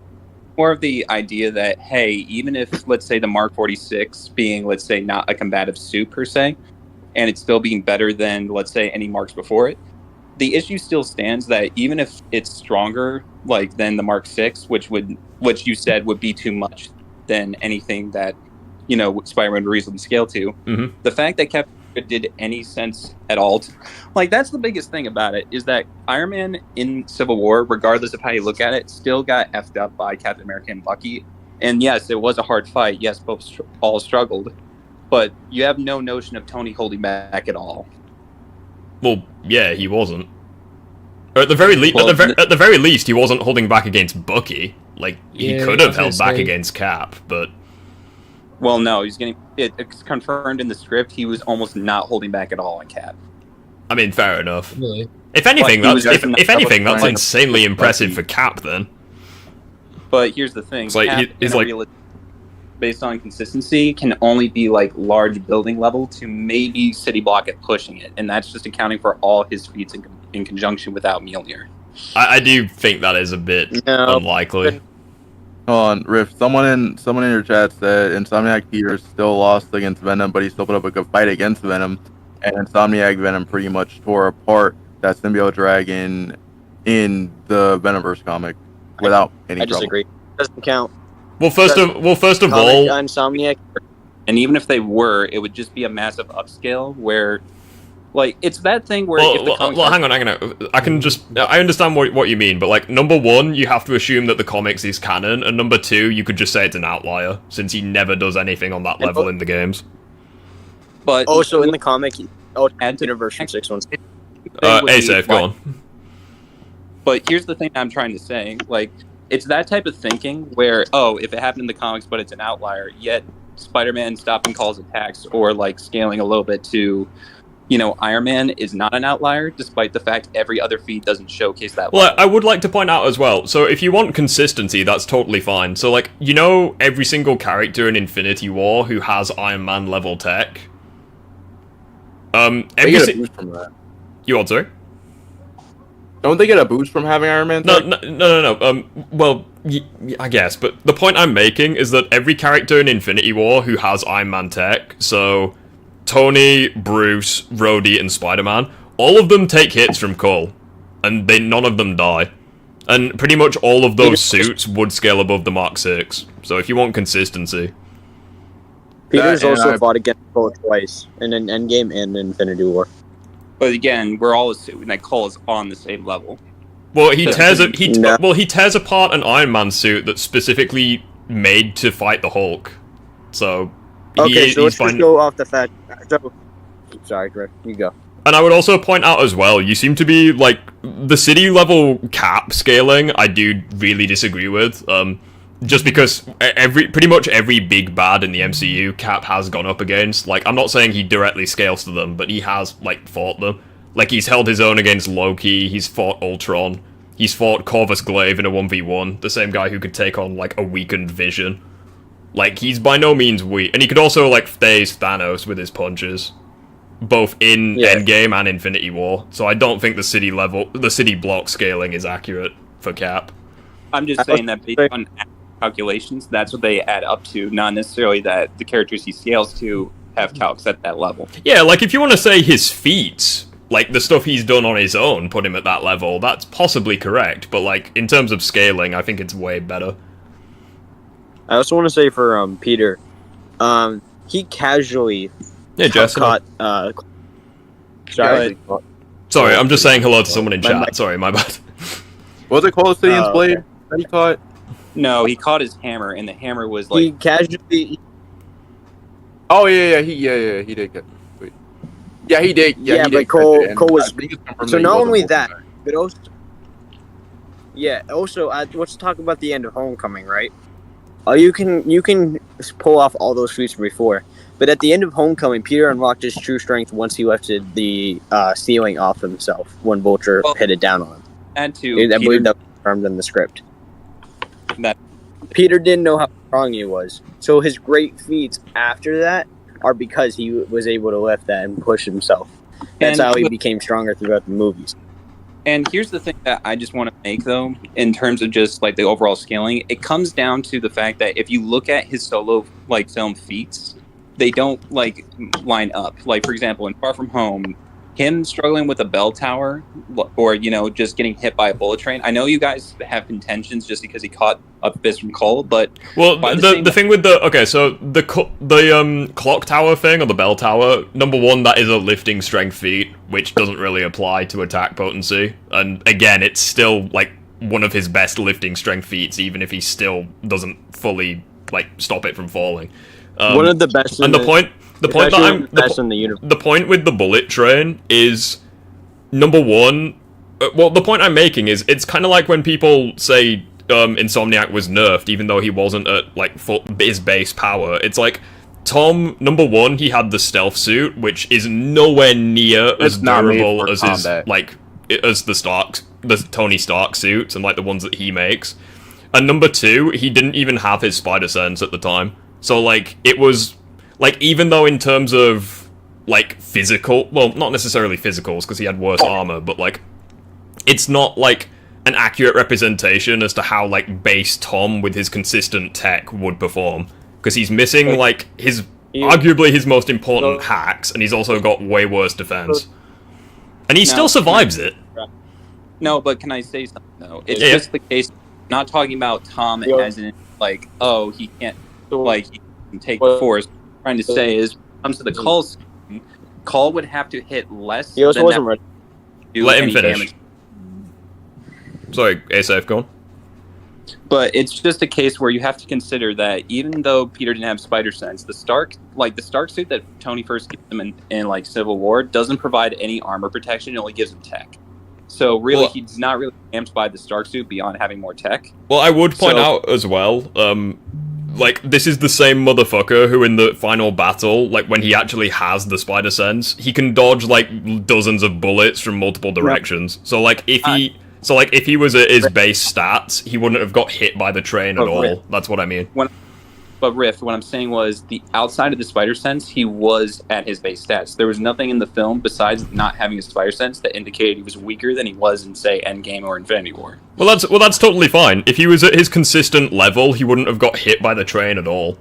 No, but you don't understand what I'm saying, Rift. It's not that he didn't get hit by the train. It's the fact the amount of force that he took from the train shouldn't have been any like damage to him at all. Because according I understand what you're saying. Okay, so so let's say for the sake of argument, base Tom, like, he is like the train level, okay? We'll say for argument, base Tom is that strong, or that weak, I guess, well, at that level. So, it wouldn't really matter, and the reason being is because, number one, he does have access to the Iron Spider suit, which you can, like, the Cull Obsidian scaling to an extent also applies to the Iron Spider. And also, the characters that scale to him in No Way Home, like, do scale to the Iron Spider to an extent. So, like, it wouldn't really matter. Like, if you wanted to say base Tom is weak, it doesn't really matter, because, like, characters like Doc Ock, and by extension Toby, would scale to, like, the nanotech suit. So it wouldn't really matter. Peter was like, I'm not like arguing with your reasoning. All I'm just saying is, like, from a physics standpoint, Tom, like, it's just that Tom taking a Call Obsidian attack, assuming it's even on the same level as even Hulk or Thor from early MCU films, and then not being able to take the train kind of debunks the idea that Call hits that hard. That's the only thing that I was saying. As for the nanotech argument that you bring up, it's actually a pretty compelling argument, I'm not going to lie. It's that, we've seen strong characters break the armor, but we never see... It's even if we look at Otto, let's say, ripping off the armor and all that, it's just a case we don't know if, say, Spider-Man can't rip off the armor himself or anything like that. Well, for example. the reason why the auto scaling is impressive is not necessarily because he damages the suit. Like, that's not necessarily where I'm going with this. It's more so, like, based on upscaling the characters, because you have, number one, like, I'm almost certain, based on, like, feats within, like, for example, the suit, Spider-Man could, like, take punches from Thanos in the suit and, like, not get knocked out. Even though they definitely put him on his ass. Like, I'm not wanking him despite... But, like, the point I'm making is that, like, the Iron Spider suit is almost certainly more durable than, like, earlier Iron Man suits. And Doc Ock, who was a weakened Doc Ock, he was weakened and fatigued, he was able to hold his own against an enraged Iron Spider. And yes, he was sidetracked because he was trying to save the college person. Toby in Spider-Man 2 was also trying to save, like, MJ and, like, Aunt May. Hey, Rift, I'll stop you right there. I agree with every word you said because I agree with Crisis's, like, analysis of Toby being over Tom. I agree with that. Well, yeah, but the point I'm making is that, like, a weakened Doc Ock scales to Iron Spider, and Iron Spider scales above Insomniac. Like, that's what I'm getting at. I'm just saying, like, from, like, the idea that the Iron Spider is, say... How should I put this? The thing about it is the Tony Stark armors, what I'm just trying to say, are not country level, even if it's Mark 50. Since, yeah, that's like, fine. Even if you have, like, issues with the country level stuff, all I have to do is put them above city level for them to be above Insomniac. And I'm not necessarily disagreeing with that, believe it or not. It's just the case where we don't actually know how... Like, the only force that I think we've seen Iron Man take, like, the most blunt force that can be calculated, is Sokovia's explosion, which is at least town level. That is really... no. No, but what I'm trying to say is, like, Iron Man is definitely above town level. So I. Well, yeah, like Phase 1 Iron Man, you can get him to mountain level casually.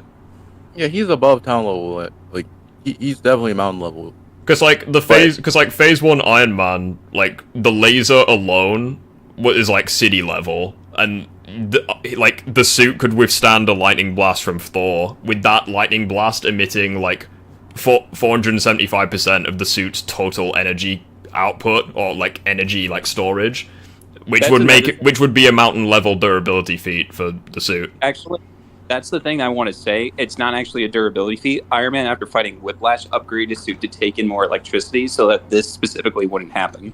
Okay, regardless, he still holds his own against Thor and stuff. Well, hang on. Well, like, if you want to say it's not a durability feat, that means that the suit can casually withstand that force, which makes it even worse. Like, that would just upscale the suit. Like, that wouldn't lowball it at all. Well, are we talking like base Iron Man versus Thor? No, we're saying like so the Mark 6 against Whiplash, it was like easily able to be taken apart by the lightning, but then in the first Avengers, it was able to like withstand that level of like that energy output. So like even though it's specifically made to like I'll try to put it into words. Like even though it's more resistant to lightning, it's still resisting that energy output. Yeah, like Miles, I get it. Like Miles, for example. Like, in the first game, he nearly dies to absorbing all that energy, but, like, it's still he's still withstanding that energy, you know? It's, like, still a durability feat, even if he's, like, specifically made to, like, perform that, like, showing. No, I was just mentioning that that's the reason that it works so well. Like, it absorbed it. I'm not, like, I wasn't just trying to, say anything else other than that. And if anything, the fact that suit could hold its own against Thor at all is insanely impressive, because it's stated by, Josh Whedon that not only was Thor nerfed in the first Avengers, which is confirmed, but also Thor was massively holding back against Iron Man and could have killed him at any point in the fight. So the fact that Iron Man alone stands any chance against Thor in the slightest is still pretty impressive. I mean, and he's able to take his lightning. Put up much of a fight as much as he was just, coming out with every advantage. Like, Thor hit him with lightning, he hits him back with the same amount of energy. Like, Thor was about to hit him with his hammer, he uses his thrusters to get under him. It's just a case where Iron Man just kept, getting away from Thor until he got more pissed off. Yeah, like, obviously, I'm not saying that the Mark 6 is on Thor's level by any means, but, like the fact that it was able to take a couple of hits from Thor at all, especially the lightning bolts, is really impressive. And to be honest, your argument's really compelling. Especially since, once again, so say for the sake of argument, so Thor in the first Avengers, he's nerfed, he's holding back against Iron Man, he can kill him at any point. The suit still withstands that force. Hulk in the first Avengers goes against that same Thor. Hulk, something I want to mention, I'll let you continue after this. The idea that Thor ever hit Hulk or Tony with a country level attack is beyond me. No. That's not what I mean. Sorry. Sorry, I'll let you finish. But the only time he ever does that is in Thor 1 when he's on Jotunheim, like literally not giving a fuck and just destroying the planet. And yes, just the thing where even though Thor struggles against people like Hulk, it's only in a physical sense. How is Iron Spider above Insomniac Spider-Man? Because he outscales him, or at the very least, I think he does. If you want to debate the topic, join VC. You should say is the Iron Spider just provides more durability for Spider-Man to reasonably break. Because unless you say that Spider-Man can... Unless it's symbiote Spider-Man, that's the only way I could see him breaking the armor. Yeah, I would... Well, no, the point I'm making is that, like, even if you use, like, anti-venom, it still doesn't matter. Like, it's still not enough. Like, at best, anti-venom would delay the inevitable because of his busted healing factor. Well, then again, you have to think, though, there is the possibility that anti-venom is the symbiote. He could probably abuse that and just to get into his armor, so there's just... Yeah, so the point that I was making regarding, like, the Hulk and Thor thing, so you have, like... So, Hulk in the first Avengers, he goes against that same Thor. Iron Man, with like the Hulk Buster, was able to fight that same Hulk, but the suit gets significantly stronger, because I don't think anyone's going to argue the Hulk Buster is above the Mark 6. So that would upscale, that's what I mean. So that would upscale significantly past anything the Mark 6 is capable of. And obviously obviously Cull Obsidian scales to a stronger Hulkbuster. Another thing I want to mention though is that Iron Man's materials to like make the suit don't actually change, but Iron Man changes the way that they form on the suit and how much of it there is. I would point. Why the new is so impressive. Okay, if you want to go that route, it's literally not possible for Iron Man's suit to exist. So I don't think the materials that he uses, like, I don't think that's a good argument at all. All we know is that it's weaker than the I'm just gonna go for a piss again. I'll be right back. Yep, don't worry. Okay, so yeah, continue. So Ace, I wanted to ask you a question. So back to the Spider-Man, right? Yeah. We see Spider able to casually catch Cull Obsidian's hammer, like in the first movie, in the Infinity War. Then we also see him casually be able to pull back Cull Obsidian. Now, I don't know if this is correct. You guys know more about MCU scaling than I do. But in Far From Home, isn't the robots stated to be, like, their concussive blasts be stated to do stuff? Like, cause a small earthquake or something? I thought. It's been a minute since I've seen Far From Home. So, if anybody can find that, like, that would be useful. Well, it's also just the case. Because that would. Yeah, continue. I was also going to say, just based off Toby, right? Toby in Spider-Man 2 was able to list something off him that was getting pulled in by the gravitational pull of the sun, as stated in the book, I believe. Now, here's the thing about that Toby feat. I want to get a little bit out of the water. The issue is that in terms of an actual star, it wouldn't just be magnetic; it would be gravitational, which doesn't really make sense. The magnetism from the sun is actually weaker than the gravitational pull. So the idea that people attribute the gravitational pull with the magnetic attraction is not the same thing. That's something I want to get out. But even then, we also have the Sandman scaling, where Sandman was a skyscraper and said to be mountain. But that's the thing about it. By the same principle, if we said that Sandman from the Insomverse, who is bigger and shown to create storms on a similar level, just based off someone saying it, then he's only to be large town though. That's the issue. But that's the thing. You're telling me from a book that says, "Oh, Spider-Man 3 Sandman is at that level," yet Insomniac Sandman has better feats, but has no statement at that level. Like, that's the thing about writer statements I don't get. Even with the Laser and the comic per se, we don't even know if the comics are canon. If they are, my bad. But even then, it's just a case where you have to dig deep down to find statements to even put a character at a certain level. Yeah. It's the same problem with saying that, oh, Mark from Invincible beats Superman just because the creator said so. It's that type of issue where, yes, I agree some statements are valid, but only if they are applicable and narrative-based, where it's outright stated to be a fact, rather than, are we talking about, like, the comic for, like, the city-level lasers? Yeah, it's like from an Iron Man statement where Tony boasts its power output in one, like, panel. That's the only place. I do think it's. I agree with you in a sense, but like I do think it's possible because like in the first Avengers, for example, there's an MCU tie-in comic that specifically it's kind of like a prequel to the film where like Thor's having a conversation with Odin, and he's like, "Yeah, with the Bifrost gone, I can transport you to Midgard, but it'll like come at a cost of your life energy." And then in the film, they actually reference that, like when Loki says it. So like I do think. Well, hold on. So, like, I do think that the comics could indeed be canon, or at the very least some of them. But I think with the suit being that strong, I don't think it's too far-fetched. Number one, because his suits, like, they defy reality just by existing. But also, in Iron Man 2, he creates a new element. Like, is it Palladium? Or is that the one that he already had? But anyway, The point is, he creates a new element, which, again, we know literally nothing about, so it could be that strong. Now, I'm not disagreeing with that. Especially since Vibranium has existed in this universe, like, 70 years prior to him creating that suit. So, like, there are fucking strong things in the MCU. So I do think it's possible.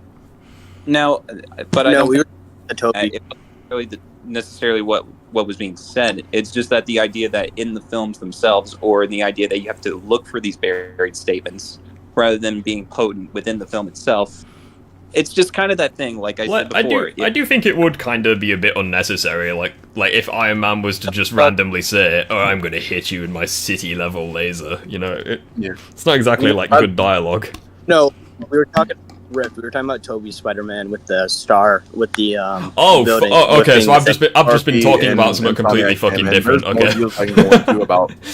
I thought we were still talking about the Mark 6. Sorry, my bad. No.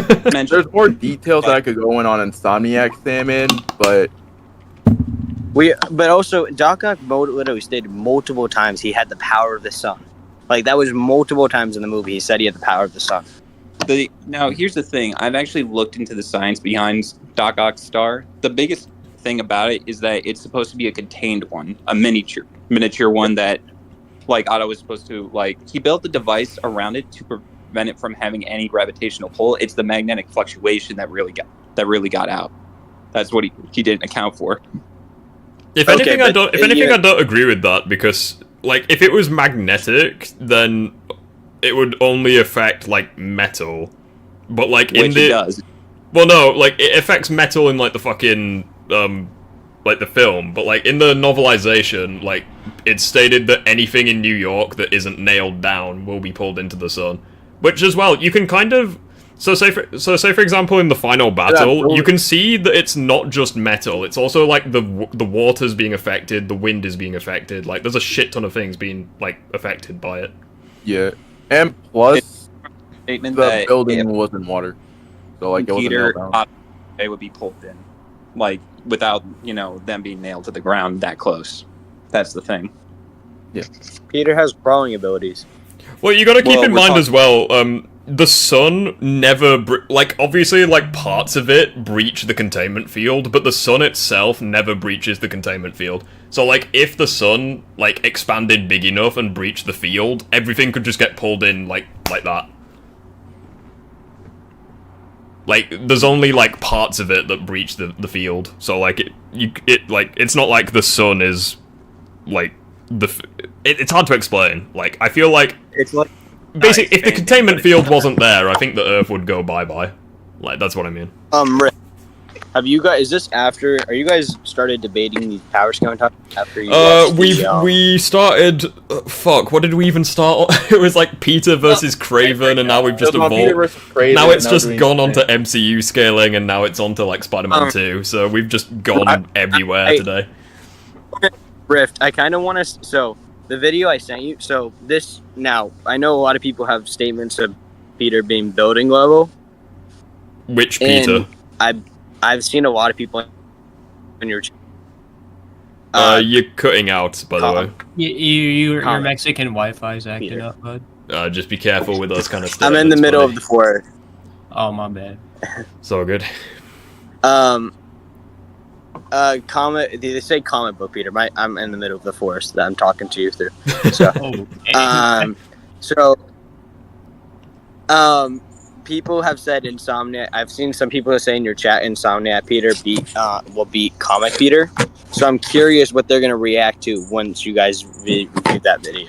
Yeah, I definitely don't think that's true. Even if you look at Spider-Geddon and stuff like that, it's still not true. No, I agree. I say something. I agree with you. I'm I'm not saying I disagree with you, I'm just saying I disagree with the notion that Insom beats 616. Yeah, can I say something about that? Yeah, go for it.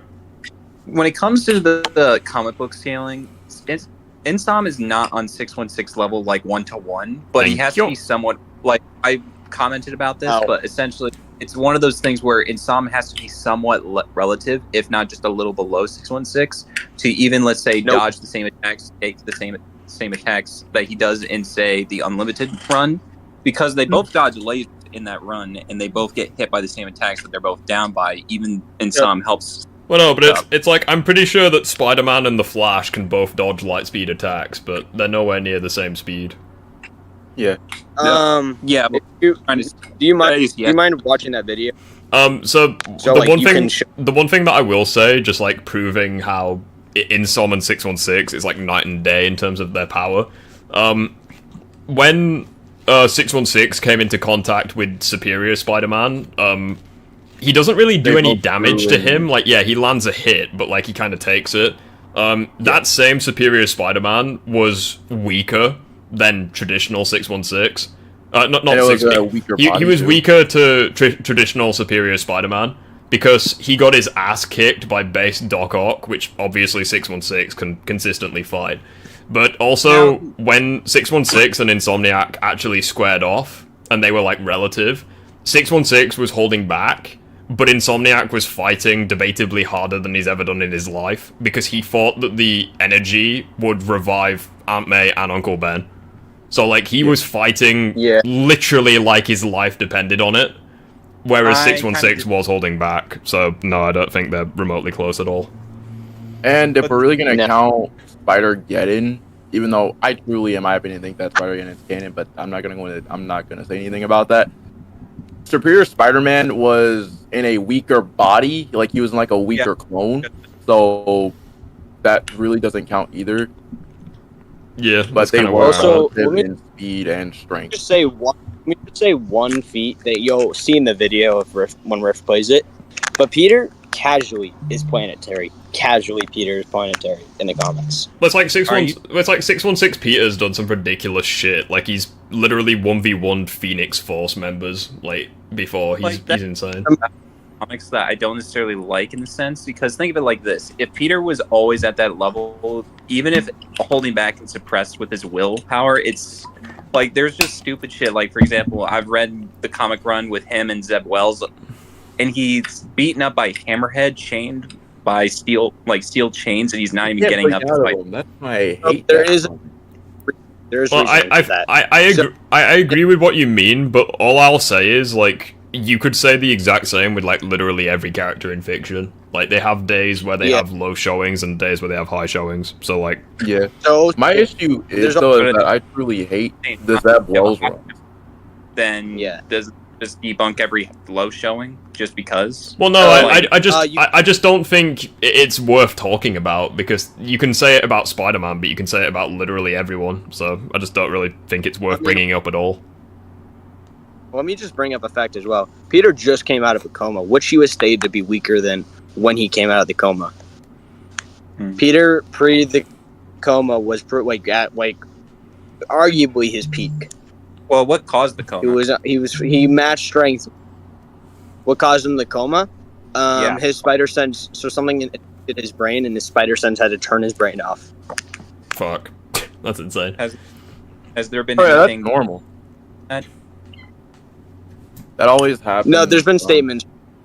No. And beyond, sorry. It's just like I'm asking for the story perspective. Who actually did it? Who actually? He and Ben Riley were fighting a character, and he got into a coma, and Peter was out. And once he came out of the coma, he could barely lift up Black Cat with his webs. Wow, it's insane. Well, there is there's a reason. Sorry, go. What were you saying? There's a lot of things behind that, but hypothetically, was this due to? I'm not sure if I say this, but was it due to there was way too much people in danger? No, it was just Black Cat. Black Cat was just falling, and he just had to catch. He was weak. He was weakened, really weakened. Oh, so that's probably part of Black Cat. So again, the video will show his high tier feats and consistent feats. I know Captain Force personally as well. He's in the server, my server. Mm-hmm. But if he's really good when it comes to comic scaling, and I'm curious what you're gonna think about it, Seth. And I'm also curious about what other people who say are live action or Dominic are above comics. Well, I'm just going to give my perspective on it. I take story and consistency over any highball or low tier things. So in other words, if there's let's say a story element that explains why, say, Batman can punch Superman and not get hurt by it, then I'll consider that. But if you consider a random comic event where a normal Batman just suddenly punches a normal Superman at normal without an explanation, I won't consider that. It's just a case where you have to go. So, if I think I've heard you talk about this before, and I think I'll explain why I think it's not really right.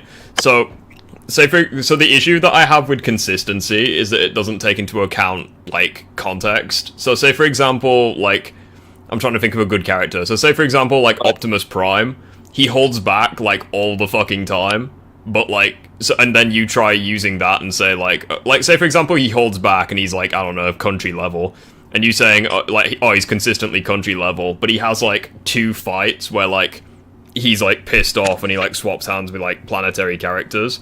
I wouldn't say, if I'm using him in a debate setting, I wouldn't say he's country level. I'd say like, if he's trying to fuck you up, he's planetary. Like, that's the problem with consistency. It doesn't take into account context. What is your mixing up with what I'm saying is that I'm like, if we know Prime is holding back and he is country level, we know he's higher than that. So by default, we can't just say that he is country level by default. It's just and then when we see him off, then we consider those scalings as he's pissed off.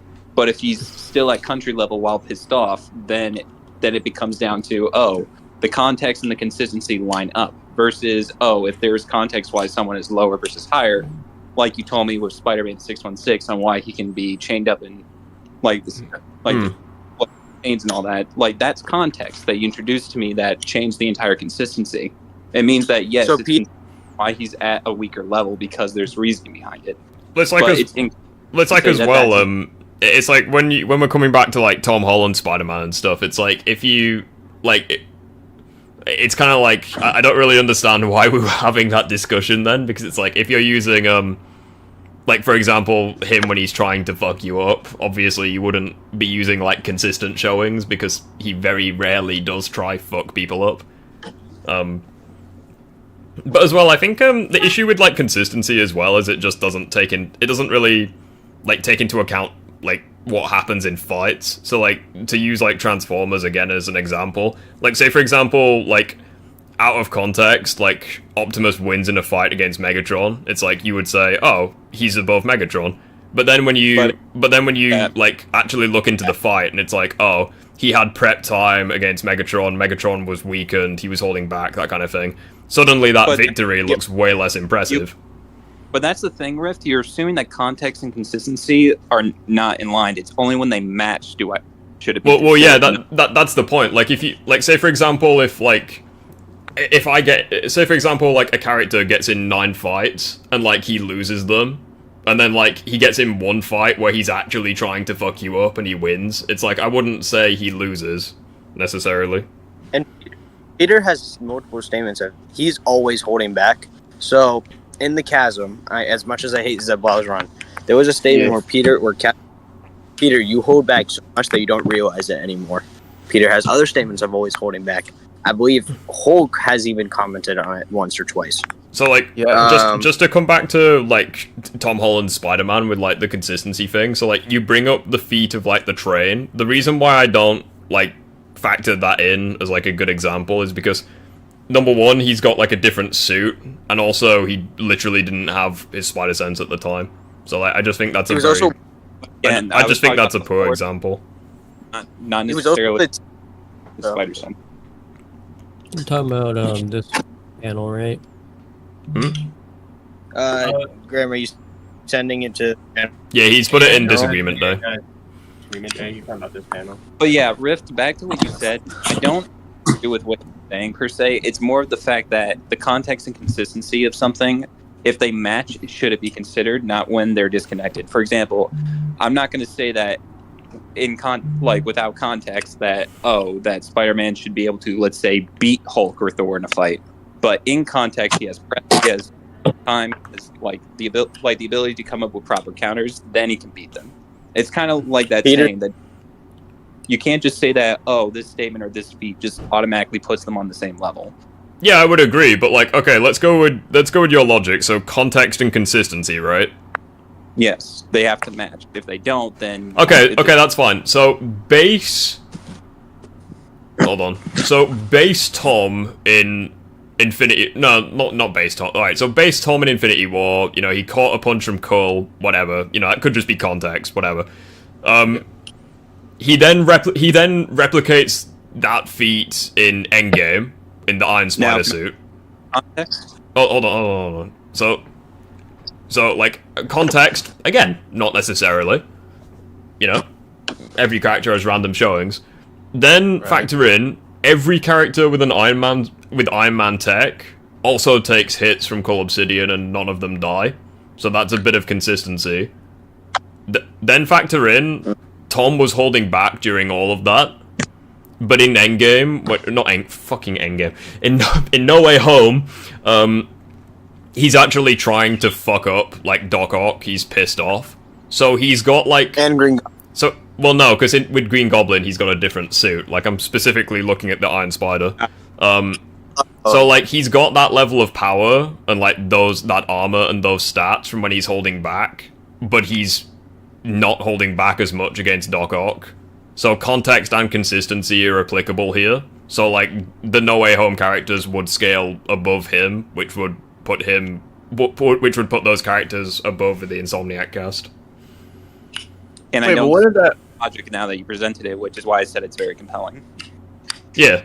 Which is why I really like talking about it, because, like, when you text shit, it's really easy to, like, misinterpret stuff, but when you actually, like, talk about it, it's way better. Yeah, I agree. I text a lot just because I want to get all my thoughts out without missing a beat, so that when I actually talk about it, I know what I'm saying. Yeah, it's like you've got a script or something. Like, it's all, like, there. Or I'm writing it. Yeah, I get what you mean. I'll probably be watching on when you play the video rift, but I'll be commenting on it by listening when I'm listening to you guys, and just like commenting comments and stuff, because I can how on Earth he's planetary. What? I'm still confused on how on Earth he's planetary. I've never heard someone say that he's up. Yeah. Who's planetary? What are you on about? Spider-Man. Peter 1616. Yeah, even Christ has trouble with accepting that, because I've talked to him about it. He's saying that if that were the case, you would have to, like, breach some levels of, you know, just context just to say that he is. I mean, to be fair, I think a good comparison is like say for example Wolverine. Like, obviously in terms of strength, he's fucking useless. Like, he can lift a couple of tons, that's kind of it. But, like, his claws have hurt characters that are, like, planetary solar system above. So, like, I think it's kind of just I think it's like people misinterpreting, like, destructive capability for attack potency. Like, what Grim and me have together on 616 Spider-Man, so Grim can also help explain. He's better at debating than I am. But when it's 616 Spider-Man, so the reason he's planetary is just based on the characters he scales from, as well as he has this one planetary feat. He broke a coil that had the gravitational force of the Earth itself, or nothing on Earth could break it. That was the statement, I believe. So, like, the way I look at it is like, excuse me. The way I see it is, obviously, Spider-Man isn't going to be, like, one-shotting planets anytime soon, but, like, he can just scale to planetary characters, and, like, he can hold his own against them in a fight. Like, that's kind of where I'm at. Yeah, that's the same thing I do. Where, like he's not going to planet bust, like, anytime soon. Like, he's not Superman, but he can just scale to characters that can do that. Like, the best way I can say it is that you shouldn't say a character is at a certain level just because of a feat. For example, you won't say Spider-Man is, like, building level just because he casually took a building level attack, even though it didn't phase him at all. But you're not going to say that he can scale to, like, say, Galactus just because he eats planets, and just because he, like, swatted him or hurt him, like, by hitting his eye or just, you know, poking him or something. That doesn't necessarily mean he's at Galactus' level, but he can tangle at his level. So you should say he's relative, but not equal to that level. I say he's, like, low relative to, like, had multiple feet, though. Like, well, it's sorry, like, Grim, you go. Sorry, go on. Oh, Grim's falling up. No, it's fine, right? You were saying so. I was saying, like, so Peter's... so there's been multiple statements in the comic books where Peter's fought these guys where they've said, I'm hitting you with the power to shatter a planet. Like, he was fighting in an old Marvel team-up book. That was, like, one of the statements he got with Captain Marvel. Let's also go with this. Staggered Captain Marvel multiple times. He fought on par with her while she was amped by Venom. Let's also go there. He's also fought on par with... He's like, pushed Thor away with his attack from one comic. I forget what it exactly called. He's also broken out of Sasquatch's grip. He's also staggered She-Hulk. He's beaten Hulk in a physical fight and fought on par with Hulk in a physical fight. Yeah, again, so there's like that's like consistency, isn't it? Yeah, but, and let me go another thing. Sin Eater. Sorry, can I go really fast?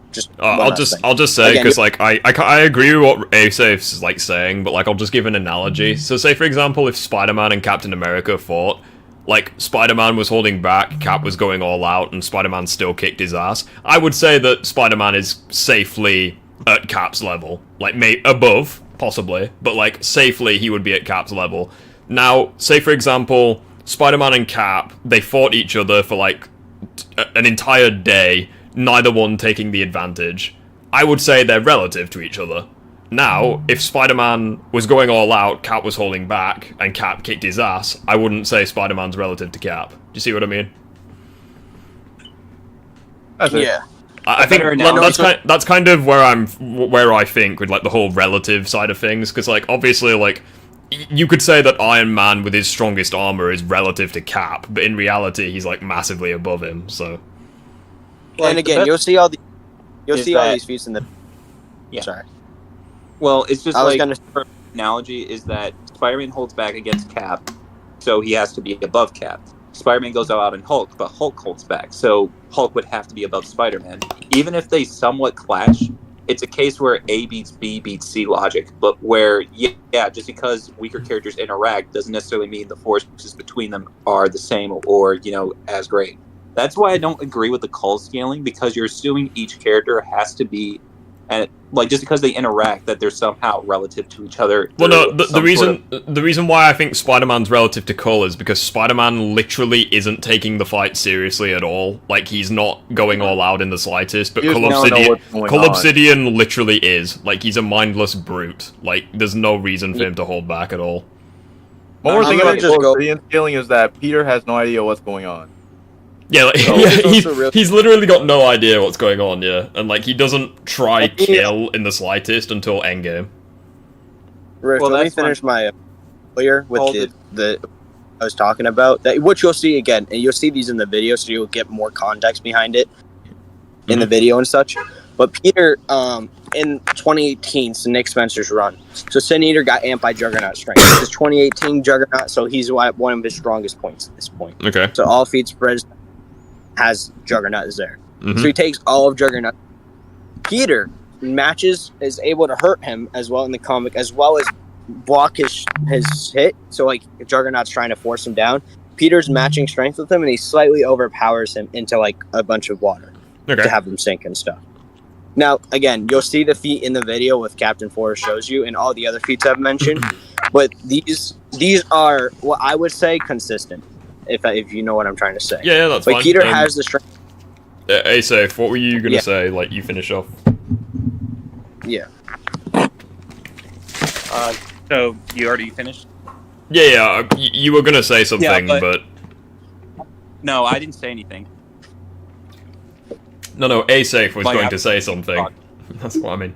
Oh, well, if I were to say something, it's just the idea that, just deal with each other. It makes sense. Yeah, so like that's why I'm saying Spider-Man like scales relative to Cull, because like he's like holding back, not taking the fight seriously at all. He has no idea what's going on. He has no idea the stakes at this point. Meanwhile, Cull Obsidian literally has no reason to hold back at all. Right. And I'm doubting that. What I'm just saying is I don't think Cull scales properly to a Hulkbuster at its best. And it's even stated, I'm pretty sure, in like the Infinity War script, that if Tom hadn't stopped Cull Obsidian, like Iron Man would have just been crippled or killed, from the axe. But it was, but yeah.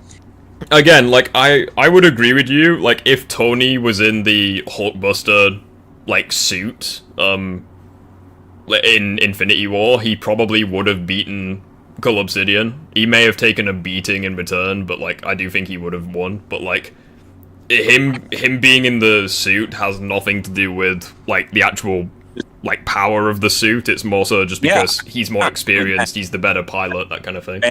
I'm just saying that Banner got his ass whooped just because he wasn't as skilled, that he wasn't taking full advantage of what he had. That's all. Yeah, I agree, but like if it was, how do I explain it? So the idea that having and applying it are two different. So like, say for example, if like Cull Obsidian had his own Hulkbuster and he knew how to use it, like you could say it was like, and Banner had no idea how to use his, then yeah, you could say he would win via like the experience or what have you. But like, he straight up tears parts of the suit apart. Yeah. So, like, I do, and regardless of which way you look at it, because I know, like, I think in one of your comments you said, oh, he, like, targeted the joints or what have you. First of all, you would have to prove that a suit that literally defies reality by existing, follows real-world logic, and also that same suit is made by Iron Man, like, and it's specifically made to fight, quite literally, a walking nuclear bomb. Like, the suit is based to fight that, so the joints would also have to endure a beating from Hulk, logically. And I'm not arguing with that. I'm just saying the joints were the weakest part of any armor. And plus, Hulkbuster was already damaged by the Outriders, which even Cap and Black Panther can beat up. It's just a case where, yeah, I get what you're saying. It's just like there's a lot going on. Cap and Black Panther got overwhelmed by the Outriders. Well, he can beat one individually. That's what I'm trying to say. Well, yeah, but like the Hulkbuster could, like fucking War Machine could take down like dozens of Outriders at once. You know, it's they were able to damage Hulkbuster when he couldn't do anything, like when he was overwhelmed. Yeah, I think as well. That's partly due to just Banner being shit at using the suit. Like like for example, War Machine, like, he knows how to use his suit. He's airborne, so none of them can get him, and he's just laying waste to them. And the Hulkbuster can fly. Like, it's not as good at flying as like the other suits, but like, if he wanted to, he could just like be highly mobile and stuff. But again, that's probably due to Banner being shit at using it, rather than the suit itself being shit. Banner's never been in Iron Man's armor before, so like literally in the Wakanda battle, he like trips over a rock and just falls on his face.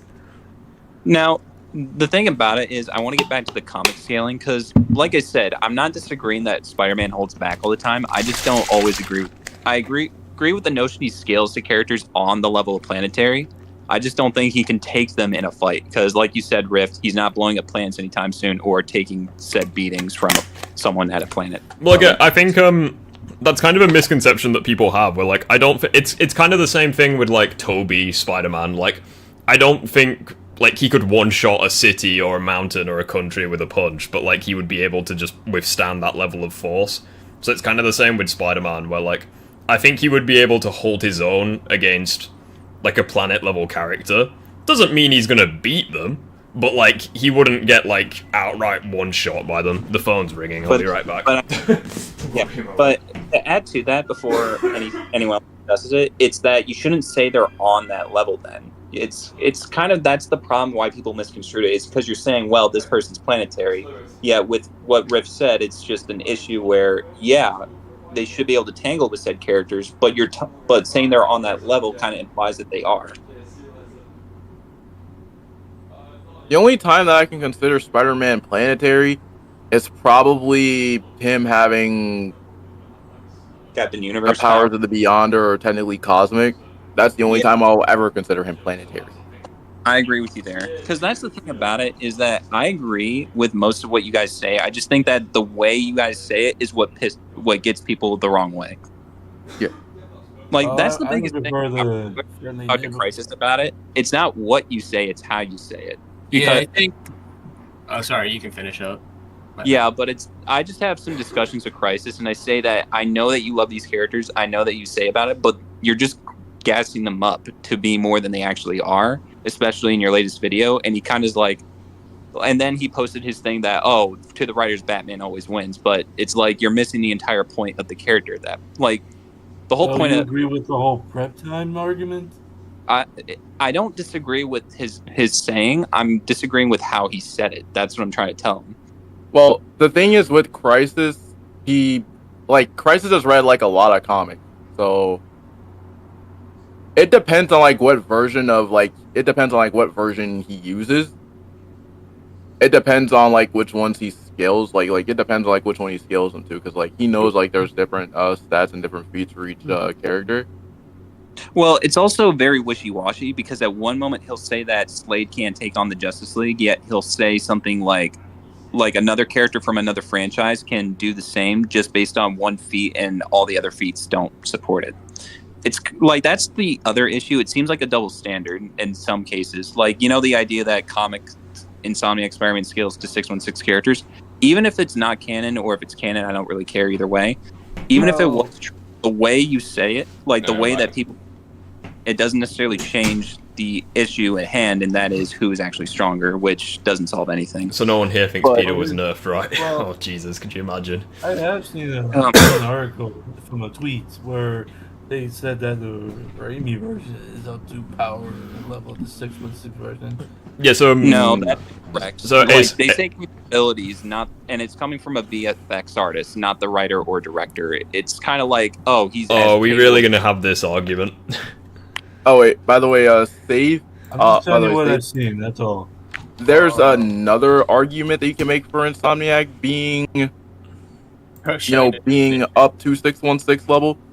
I would say that he's not. I would say I don't considering. I'm just saying that it has to be somewhat in the ballpark, not that he's equal to characters like that.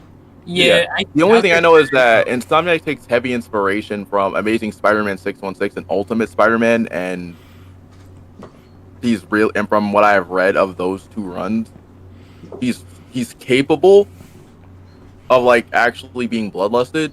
So I don't really know the scaling for that. But there is one thing that I want to say, like whilst I'm like thinking ahead here.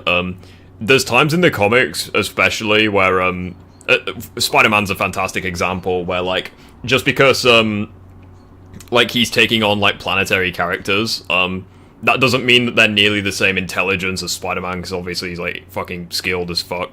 The reason why I'm bringing this as an example is because John Walker, or US Agent in the comics, I'm pretty sure he was stated to be like 10 times superior to Captain America in like all stats. So like he's 10 times stronger, more durable, faster, etc.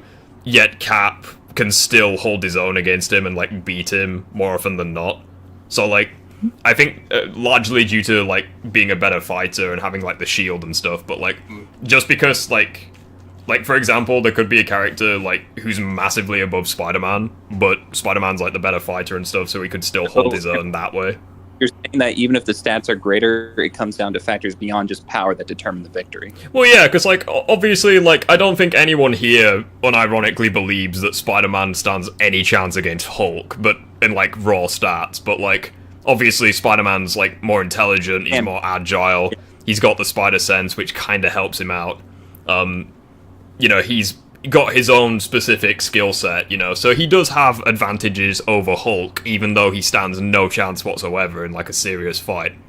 So like that probably helps him. Now that you mention it, I do want to bring this up. This is kind of like the argument I make with other people, is that if you were to, let's use the four Spider-Man, for example. Mm-hmm. If they are relative in stats, as in they are range from a certain level, from reaction speed to strength level, and you can make arguments on who is a bit stronger than the other, but they should all be around the same level. Who actually wins that fight, given other factors beyond their power set? Well, like, there's a reason. Let's like say, for example, in debates, there's a thing that people do called like equal stats debate. So, say for example, like Goku Superman is like a controversial matchup. So, what some people do is they'll like, okay, you have equal strength, durability, speed. So the fight comes down to intelligence, skill, experience, hacks, equipment, all that kind of shit. So, like, I think in that sense, if you were to do an equal stats matchup, it would actually be pretty fascinating. Like, as to who would win in that sense. It is fascinating. I think that's why people are attracted to it. The issue is that people will always bring up but this person is stronger by his stats anyway. That's why it's always, like, a contention, where no one can really discuss about that. Or they just go off of feet. Well, I think as well, it kind of comes down to a few things. So, like, say for example, like I do think intelligence matters, but when you have like it can like a character's experience can sometimes mitigate that. So, say for example, you have like say for example you have Toby versus Tom, and you're like, okay, Tom is more intelligent than Toby, he wins, and it's like, okay, but Toby's fought super geniuses before, so who cares? It's like, oh, well, Tom has, like, really good weapons, he wins. It's like, okay, Toby's fought characters with great weapons before, who cares? You kind of see what I mean? So, like, I think as well, it depends on, like, context as well with certain characters. So, say, for example, with, like, Insomniac versus, like, MC... Action. Yeah, so, like, say, for example, Insomniac versus Tom, for example, it's like, oh, well... Tom has, like, way more... not Tom, it's like Yuri has way more gadgets, he wins. It's like, okay, but, like, Tom cares? has a lot more Like, gadgets too. It's like, yeah, who cares? Like, that's not gonna make a huge difference in the grand scheme of things. So, like, I mean, what it comes down to is not necessarily how much one has over the other. It's more of like, what would they actually do if they fought, type thing. Like, for example, Tom is not going to pull out all his gadgets and then just have complete mastery over them. Like, Right. we know that he has them, versus Insomniac, who makes all his gadgets and has complete mastery over them. It's stuff like that. It's even with experience. Like, yeah, Toby has fought super geniuses with tech, but has he fought them to the level? It's kind of like that, where you want to compare where they actually fare if they were put in the same situation, you know, with similar stuff. It's yeah, kinda like, it is kind of like that, yeah. It's like, oh, what if Insomniac Spider-Man was put in the Raimi universe, but everything about him, from his intelligence to his gear and tech, all transferred over, and it's just a starting point from there. Like, how would he be different than Toby, and how would Toby be different if he were in the Insomverse? It's kind of like that.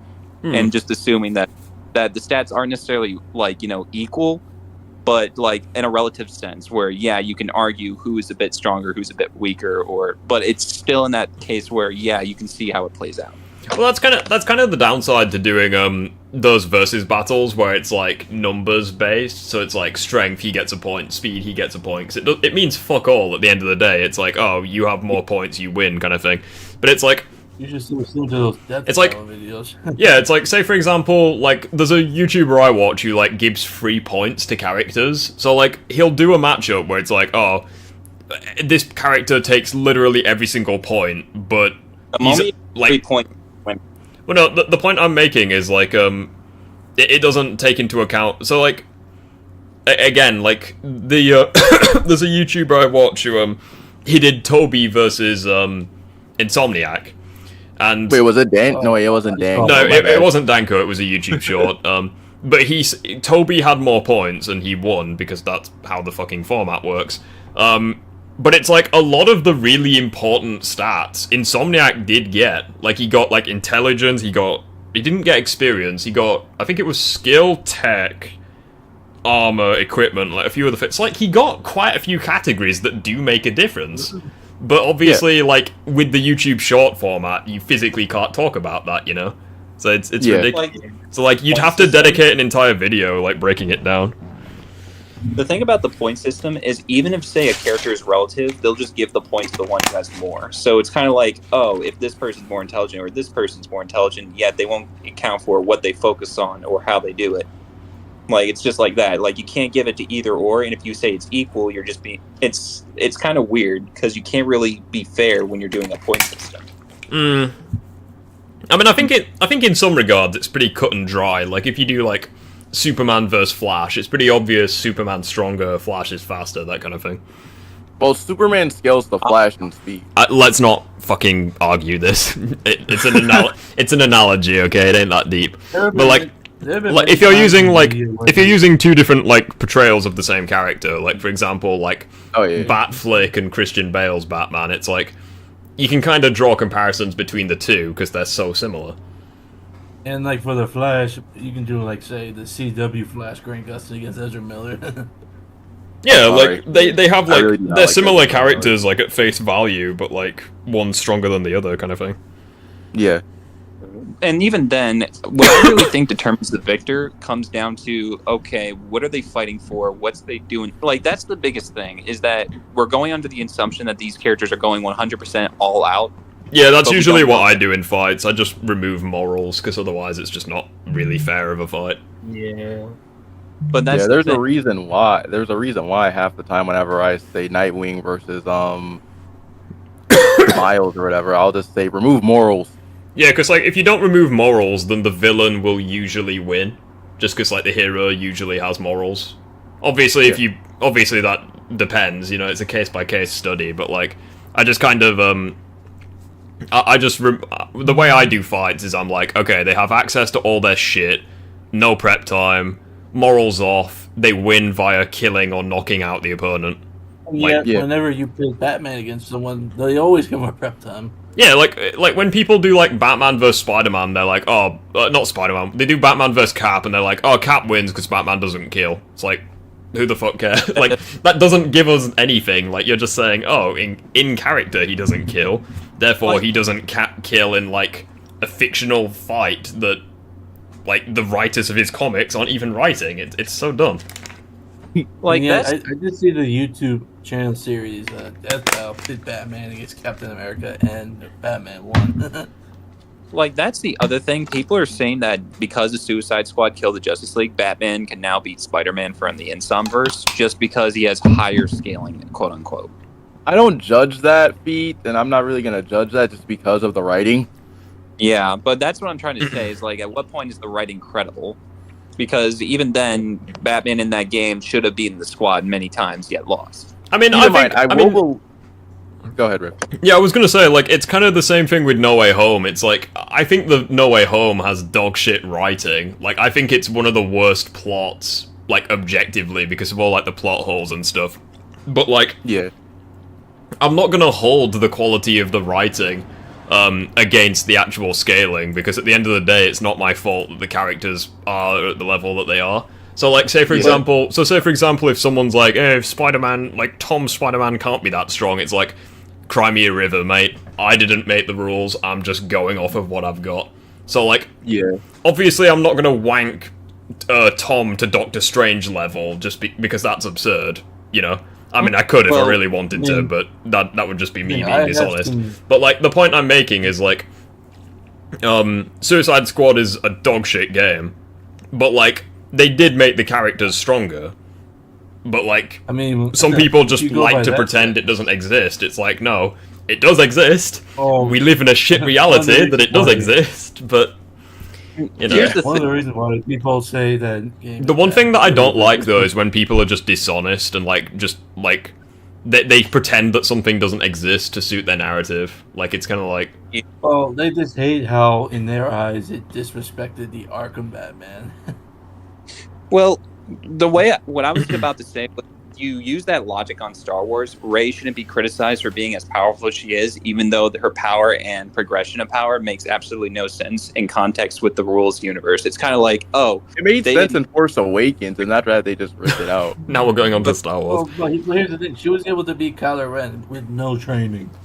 Yeah, I think that's bullshit. Yeah, like, but what I'm trying to say is, regardless of who's writing the story, if it's dog shit or if it's not, you can still, in the power scaling terms, break the rules that completely, like, I wouldn't say change the game, but make, like, every other, you know, feat or scaling irrelevant, because by default, Rey should be Anakin, Rey should be Luke, Rey should be Darth Vader, based on what here's the thing. Even well, Mark Hamill the funny thing is that I completely hold on. agree. Even Mark Hamill himself had a problem with the writing of the sequels. Well, no, the thing is that I completely agree. It's like the amount of Star Wars, excuse me, the amount of Star Wars polls I see where it's like, okay, so it's Anakin versus Vader, and they say that Anakin, and it's base Anakin. It's not like max potential or anything. It's just what he did in the Clone Wars. Like Clone Wars, Anakin. yeah. So like Clone Wars, Anakin versus Vader, and they say Anakin stomps. It's like, no, that's not how it is at all. Like, Vader's way stronger, but a lot of the times with that kind of thing, it's like not necessarily voting for the stronger one, but more so like, just like favorites and stuff. But that's what I'm trying to say, is that when the writer or whoever's, like, doing, like, the scaling, either because they care about the character or because they don't, it can really be convoluted on who's actually the winner, because if the person making the story is biased or making it so that the rules are broken just so that their favorite character is better, at what point do you even consider that, like... Well, that's why whenever I do, like, versus battles and stuff, I try to be as objective as possible and, like, just try not to... Because, like, from a non-biased standpoint, yes, Kylo Ren should beat Darth Vader. I mean, he has, like, more impressive feats and stuff. But Kylo should be Rey. But if you... excuse me. But if you ask anyone, they'll be like, "Oh, Vader slaps," because chances are they're just the favorite character. So it's you're literally fucked either way. It's like either you accurately represent the media and you piss off the fanboys, or you appease the fanboys and misrepresent the media. It's like you're screwed either way. Well, it's even then that you can even represent it correctly and not be biased, but then the writer will fuck you over, or whoever's making, like, the thing will completely do a 180 on their power progression that completely null and voids everything you just I mean, to be fair, that happens with everything. There's nothing you can do. Like at that point, you've just got to remake the video with like the updated information. I mean, but it's kind of like begging the question: why make the information until the product is complete? Like, Because you know don't know you don't know when the product's going to be complete. That's the issue. So, like, say for example, like Superman and like Goku. You know, that fight's been a thing for like fucking decades now. But like, no one really wins that fight anymore.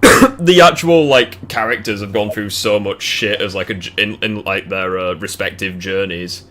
So like the characters have gone through a lot of change, both in terms of like power, progression, experience, whatever. But people still think about it. So I think it's just one of those where like maybe like every few years you like revisit the fights, or maybe you don't. I mean, the way I see it working is that if you gave, let's say for example, Toby, Andrew, Tom, or let's forget about the Spider-Man, for example. Let's just look at how should I put this? Name a character from a franchise, and I'll go with that. Batman. Alright, fine, Batman. Not Batman. I'm going to try to do this with any random person so I don't piss off anyone. Rocky? Rocky, let's use Rocky then. So we have Rocky's journey from Rocky 1 all the way to where he is in Creed, and the story's concluded, and we know where Rocky stands, both fighter and... Like, there's a reason people will keep debating, oh, who's Rocky versus, say, Mike Tyson, because it's never actually happened.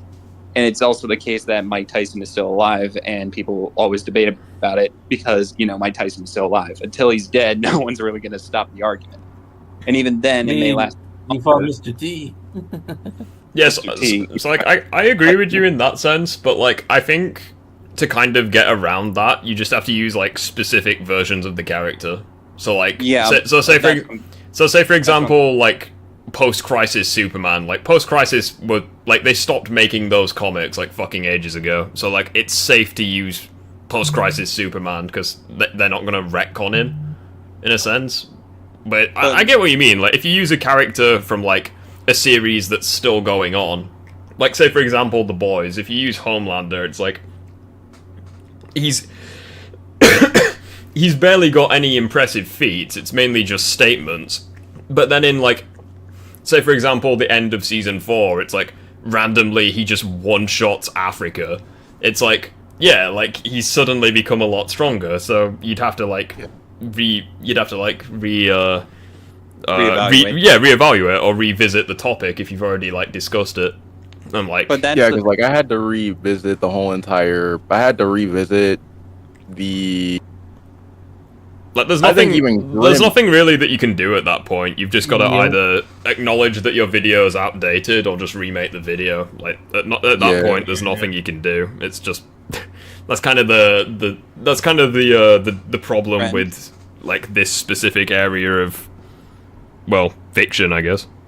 Yeah, like, because I love Star Wars Legends, and I love the Legends characters, but I still debate with people on Star Wars on, Old Republic characters should be able to scale to, let's say, higher tier Sith or Jedi in modern era or even post era.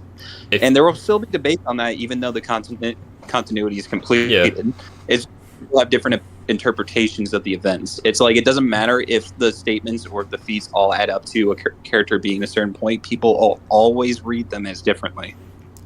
Since you're a massive Star Wars fan, I have a question. Yeah. Count Dooku or Darth Maul? Who do you think wins? Count Dooku. Thank you. Thank fuck for that. I'm so. I was about to say that too, because like Count Dooku, like I'll give my explanation. Count Dooku's already mastered abilities Maul hasn't mastered. Not only has he been compared by Darth Plagueis as being capable of beating Sidious, even though Maul has potential, he has hasn't had as in-depth training as Dooku has had. It's just a case of even if Maul has potential, he lacks the finesse that Dooku has and mastery. Mm-hmm. I do have a question. It's sad. It's like people keep arguing, well, Maul can still beat him. Yes, if he had that, but he doesn't. That's why he loses. I do have a follow-up question about that too. Go on. Have you played? I'm assuming since you are since you're a huge Star Wars fan. I haven't played so. Have you played by any chance? Have you played Force Unleashed and Jedi Survivor? Yes. Star Killer or Cal? Based on So based on, like, it's one of those debates I've even had Crisis, like, you know, agreeing with me, but at the same time, it's like one of those things where in narrative and in skill, Starkiller should be able to beat Cal, and Cal is, while more variety, is still, like, learning, he's still growing in power, but there's nothing to indicate his full potential as of yet. We only know Starkiller because he's well established.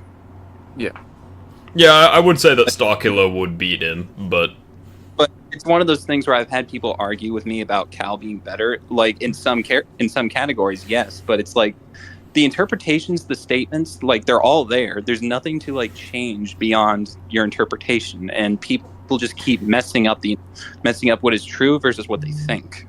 Yeah, I kind of think that. I love how this entire stream is just like a brainstorm all of a sudden.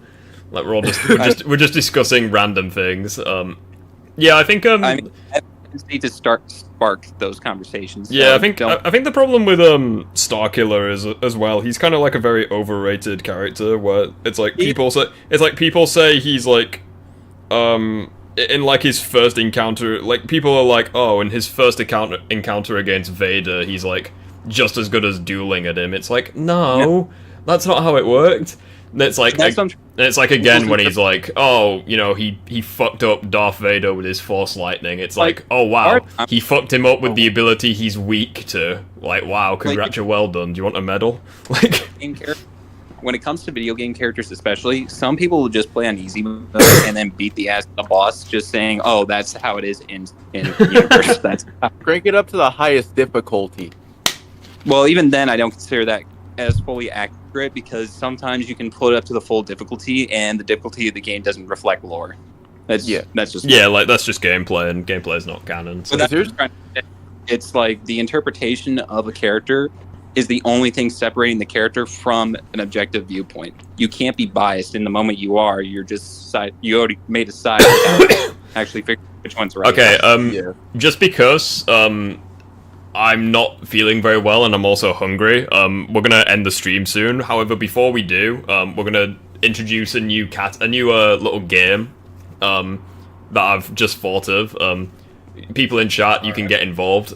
So every week we're gonna ask a question we're gonna go through one by one. So the question for today, we'll start with A-Safe, we'll go down to Grim, Phoenix, then Sam Raimi, and then I'll do it last. What is the most controversial video game take you have heard recently? So we'll start with A-Safe.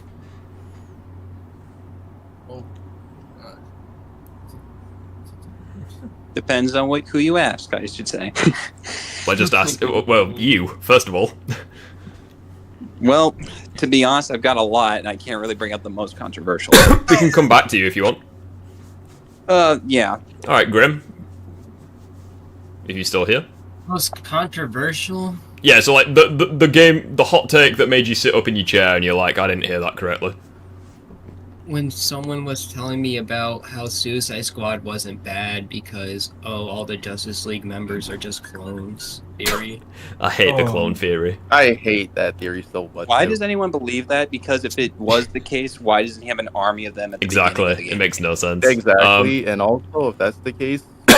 Even the multiverse explanation, like, the only way this can work is if they're not the same Arkham characters. Imagine if the Arkhamverse is still alive, but we've just been looking at a variant of it. Okay, that's the only way. It's an interesting theory. What about that whole hold up, let me go next. Scene where it had the Batman. Phoenix, Phoenix, what is your most controversial gaming take that you've heard recently?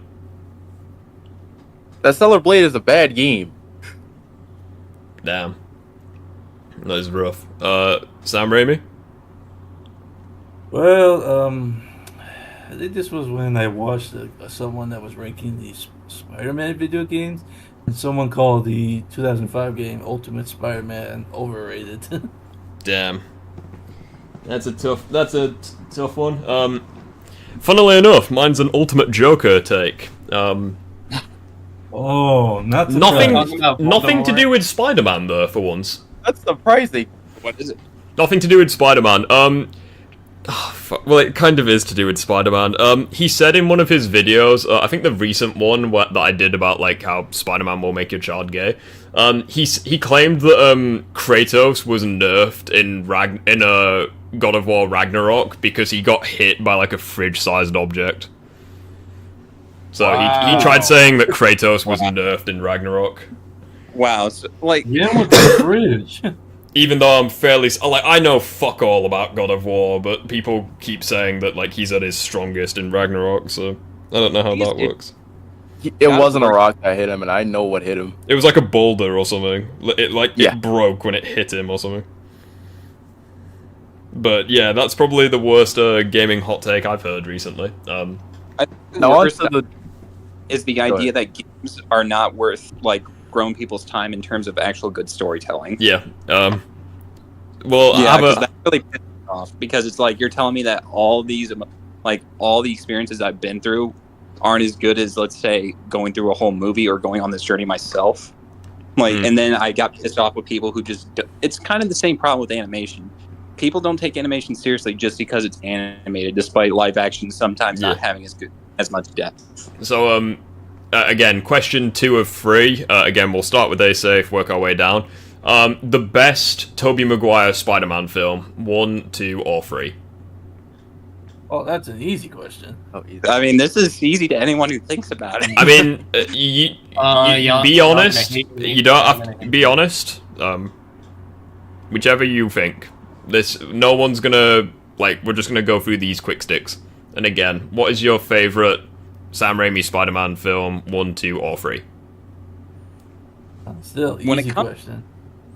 Well, to me, it's actually more difficult when you start to think, because it's between 1 and 2. Obviously, no one's going to really consider 3. I'm leaning towards 2. I think 3 is underrated, but go ahead. Like how it shows Spider-Man the first time. Like it's kind of difficult. They're both equal in my opinion, but it ultimately depends on what you're asking for me. A good villain versus hero upbringing, or a hero struggling through everyday life trying to relate to the villain. Okay, that's fine. Grim, which is yours? 1, 2, or 3? Alright, hold up. Alright, this will be the last thing I say before I go. Y'all gonna hate me, but Spider-Man 3 is my guilty pleasure, bro. I can rewatch Spider-Man 3 thousands of times. Understandable. Have a nice day. I'm not mad at that. I mean, Spider-Man 3 is not bad. As bad as people say. It's just so funny to me to watch, so I can just rewatch it forever. Don't forgive us, Bully McGuire. Phoenix, 1, 2, or 3? Spider-Man 2. Okay. Phoenix? No, Sam Raimi, sorry. Much as I grew up on the 2002 movie, it's obvious, Spider-Man 2. It's actually pretty difficult for me. I do think 3 is underrated, but it is between 1 and 2. If I was to... I'm kind of the same with A-Safe, where it kind of depends on my mood, because I feel as though, if I was to pick any of them to watch right now, it would be 1 or 3, because I just think they're, just... one's just a near perfect film and 3's a guilty pleasure. I do think Spider-Man 2 is, objectively the best, but it's also the least rewatchable for me, just because of the tone in the first. Just because of the tone in the first half, it's very difficult to watch fucking Peter get the shit kicked out of him for an hour. But yeah, Spider-Man. Fucking shut up, fanboy. Let me talk. And it's ridiculous. It's ridiculous. But yeah, I do think Spider-Man 2 is objectively the best film. It's got the best cinematography. The pacing is a bit difficult to. It's an acquired taste for the first half, but Doc Ock is my favorite Spider-Man villain. The train scene, everything about it's great. So the final question before we go. Anakin Skywalker or Luke Skywalker? A-Safe. Luke. And if you want to hear my reasoning, it's because he represents what Anakin should have been, and believe it or not, he's actually... My first name is Luke, so what else can I say? Guilty pleasure. Excellent. Phoenix? Anakin. Understandable. Have a nice day. Sam Raimi? Am I basing this off the characters or the actors who play them? The characters. I'm gonna take both of them in, and I'm gonna go with Lucas. I love Mark Hamill. Okay. Yeah, for me it's Anakin. Just I think he's far more fascinating. With like his fall to the dark side. More than Mark Hamill. I think Hayden Christensen's underrated, and he's a pretty nice guy. But yeah, Mark recent Disney Plus shows. Yeah, like Mark Hamill for the joke. Also, I really like Anakin in like the Clone Wars. I feel like he's just in more things than Luke. Like he's in like the Clone Wars show. He's in the prequel films. He's in the Ahsoka show with like World Between Worlds, something like that. Yeah. Yes. And that's like one of the most beautiful scenes in all of Star Wars. Like when he's on like that fucking bridge. Like it looks so good. I do have a question for since all of us are Spider-Man fans. What's your guys' opinion? I don't know if Asafe or Rift has seen the recent Boys episode. What did you guys think of Web Weaver? No idea, never seen it. Yeah, I haven't seen it yet, but I did not see that. anyways, this is where we're gonna end the stream. So I want to thank everyone for being here. Phoenix from pretty much the very beginning, and again, Asafe, you've been debating for like over like 2 or 3 hours now. So props to having you here. Honestly, it was very interesting though. And Sam Raimi, it's been good having you here, even if it was for like the last half hour or something like that. It's been good having you here as always. Anytime. Again, same time next week. It's always good having you all. Once again, for the viewers, it's been good having you here. If you haven't already, feel free to subscribe to the channel. Check out Phoenix's channel. It's in the link. It's in the link below. And if you want to join the Discord server, again, everything you need is in the description. Have a good rest of your weekend. I'm not actually going to work this weekend because I'm still sick, and I think it's better for me to just recover before like forcing a recovery and making myself feel worse. So I'm probably going to have a few YouTube shorts up this weekend, maybe a Pokemon Black and White stream. We might be able to finish the game. Other than that though, have a good rest of your weekend, guys. I will see you all next week. Hopefully I get well soon. Hopefully you are all having a good time, and I will see you all in the next one. Take care, guys. Have a good weekend.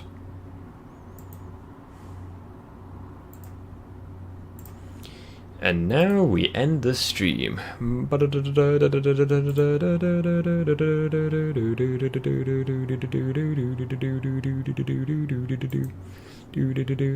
Yeah, take care, guys.